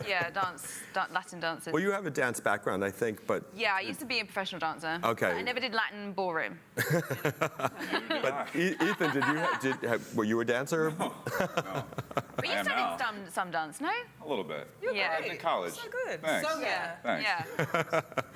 Paul, in this episode that's coming, the murder mystery episode, we get to see you doing some Shatnering, which is to say, not obviously you play Captain Kirk and you are your version of Captain Kirk, but in this episode, through a twist that we won't really get into too much, you get to Shatner it up a little bit. So where would you find the line between too much Shatner, too little Shatner, and just the right amount of Shatner? It was a satirical take on, throughout the years, I think it's been a little bit overblown.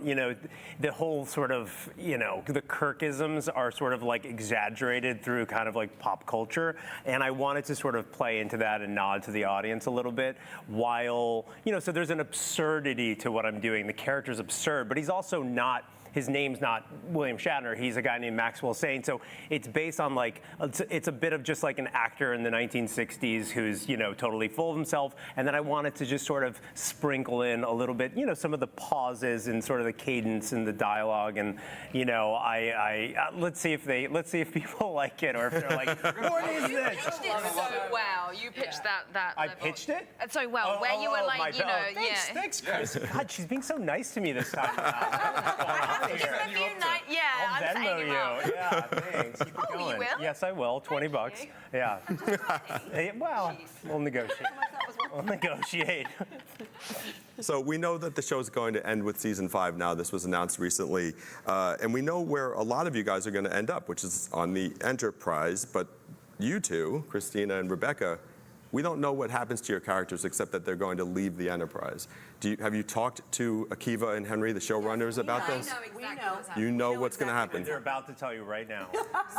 So yeah, it's going to involve puppets, I think, right? You never know. But I mean, what is that like for you? Because you know that you do have to leave eventually. It's like, does... Yeah, I don't want to speak to that. I think talking to Henry and Akiva would be a better way to go. Okay, with plans. let's bring them out. Yeah, exactly. Actually.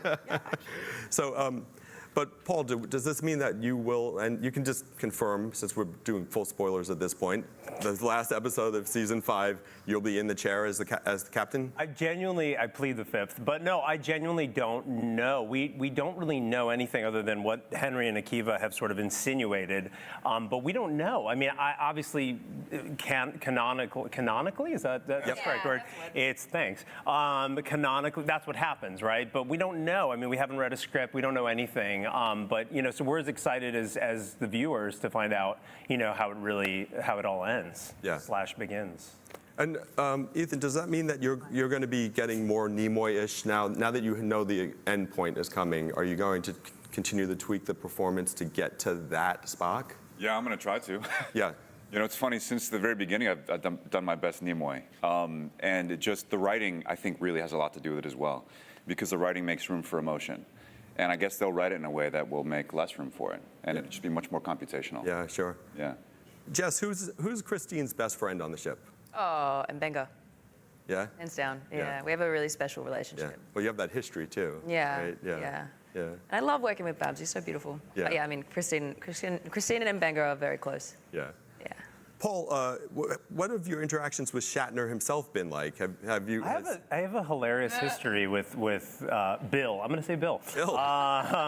We used to be neighbors in Los Angeles prior to me. But like neighbors meaning like literally I was here and he was here. Like his house looked down to my house, and I had some interactions with him actually because we were neighbors. This was well before I got cast in the show, and then I got cast in the series, and then I've told this story before. So I'll make it super quick.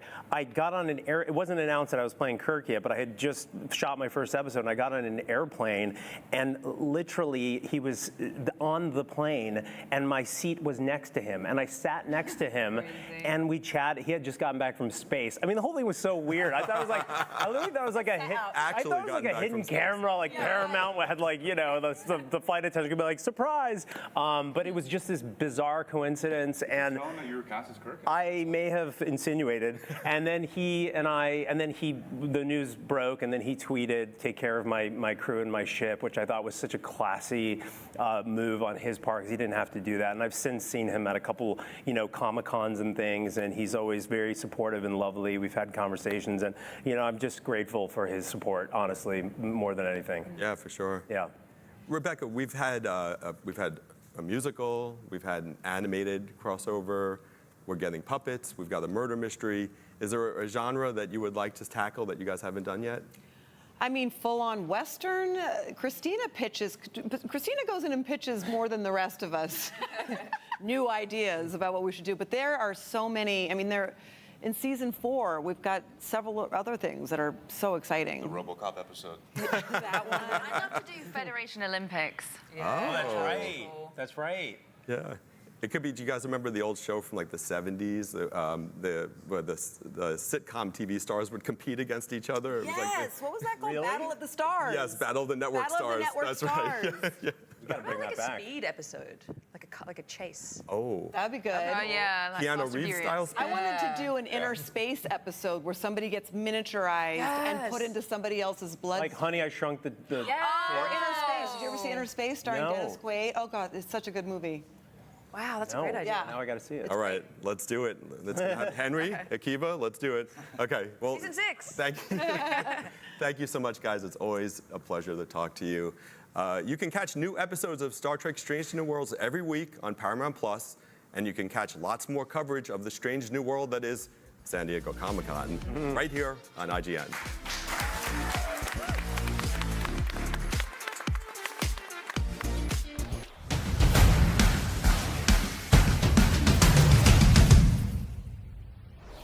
IGN Live at San Diego Comic-Con 2025 is presented by Mecha Break. Play now on Xbox Series S, X, and Steam. The Cinefix Top 100. A list so secretive even we don't know what movies are on it or where they rank. What do you mean you don't know? Each episode will reveal one of the movies. Did I rush it? Felt like I rushed it. That was good. I liked it. Talk about why it belongs and finally find out where it ranks. Are you not entertained?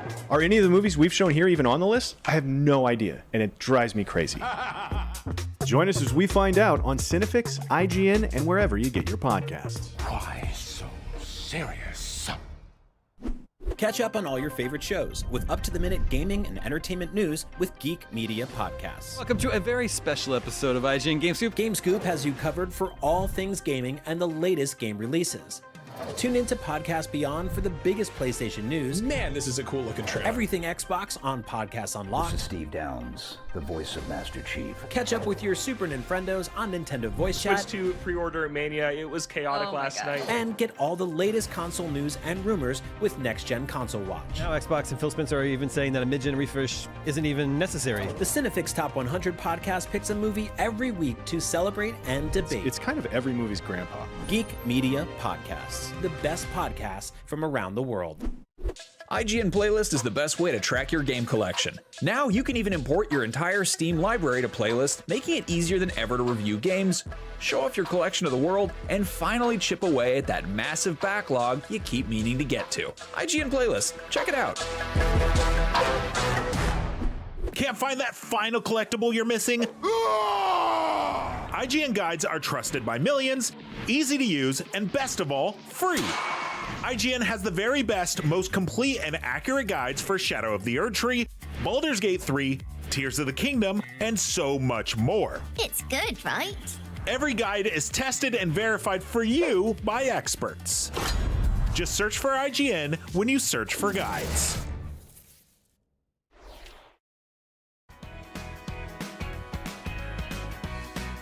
You're watching IGN at San Diego Comic-Con 2025. In just a bit, we're getting closer than ever with the cast of the upcoming horror movie, Together. A story of a loving couple that brings a whole new definition to the word codependent. After that, a live-action God of War series is in the works, and Ronald D. Moore is here to tell us all about it.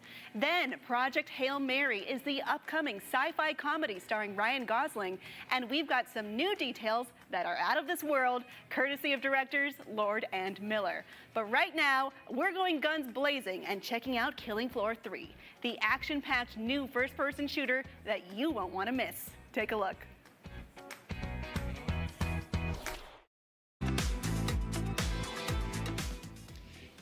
Killing Floor 3 is available now on PlayStation 5, Xbox Series consoles, and PC. In it, you'll play as a member of Nightfall, an elite squad tasked with taking down Zeds around the globe in the hopes of saving the world. Here to tell us more about it is Killing Floor 3's creative director, Brian Wynia. Brian, welcome. Thank you.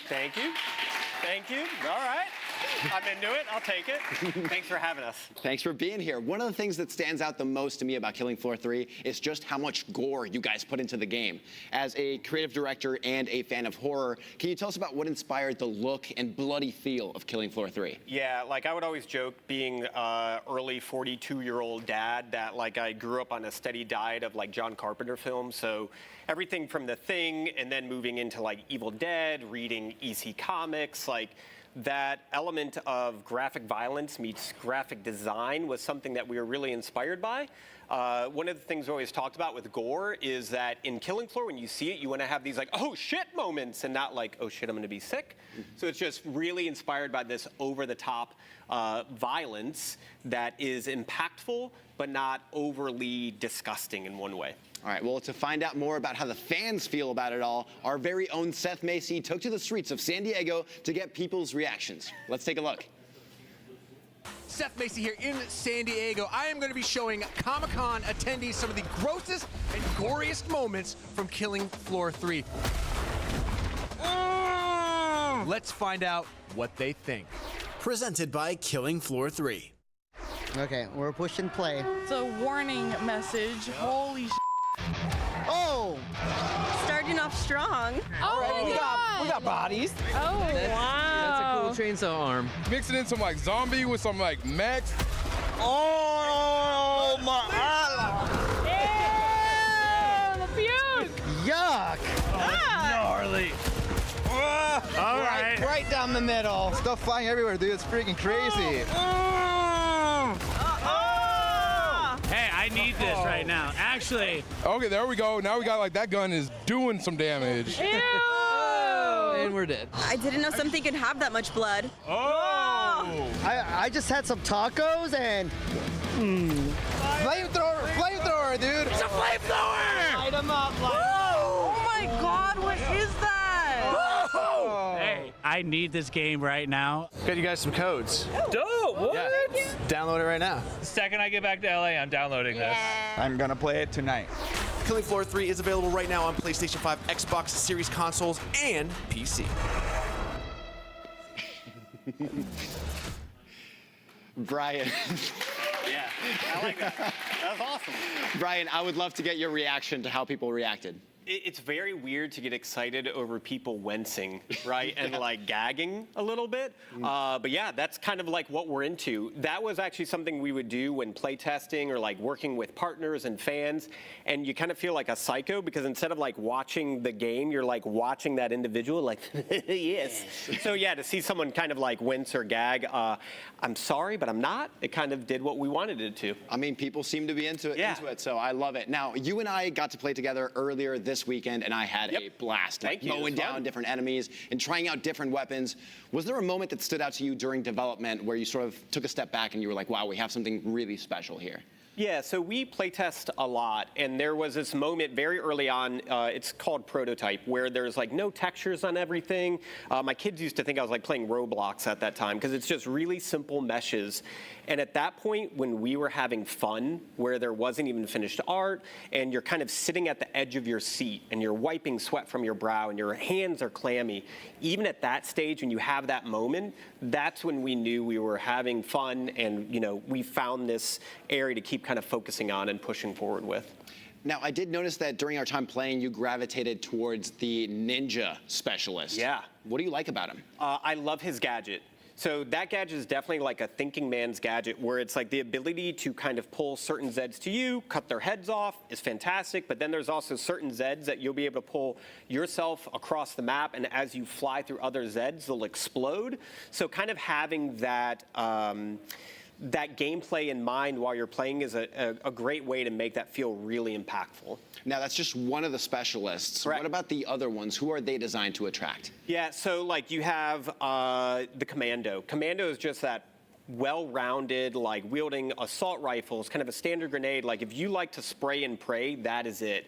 If you like to use fire, if you like a lot of AoE damage, try the Firebug. So each one basically has a different way to let you kind of play the game that you want to play. But yeah, I love chopping things heads off and kind of flying across the map, so I'm going to probably be ninja for quite some time. Yeah, no, I mean, I think the Firebug definitely has a lot of gadgets that I thought were super fun. Yep. I got to play as Commando a lot as well, and just like popping out the drone and just seeing, bits and pieces flying all over the place was super fun. Awesome. Now, soundtracks are always something to get me excited about games. Yeah. Killing Floor 3 is full of like chuggy guitars and like gut-busting drums. How was it like to bring back Rocky Gray after his time making tracks for Killing Floor 2? Yeah, so Rocky is actually a full-time member of Tripwire now. Mark Moraski, our audio director, he's built this amazing team. And yeah, the interesting thing about Rocky is I'm not a musician by any means, but I'll be like, hey, I kind of like this thing, or there's like this ambience in this Carpenter film that I like, or like there's this bit of metal that I like.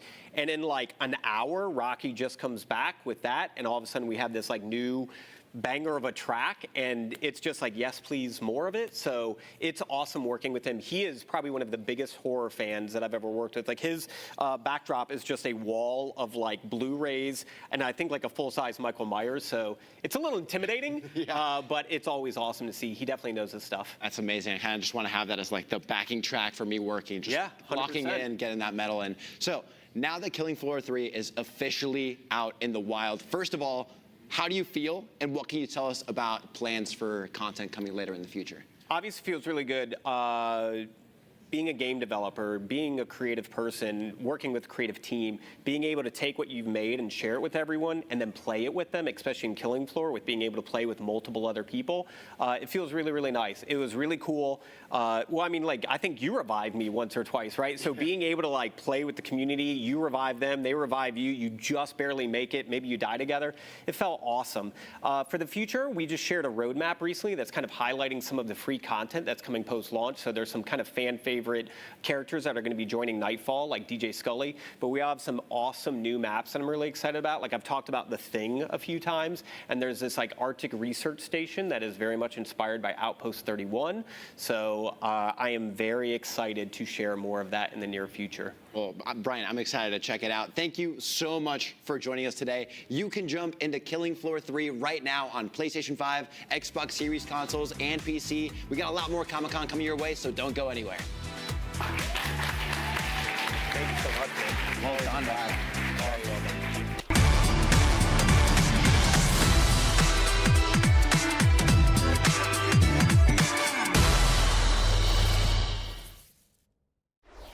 IGN Live at San Diego Comic-Con 2025 is presented by FX's Alien Earth. Hey you! Looking for a way to wear your fandom with pride? The IGN store is the ultimate destination for awesome merch and collectibles from the biggest games, movies, shows, and everything in between. Cruise the wasteland in style with a Vault Dweller hoodie and replica Pip-Boy. Kick back and relax to some of the best game soundtracks ever pressed on limited edition vinyl. Or level up your whole wardrobe with a massive selection of officially licensed apparel. From iconic properties like Star Wars and The Legend of Zelda to newer fan favorites like Atomfall and Expedition 33, the IGN store has you covered. You'll also find hats, jewelry, action figures, board games, model kits, art books, and even snacks. Whatever you're into, you're bound to find something. See for yourself and head to store.ign.com today. Catch up on all your favorite shows with up-to-the-minute gaming and entertainment news with Geek Media Podcasts. Welcome to a very special episode of IGN Game Scoop. Game Scoop has you covered for all things gaming and the latest game releases. Tune into Podcast Beyond for the biggest PlayStation news. Man, this is a cool looking trailer. Everything Xbox on Podcasts Unlocked. This is Steve Downes, the voice of Master Chief. Catch up with your Super Nintendos on Nintendo Voice Chat. Switched to pre-order Mania. It was chaotic last night. And get all the latest console news and rumors with Next Gen Console Watch. Now Xbox and Phil Spencer are even saying that a mid-gen refresh isn't even necessary. The Cinefix Top 100 podcast picks a movie every week to celebrate and debate. It's kind of every movie's grandpa. Geek Media Podcasts, the best podcasts from around the world. The Cinefix Top 100. A list so secretive even we don't know what movies are on it or where they rank. What do you mean you don't know? Each episode will reveal one of the movies. Did I rush it? Felt like I rushed. That was good. I liked it. Talk about why it belongs and finally find out where it ranks. Are you not entertained? Are any of the movies we've shown here even on the list? I have no idea, and it drives me crazy. Join us as we find out on Cinefix, IGN, and wherever you get your podcasts. Why so serious?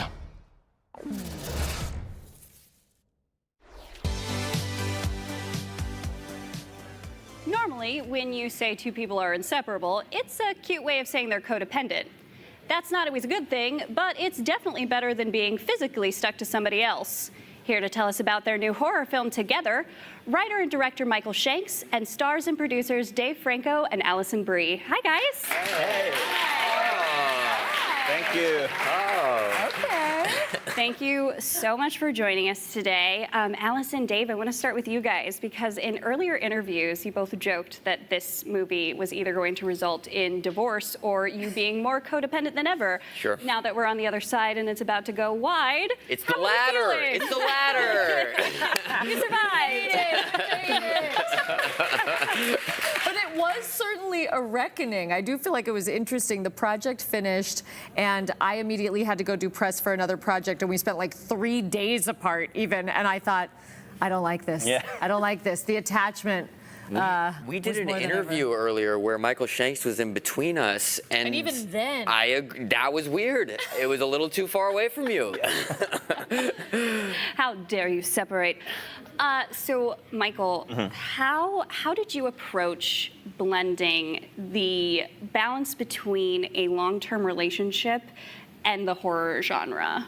Well, this all kind of comes from my own relationship. I've been with my partner for now approaching 17 years, and I started to kind of write this stuff when I was probably approaching to the 10-year mark of that relationship, and we were moving in together, and I realized, oh my God, we are living the same life. We just like have all the same friends, we eat the same food, we breathe the same air. I don't know where I sort of end and she begins. And from that kind of jumping off point, I realized, oh, I'd like to explore those themes, but that's a body horror. I just saw it immediately, and then thought that'll satisfy the intellectual part of my brain by like writing something about these themes that I'm interested in. But what could satisfy me as like a horror freak and as like somebody who's obsessed with like the technical side of filmmaking, I just knew that there were going to be like 10 crazy horror set pieces with practical effects, with visual effects, with contortionists, with stunts, and I was just like, this is going to be such like a playpen for like fun horror stuff.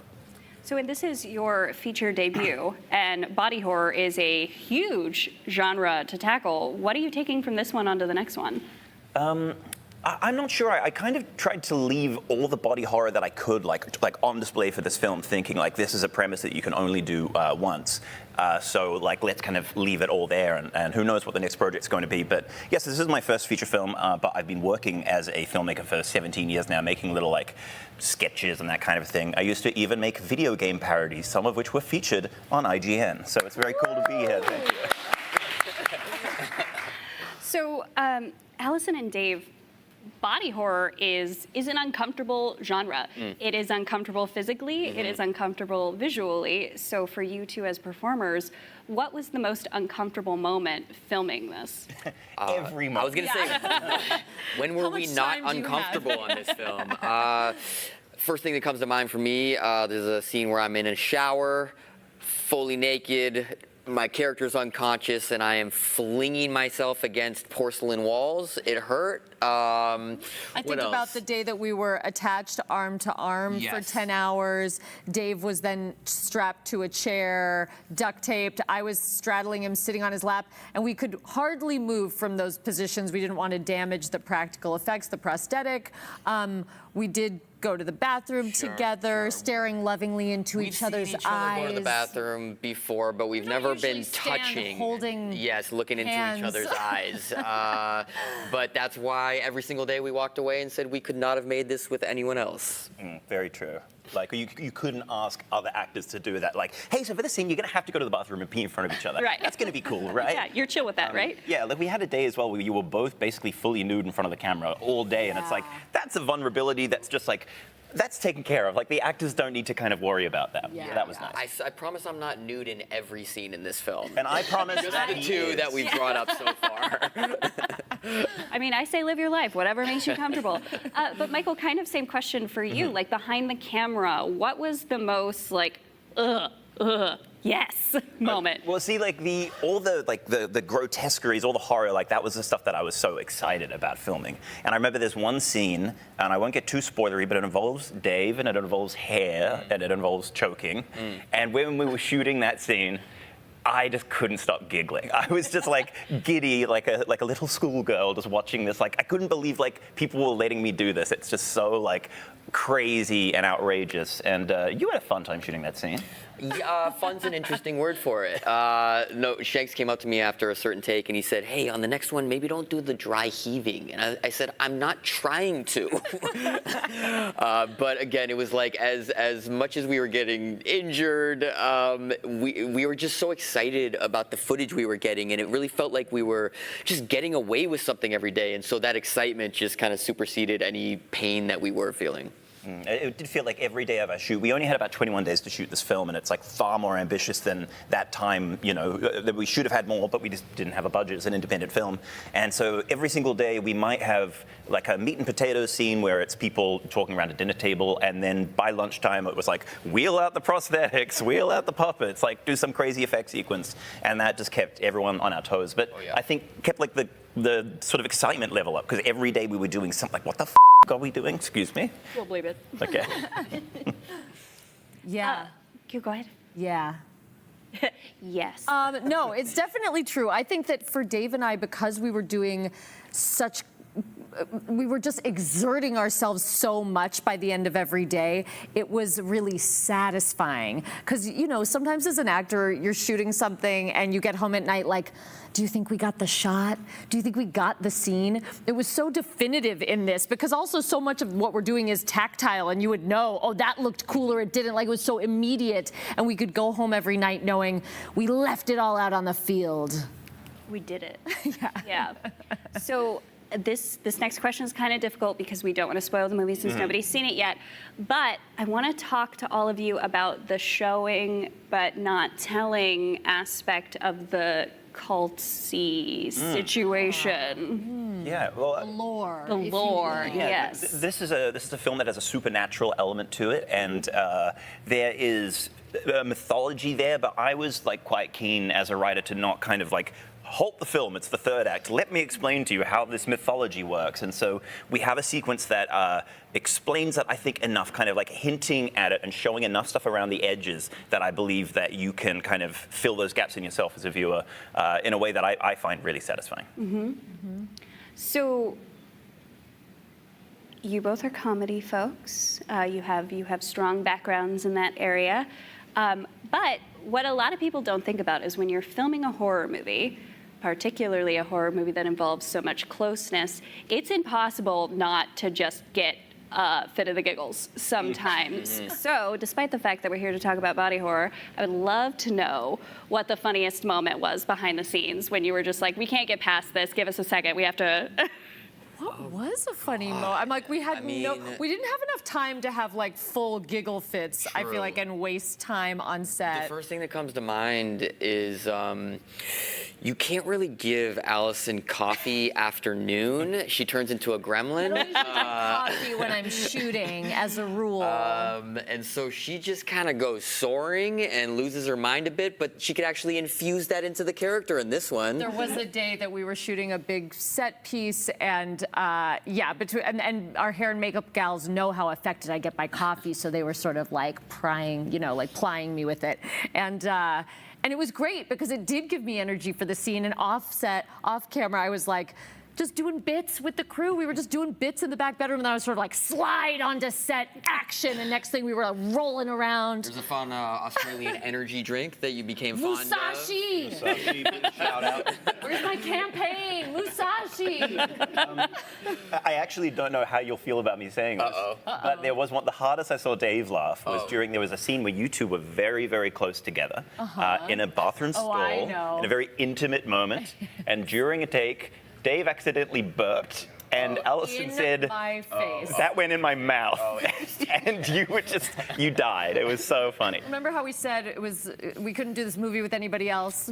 I feel like I could have burped into someone else's mouth. Give me some credit here. I might forgive you.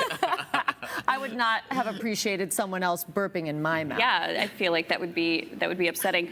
I do have a million other questions about managing to do a film without coffee in other circumstances, but we're going to go past those. Have the two of you caught the horror bug? Are we going to see you in other subgenres? Oh, the bug definitely. has been caught. The bug had been we caught. We love it. Yeah. We just love that it's a genre, maybe the only genre that audiences like expect you to get weird. They want it, they embrace it. And so as like a filmmaker, you can just take really wild stylistic choices, and it's just like a really fun kind of playground to just do whatever. It's true. And as an actor, you get to do things that are unlike anything else you've ever done, and the stakes are so high.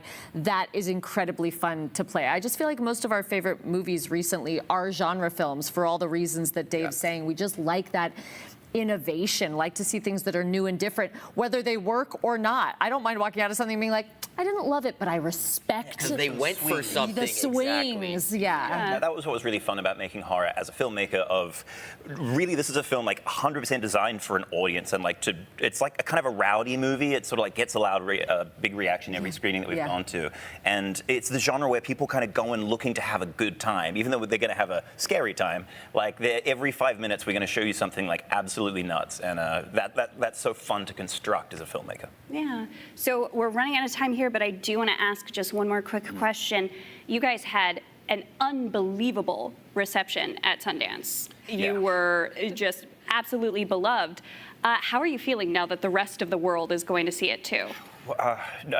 Nerve-wracking. I mean, we had this amazing Sundance debut, and now we're still on 100% on Rotten Tomatoes. Like, the response so far has been insane. So I'm like so excited for people to see the movie, but also terrified. I haven't even really fully embraced it yet. It just feels like we've been on this press tour where we're so excited to talk about the movie because we love it so much, but like, I guess everyone else can see it very soon. I'm so excited. It was such a burst of energy coming out of Sundance. Neon has been an incredible partner at maintaining the excitement levels for fans, and I feel like people are responding in such an insanely positive way to this movie. And to your point, I feel the opposite. It's like, we've been talking about this movie since January. I'm so happy that people finally get to see what we've been talking about. Finally, millions of people will watch you in the shower. There we go. Seeing you naked. It's all you've ever wanted. And on that note, that's all the time that we have today. Thank you guys so much for joining us. You can go see Together when it hits theaters July 30th, but right now, there's more Comic-Con coming up on IGN, so stick around.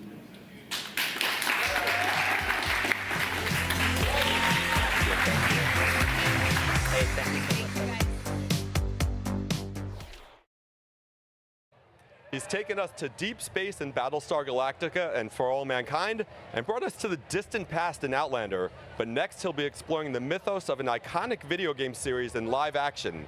Here to tell us about the Prime Video original series based on God of War, showrunner Ronald D. Moore. Welcome, Ron. Thank you. It's a pleasure to be here. So I have to say, straight off the bat, maybe this will make your questions, your answers to my questions easier. I'm a huge fan going all the way back to Next Generation, so you know it's just an honor to talk to you. Oh, I appreciate that. So on that note, now I'm going to try to pry God of War info out of you. Good luck. We'll see what you can do. Yeah, so we'll try. So I guess the first question I have is, what drew you to God of War? I know you're not really, you've said you're not really a gamer. What was it about the property that interested you? It was just when I started watching it, you know, I started looking at the cutscenes together, and there's, you know, so much material there, and I really responded to the characters. I responded to the story of Kratos and his son, and then they set out on this epic journey, you know, in this world that was finely detailed and really interesting. And there's a lot of combat and battles and interesting monsters along the way, but I kept coming back to this story of father and son. And it was just emotional, and it was different, and I hadn't seen anything like that before. And I had no expectations because, like you said, I'm not a gamer. I knew the title, but I didn't really know what the story was, so I didn't really know what I was going to be looking at. And I was just taken with it, and so I said, yeah, I'd love to do it. I think it's really interesting. Yeah, and you haven't really played, you've watched cutscenes, but you haven't actually played it. I've tried to play it, I continue to try to play it, but you know, I grew up in the arcade era, so you know, I can bang away, and give me a Defender console or an Asteroid console, I'll kick your ass. But it's just a different thing. My family can do it. My wife can play video games. My wife plays Skyrim, but I lack the muscle memory of my thumbs, and so Kratos is fighting the troll, and I'm constantly like, okay, which one's the B button? No, I'm dead. You know, it's that kind of thing. Right. But I try. How would you describe the tone of the show?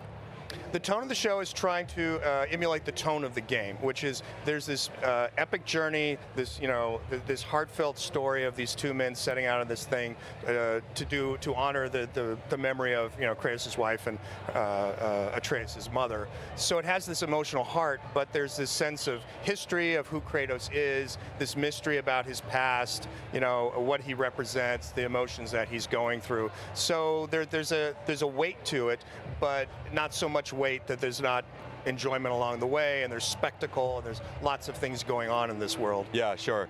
So I think there's a bit of a theme through your work, which is a single parent or a missing parent. It goes back to your Next Generation spec script, where it dealt with a crew member who died and left behind her son. I know you didn't create Deep Space Nine, but obviously Ben Sisko and Jake are, dad and son. The mom's gone, like Atreus' mom. Battlestar Galactica gets into this stuff. Is this something that a theme that you're aware of that's in your work? And could this be part of why you're interested in God of War? It's a recurrent theme. I mean, I'm always interested in it, and it's a classic theme. It goes back many, many eons. It's not something I do in particular, and I think it's because it's a broken family. Broken families with missing people that have ruptured relationships are endlessly interesting. There are ways of bringing out character because there's a pain, there's a trauma, there's something that's happened, and they're trying to work through it. So it's always a good way to set up a drama to sort of explore character, and I think that is why I respond to it. Yeah. What is your take on Atreus as a character? Obviously, Kratos is the sort of he's long been the face of the franchise, but what are you hoping to achieve through the portrayal of Atreus? Well, again, we want to sort of honor the game and what they laid out for Atreus' journey. Here's a young man who doesn't know his father very well, that sets out on this mission, and along the way they learn about each other. Yeah. So in terms of Kratos, there have been different incarnations of him. Are you familiar with like the earlier versions of God of War? And yes. Is there a chance that we'll get little dollops of that? Kratos? Maybe. Now you'll have to wait and see. Okay. I'm flying too close to the sun now, right? Yeah, I'm flying a little close to the sun. Okay. So let's move on and talk about some of your other work. Battlestar Galactica is now over 20 years old. Yeah. Which is crazy. Crazy. Yeah. What do you consider the legacy of that show now? Oh, that's hard for me to say. I mean, the show meant so much to me and to the family and team that worked on it together. So it's incredibly important to us, and we were very, very proud of it while we were doing. And I think the thing I'm struck by now, looking back, is how much we believed, and we were the little show that nobody cared about, and the network hates us, and we don't care. One day they'll love us was kind of how we felt.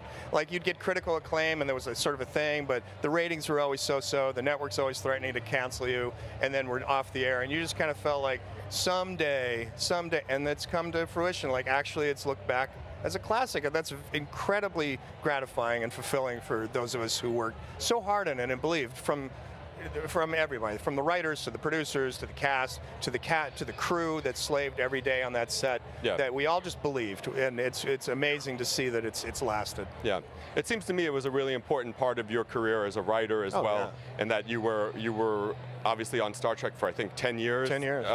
And to then be free of the binds or the irons of Star Trek finally, yeah. And all this stuff came out. Yeah. So I think there's a reason why they still haven't been able to. Keep trying to remake it or do a new version, and how can they? You can't perfect that, right? I'm the last person in the world to say you can't reboot something, obviously. So good luck, and go for it. And I hope anybody who does it, I wish them well. Yeah, you're a very nice guy. Don't reboot it. Don't Star Trek. What's your favorite episode that you ever wrote? It's kind of an unfair question, I suppose, but I'm not going to ask it anyway. It is an unfair question, and I'll give you a different answer depending on when you ask me. The one that pops in mind would probably be Tapestry. Yeah. Late Next Generation, Picard and Q, Picard revisiting part of his past, learning a lesson, and it was a personal story to me that sort of reflected my own autobiography. At that point, I had flunked out of college and lost my scholarship, and the whole career had fallen apart. But looking back, I realized if not for those mistakes, if not for those things that had happened, I wouldn't have been able to do Star Trek. So it was really great to be able to write a story where Picard could kind of look back and reflect on his life in the same way. Yeah, and it's one of the, many fans claim that as their favorite episode as well. Yeah, it was a wonderful episode. Yeah. So then in terms of other Star Trek episodes that you didn't write, any show, old, original series, anything, do you have a favorite out of those? Oh, well, my favorite original series episode is Conscience of the King. Yeah, which I love. It's an interesting episode. It's an atypical episode. It's sort of an episode that demonstrates, how broad the Star Trek canvas can be. The Enterprise is not just going to an alien world. This time, there's a man on board that might have been a mass murderer from the past, and he's from Kirk's past, and the show is about, revenge versus justice, and can you let the ghosts of the past, go, or are they always with you? And I would love that episode as again. I think it's a really interesting show. Yeah, it's like it's from that first batch of 12, I think, that they did, where it still feels a little different than the main regular old original series we'd become accustomed to. Yeah, they're still figuring out the show. Yeah. And it's a certain flavor of Star Trek, which is really, yeah. What can you tell me about Star City? It's the upcoming spin-off of For All Mankind. I believe the first season has been shot at this point. Right. What can you preview about that? Well, it's telling the story of For All Mankind, but from the Russian side. And when I say that, it's not that we're going to go through every single story point that we did in For All Mankind. We are going to tell the story of the Russian space program from the moment they land on the moon forward. And it's a different world. You know, Star City has the KGB involved. There's a lot of secrecy. You know, at NASA, if you screw up your job, you might get fired. You screw up your job in Star City, you might get a bullet in the head. Right. So the stakes are very, very different. And there's more rough and ready quality to what they were doing in Star City. In reality, you know, the spacecraft were not as advanced as what we did in the United States at NASA. They took tremendous risks. They lost more people. It's a darker and edgier show, but it's still grounded in the same idea of reaching for the stars, and they were reaching out into space in an idealism and aspirationally, but they were doing it in a totalitarian system, so it's a very different kind of show. Right, yeah. Well, unfortunately, we're out of time. I would love to continue to try to pry God of War info out of you, or just talk about Star Trek, but we'll have to save that for next year's Comic-Con. Ron, thank you so much for being here. My pleasure. We can't wait to see what you do with God of War. Stick around. There's much more to come from IGN here at San Diego. There's something out there waiting for us. And it ain't no man. Seth here outside the Hard Rock Hotel at San Diego Comic-Con 2025, and I'm attempting to infiltrate this one-of-a-kind pop-up for Predator Badlands. They've got all sorts of awesome props on display, like weapons and relics from the film, a real-life Weyland-Yutani lab, a spike pod field, and they've even got an encounter with Deck's father. Could I maybe join your clan? No thanks. Okay, let's have a look inside. This is a Predator relic room. Now, as you know, the Yautja, they love to hunt. They love their trophies. There's a lot of really cool trophies that speak to all the hunts that the Yautja have gone on that we may or may not have seen in other films. And there's some fun Easter eggs in there as well. Dan Trachtenberg and team, they actually developed a real language that you can learn, you can speak, you can read it. So my man here likes getting me to learn new things, and the language is one of them. Dan and the team wanted it to be authentic. I think it adds a whole nother depth to the story and plot. These are actual props from the film shipped all the way to San Diego from New Zealand. We've got tons of Predator weapons on display. Retractable spears, plasma grenades. These look like smart discs, and of course, the Yautja bow that we saw Deck use in the Predator Badlands trailer. That's badass. I need me one of those in real life. All right. We are inside a replica of the Weyland-Yutani lab right now. Once again, these are props from the movie, and this stuff is awesome. We've got an android here based on Elle Fanning, and this android is in very rough condition. As you can see, tons of damage, missing a foot. Probably explains why there's spare parts over there. Hopefully we can fix this android up and get her back on her feet. Both of them. We're inside the spike pod field. This is an immersive jungle environment based on Genna. Everything here is dangerous. This planet is the real thing. It's a real deal. Planet trying to kill you. These plants right here are called spike pods. They look unassuming on the outside, but do not be fooled. God! After all that, the tour ends right here at a full bar to help them unwind from maybe some of the horrors they experienced. There's definitely something about this character that really sticks with people. And what Demetrius does in this movie is really going to change the way that people see the Predator.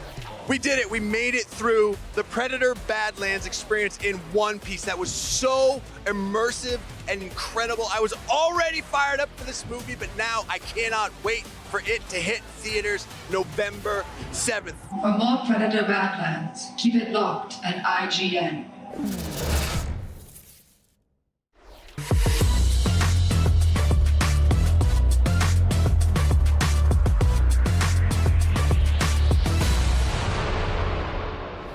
IGN Live at San Diego Comic-Con 2025 is presented by Mecha Break. Play now on Xbox Series S, X, and Steam.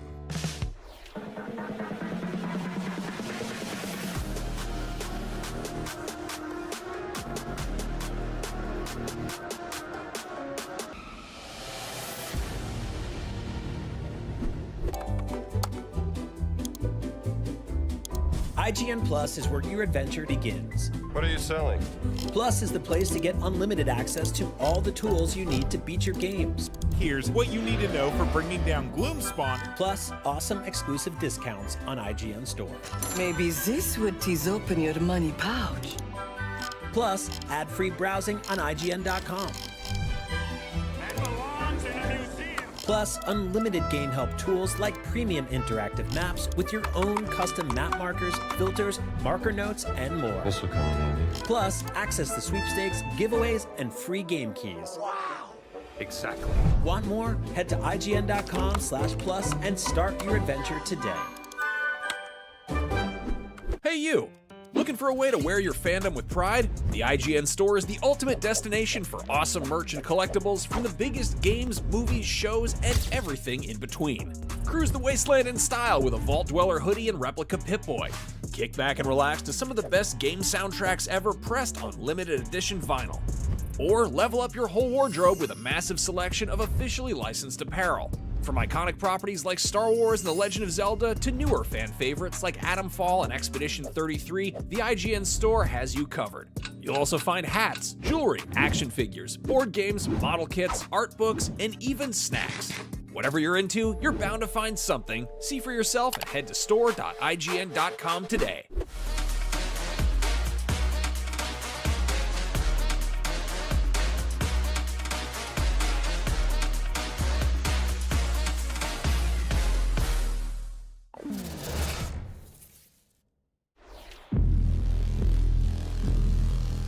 What's up? It's Brian here at FX's Alien Earth: The Wreckage Experience, where fans can visit and brave a terrifying mission at this mysterious wreckage of the USCSS Maginot here at San Diego Comic-Con. For decades, the Alien franchise has terrified us with its claustrophobic tension, corporate paranoia, and iconic creature design. Now, Fargo and Legion series creator Noah Hawley is continuing that legacy with FX's Alien Earth, a bold new take that brings the beloved franchise to Earth for the first time. The new original series is set to premiere on August 12th on FX and Hulu. So we stopped by the FX's Alien Earth experience to not only visit the wreckage, but to catch up with Noah Hawley himself. Presented by FX's Alien Earth.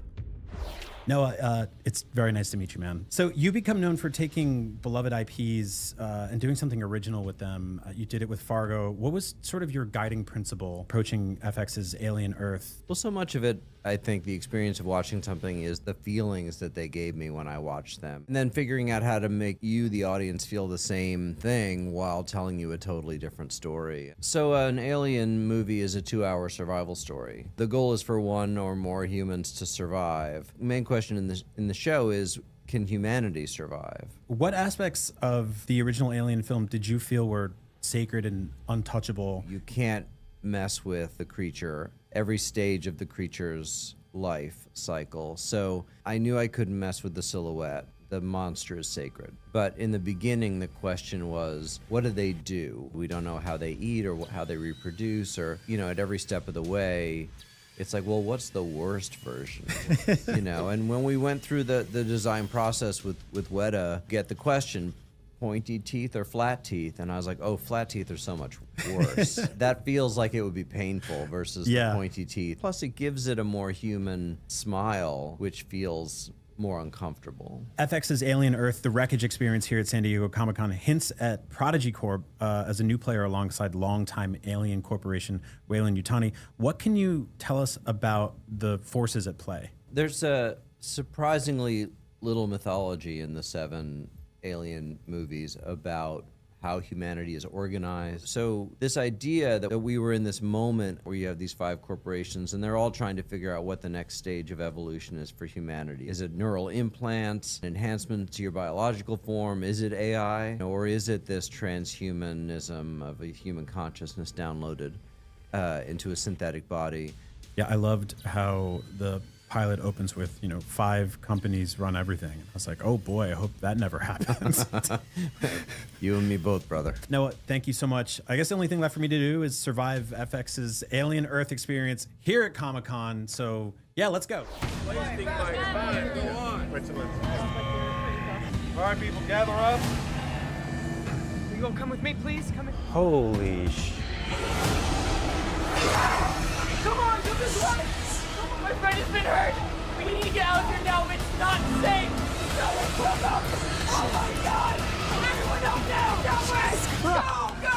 That was incredible. Going through the wreckage of a crashed ship, seeing face huggers on people, seeing xenomorphs pop out of the ceiling. I got sprayed with so many different liquids. That was one of the coolest things I've ever done at Comic-Con, and I'm just so giddy as an Alien fan. That was awesome.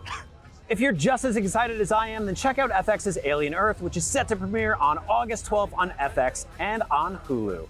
Let me know in the comments below what you're excited about to see in FX's Alien Earth. And for all things Comic-Con, stick with IGN.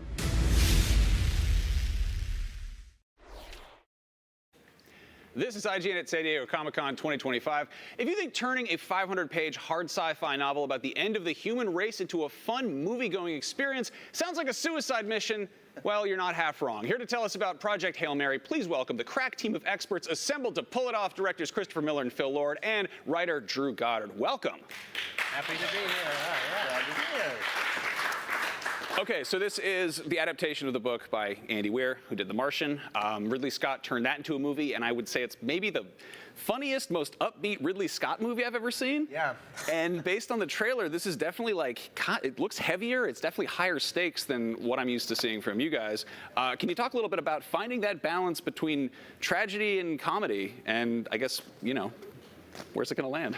They are friends. It is true. In comedy, yeah. I mean, what's interesting we found in everything that we've been doing for our whole career is that we always start with emotion, and things are only funny if you care and if there's something emotional about it. And what's great about the movie is that it is a big emotional journey, but that's when the comedy comes out of the reality of the moment.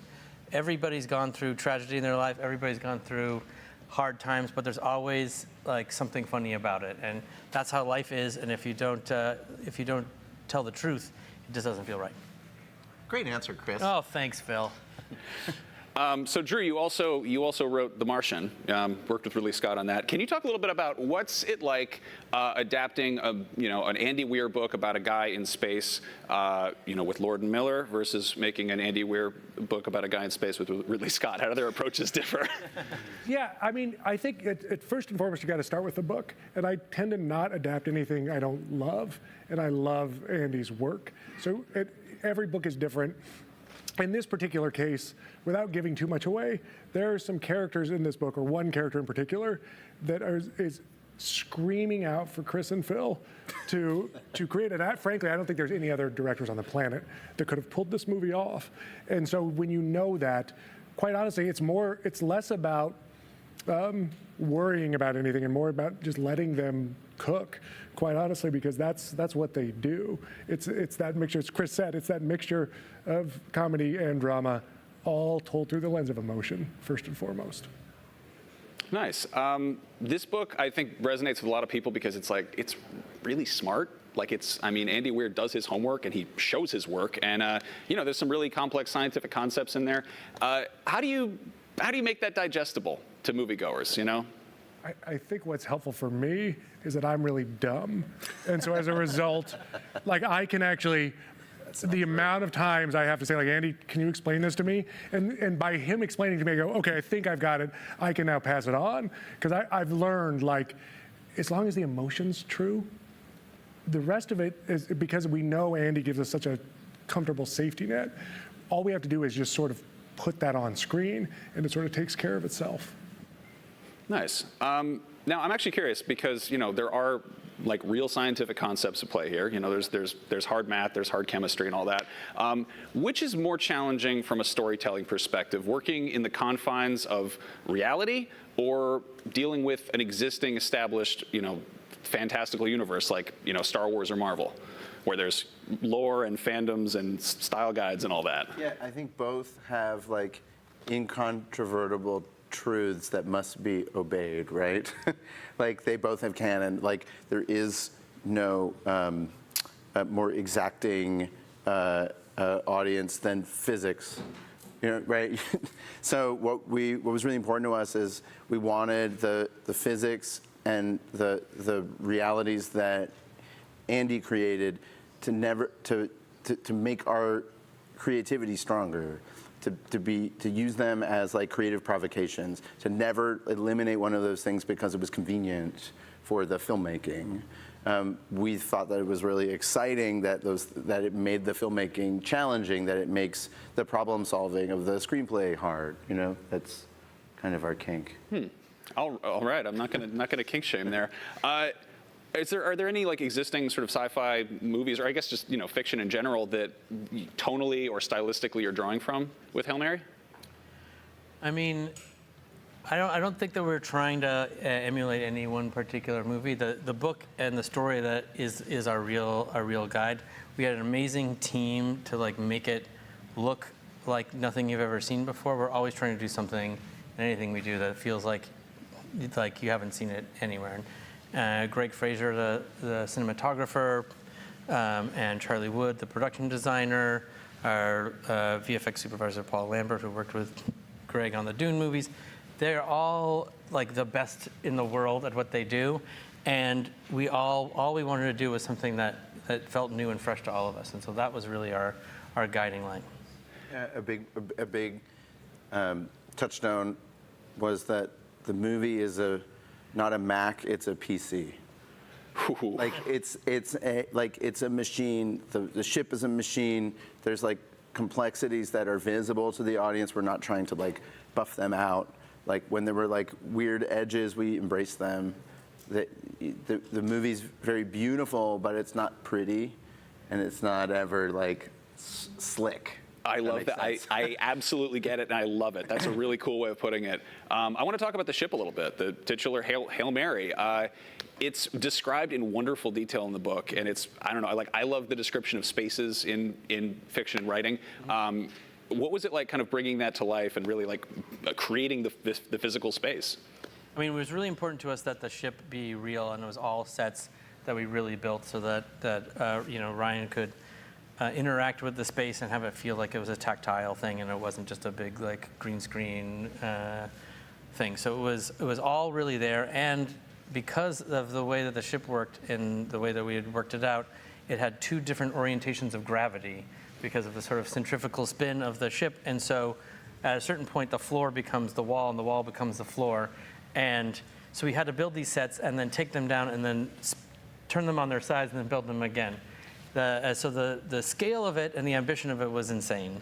We actually made the movie more inconvenient than the book would have made it. And it just meant that like every time we're designing a set with Charlie Wood, who's the production designer, it meant that we had to like tilt our head like this and be like, how would this work when the gravity turns the other way? Were you ever considering doing like the Fred Astaire Inception entire moving set? That was discussed. I Okay. would say. But and there are some moments in the movie where that transition is made, and it's some very memorable and beautiful stuff. Nice. Now I want to. Again, this is tricky to talk about. There's an element in the film. Yes. Element might be the right word. Several elements. Who knows? A character who makes a very brief appearance in the trailer, and some people are like, "That's a spoiler." Rocky. Yeah. Yeah. If you're watching this and you haven't read the book and you don't want to know anything else, just maybe go do something else until next year when the movie comes out, or just read the book. That's also an option. Let's talk about Rocky. He's being portrayed by James Ortiz. James Ortiz was the lead puppeteer and performer of the alien that we built with Neil Scanlon, the Lucasfilm Creature Shop, and there's a team of 5 puppeteers that took him to bring him to life. And so he was there on set every day, a scene partner for Ryan. And again, like building the sets, the fact that he was really there is like, it brought out so much and so much spontaneity and so much realism, and it made it a really, really special thing. And as a character that, he has no eyes, no mouth, he has no face, but you fall in love with him, and by the end you're like, I would die for him. Yeah. Drew, how do you write a character like that for the screen who has no mouth but must talk to Ryan Gosling? Yeah, in some ways it's a screenwriting nightmare because not only do you not have a mouth, you don't have a face, right? So how do you communicate? And I think the thing that unites us is the very thing that makes it hard is the thing that makes it special. Like the challenge is what gets us all excited. And so honestly, it comes back to Andy's book. I'm a big believer that the book is about empathy and about seeing something from someone else's point of view, even if that other person is a cosmic alien who has no relation to humans whatsoever. That's the point. And so every scene is about empathy. And when you kind of look at it through that lens, it takes care of itself. Right. In order for Ryan and Rocky to complete this mission, Ryan has to imagine how Rocky is thinking. He has to imagine like what Rocky sees or hears, and that act, right, makes you like step outside of yourself and try to understand another person's point of view. Nice. I want to talk about, like, I guess structurally, chronologically, like a big, core part of this is amnesia, having flashbacks, and kind of piecing the story together. How are you approaching that? Are these sort of like snippets? Is it kind of an even balance between past and present? What's so amazing about the book is how it's like this unfolding mystery, and he's having more memories as he goes on, and the audience learns with Ryland Grace what happened and how he got onto the ship and what the full story is. And it's the same way in the movie. We start with him waking up from a coma, completely unsure where he is or what's going on or even who he is, and the movie sort of goes back and forth between the past and the present as he's starting to piece it all together, and we get a full understanding of the whole story. Nice. Well, you guys collectively have done some incredible work, and it's an incredible book, so I'm really excited to see how it all comes together. Thank you so much for joining us here. And yeah, our pleasure. Project Hail Mary hits theaters on March 20th, which gives you plenty of time to read the book and brush up on your astrophysics. But right now, there's more San Diego Comic-Con coming up on IGN. Thank you.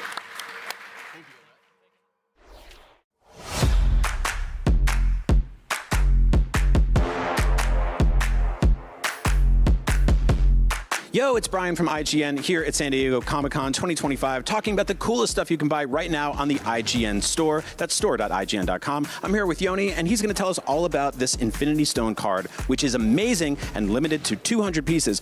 What's up with this? Okay, so, we're very excited to be partnering up with IGN, and what Marvel and East Continental Gems is doing is bringing the Infinity Stones to life using real gemstones, right? So all very limited in edition.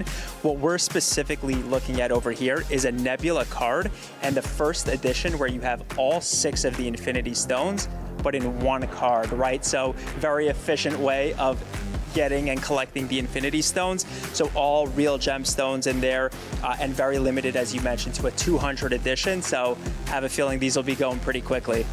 So tell me a little bit about the stones specifically. What kind of stones are we looking at here? Yeah, so we're looking at a garnet, a topaz, a peridot, an amethyst, a yellow citrine, a Madeira citrine, which is the soul stone.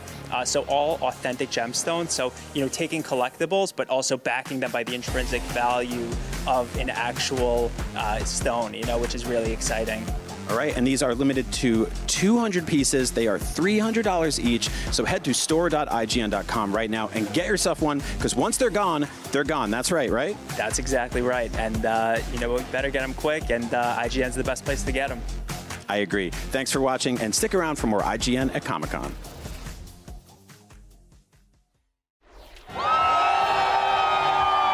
Okay, guys, who is excited for Peacemaker Season 2?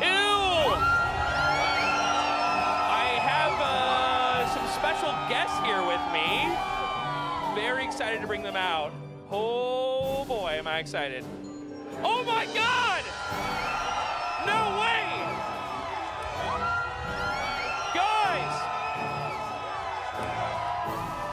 It's John Cena as Peacemaker and James Gunn! Oh my God! Wow, what an absolute treat. Fantastic! This is fantastic! Welcome all! Guys, everybody, come on up. Come on, everybody.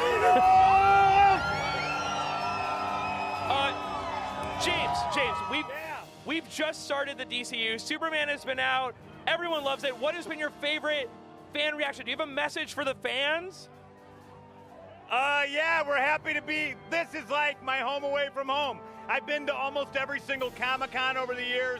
I'm happy to be here. I'm happy that, thank you all for going to see Superman, starting out the DCU with a bang. And I really, really can't wait for you guys to see what I have been looking forward to for months, which is this man acting his butt off in Peacemaker. John, you are Christopher Smith, the Peacemaker. You're back for season 2. You are continuing the events of Superman. What is your message for all the fans excited for DCU? I want to apologize for the people directly below me. They have a pretty unorthodox view of my body. And I just want to say, as everyone is pouring in from across the street to every angle, we're so happy and grateful for you to be here. Peacemaker Season 2 is right around the corner. This is our kickoff for all this, and we couldn't be happier and more excited to do it in front of you guys at Comic-Con! Guys, I need one more big cheer for James Gunn and John Cena. Let's hear it. DCU is here. We have some hats that have mild profanity on them. We would love to throw them out as souvenirs for your participation in this event.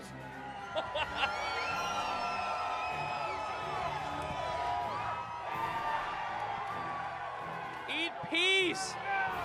Eat peace. Guys, Peacemaker premieres August 21st on HBO Max. Give it up. Give it up for James Gunn and John Cena. Thank you guys so much. Thank you, thank you, thank you. Have a great Comic-Con. Follow us on IGN. Crazy, right?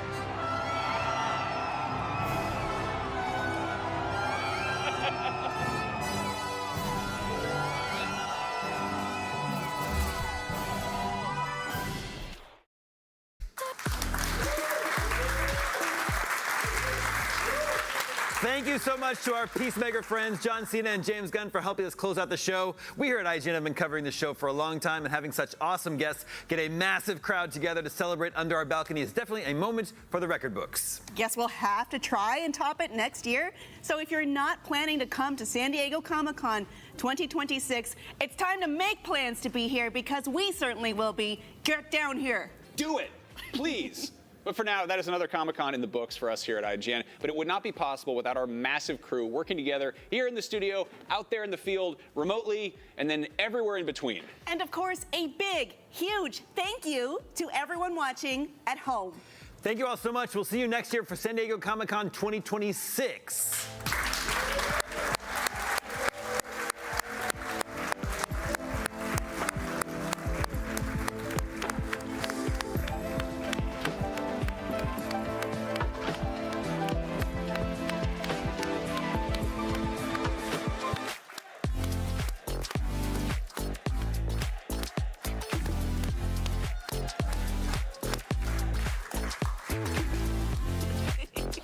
IGN Live at San Diego Comic-Con 2025 is presented by FX's Alien Earth. The average Cinefix movie list features nearly 100 different films and approximately 25 minutes worth of wall-to-wall deep dive analysis. To simulate that pace for this 30-second ad, we're featuring 26 different films, and before you say it, no, that math does not check out. We're not math people, we're movie people. We can't even count down from 10 without ending up at, like, 96. Subscribe to IGN Movies and TV for more Cinefix movie lists. Bad at math, great at movies. Can't find that final collectible you're missing? IGN strategy guides and interactive maps are here to help. One step at a time. IGN guides are trusted by millions, easy to use, and best of all, free. IGN has the very best, most complete and accurate guides for Shadow of the Erdtree, Baldur's Gate 3, Tears of the Kingdom, and so much more. See? It's good, right? Every guide is tested and verified for you by experts. Just search for IGN when you search for guides.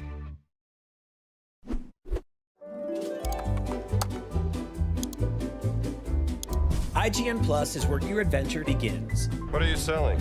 Plus is the place to get unlimited access to all the tools you need to beat your games. Here's what you need to know for bringing down Gloomspawn. Plus awesome exclusive discounts on IGN Store. Maybe this would tease open your money pouch. Plus ad-free browsing on IGN.com. That belongs in a museum. Plus, unlimited game help tools like premium interactive maps with your own custom map markers, filters, marker notes, and more. This will come in handy. Plus, access to sweepstakes, giveaways, and free game keys. Wow. Exactly. Want more? Head to IGN.com/plus and start your adventure today.